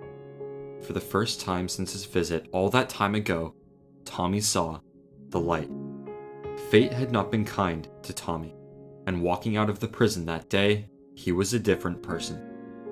The server had changed a lot since he got locked away. Memorials and statues sprouted from every corner. He traveled down Prime Path to his home. Flowers covered the ground to the doorway. Everyone had built something to represent their memories. Tommy froze where he stood. Hearing a voice from behind him, he turned around to see his best friend staring back at him. Tubbo stood in disbelief. After everything that happened, everything Sam said happened, Tommy was back. He didn't think it was real. Tommy was dead. He grieved for him. And yet, there he stood. All Tommy wanted was for things to go back to normal. But everyone, it seemed, could not do that. He was a ghost to the rest of the SMP, caught between life and death, something no one could understand. Tommy made his way to the ruins of L'Manberg. He missed the old days, the simpler times. He missed the friends he made. He missed the days when he had someone to lead the way. But now, he would have to take matters into his own hands. 2 days later, on March 14th, Tommy logged on with a plan. Making his way to Snowchester, he explained his idea to Rambo and Tubbo, who agreed to help him. Tommy reasoned that Dream was too dangerous to be kept alive. The things he said to Tommy before he was let out left an everlasting mark on his conscience. Dream held life at his fingertips, and giving Dream the ability to play God is a dangerous game. The power went to his head. Dream had told Tommy that he would bring back Wilbur from the dead, one of the most dangerous people on the entire server. Tommy didn't know how, but he knew Dream had a plan to escape, and something told him that it had to do with the knowledge held in that book. And as Dream had explained to Tommy, that knowledge was ingrained in his memory, and its only way out was if he went out with it. Dream's death was the only way to stop him from reigning terror on the server once again. And being on his last life, they only needed to kill him once to end it all. Tubbo and Rambo agreed with Tommy as he knew much more about Dream's power than they did. There was only one problem. Because Sam had completely stopped visits to the prison, their only option to kill Dream was to break in. Pandora's Vault may be inescapable, but it's also just as difficult to break into. meaning brute force would not be an option. If they wanted their plan to work, they would have to be sneaky. And as far as they could see, there were only two ways to sneak in. By stealing Sam's warden keycard to gain access to the entire prison, or sneaking in using an invisibility potion during a visit. Both were virtually impossible in their current situation, but Tommy had a way around this. There was one person on the server who they might be able to convince Sam to let visit. Ghostbird. Because Ghostbird has infinite lives, only disappearing if Wilbur is revived, there is no threat to his safety by letting him visit Dream. And after some convincing, Sam agreed to schedule a visit with Ghostbird. It was decided. On the day of the visit, Tommy would sneak into the prison behind Ghostbird using an invisibility potion, making his way to the main cell and slaying Dream with the Axe of Peace. And as the group smiled with satisfaction, all they could do was wait until the fateful day arrived. The moon rose high in the sky. The group stood at the foot of a watchtower constructed next to the prison. And with all the pieces in place, they went over the plan one final time. So here's the plan, alright? We've organised with Sam that Ghostbird is going to go in. Now, the reason I needed all these pots is because I'm going to sneak in, alright? Behind him the entire time. I've got fire resist, brilliant. I didn't bring any armour because I have invis, I've got my totem, and I've got my invisibility. I'm going to follow Sam through all the prison, and I think if I remember the prison, we should be totally fine and not die in there. And then Ghostbird goes into the room with Dream. I stay with him in invisibility. Then when we get in there, with the Axe of Peace, I chop Dream's head clean off. Ghostbird, do not, under any circumstances, say I'm with you. And if you can, lie that I'm not there. Lie? Yeah. I need you two to stay here, and then when I come out later on, I'll visit you two, yeah? When us lot come out. We've missed all the times we could have killed him. Rambo, you were there too as well, right? When he came through the portal. He's not worth the revive book. I know I haven't told you this, but today's the day Dream dies. I'll see you soon, Tubbo Rambo. I'll see you soon. All right. See you later, Ghostbird. See you soon, boys. Wish us luck. Bye-bye, friends. Bye, good luck. Have fun. Good luck. The fateful moment arrived. Tommy and Ghostbird made their way to the prison entrance, and today Tommy would finally take Dream's last life. And as they entered the main lobby, Tommy's mind wandered. Ever since Tommy joined, Dream had controlled everything he loved. Dream was the reason he lived in fear. He thought he won by locking him away, but he still found a way to ruin Tommy again. But today would be the end, the real end. With Dream's death, the server would be truly free. Dream would be banished from the SMP, and the bridge to the afterlife would fall behind him. Tommy felt chills as he remembered what happened the last time he was there. The pain, the suffering. He moved forward. The plan took over his mind. All he could think about was putting his axe through the heart of his ongoing nightmare. Once Dream was gone, he would be whole again. He wouldn't have to look over his shoulder every day. He wouldn't have to relive that moment every time he lost a heart. His thoughts became stronger the closer they drew until they arrived. The wall of lava was all that protected Dream from the blade of his axe. The lava dropped to the floor and Tommy could see it. His eyes widened with anticipation. He was so close. Ghostbird and Tommy stepped onto the bridge. As Sam pulled the lever, they floated across the divide. Rage filled his eyes. He couldn't wait. As the bridge reached the other side, Tommy drew his axe and... Stop! Stop moving right now. I've stopped. Walk to your left, Ghostbird. Who is there? Who is there? Stop! Whoever's invisible, stop right now. Stop this instant. Don't move. Sam had seen him. Tommy stood in shock. He was so close. Just a single block stood between him and the end of his problems. But Sam had no intention of dropping the wall. Too long had he worked at ensuring the prison would be safe, and under no circumstances would he throw that away now. Sam ordered Tommy to stand on the bridge, threatening to kill him if he failed to listen. With no choice, Tommy stepped onto the bridge and began moving away. His chance of killing Dream was now gone. He argued violently with Sam. In Tommy's eyes, by keeping Dream alive, Sam had just trapped the entire server under his unnatural power. Everyone's lives locked inside a cell, and the only one with the key being Dream. He was too dangerous to be kept alive, but Sam refused to let him die. Dream grinned he saw an opportunity, a way out from his life behind bars. And as Tommy and Sam argued across the pit of lava, Ghostbur remained in the grim clutches of Dream. Tommy, this is the reason I let you die in the prison. Ghostbur's stuck over there. Yeah, and I'll revive him if you don't let me free. Wait, what? What? Wait, no, Tommy, you said No. Go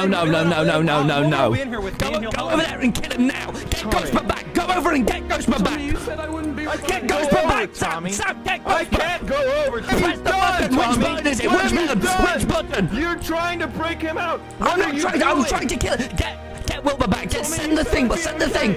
I'm not sending it back. You said I'd be okay. No, Ghostbur, it's fine. No, you're fine. It's gonna be fine. Where's he gone? See, Tommy, you promised. You promised it would just be a quick thing. No, okay, Ghostbur, listen to me. Tommy, I'm scared. No, listen, it's okay. Tommy, what have Sam you is done? gonna. Sam, what have you done? There is no reason for you to not send the platform back right now. Just send it. He's fine. He's fine. Send me over, all right? Why did Dream leave? What are you trying to do with him? Where what have is you he? done, Tommy? Where's he gone? Did you know that he was here, Ghostbur? Sam, I did. You signed the book as well, Ghostbur. He was gonna be here in spirit. He said he was gonna be here in spirit. I didn't want to lie. I said I was all outside. agreed. Tommy said No, Ghostbur, listen to me. What is he doing? It's okay. Why did he log out, Tommy? No, listen to me, Ghostbur. Listen. Back up, Tommy. Back up. No, it's You okay. don't let me out. I'm gonna revive him. No. Then he'll help me. Please, Wilbur will help me. No, send me over there. We can just kill Dream I'm now. not sending you over there. Look what I'm holding. He's just gonna keep you both. Back up, Tommy. Just send me over. Send me over. Ghostbur. Tommy, please. No, you're not gonna die. Ghostbur, count to 10. Count to 10, Ghostbur. Count to 10. 1 with me. 1, 2, 3. We're not gonna die. 4, 5. It's fine. It's okay. 6. Think of the blue. 7, 8, 9, 10. Let me out. I'm not letting you out, Dream. Fine. Back up, Tommy. What do you mean back Go up? over there. Go by the bed. No, but he's Tommy, there. You don't understand, Sam. Tommy, you promised me it would just be a quick Tommy, what am I supposed to do? If I send the Can you bridge kill over, him? something could happen. He might get out. No. He said it would be okay. Tommy stood in shock. Not only had he failed to kill Dream, but he failed to save Ghostbur. And as the lava sealed the divide between them, Sam ordered Tommy to follow him out of the prison. As they stepped outside, Tubbo and Rambo stood at the door. Immediately, they knew something had gone very wrong. Tommy explained what had happened. Confused, Tubbo and Rambo continued to question him, but he didn't have time to answer. Tommy knew that if Wilbur was truly back, he would be at the place of his death, L'Manberg. And so, he led them through the darkness of the night to the place it all began. Don't look at me like that. Blame the universe instead. I know what you're thinking. I'll look away. Hello, have you missed me? But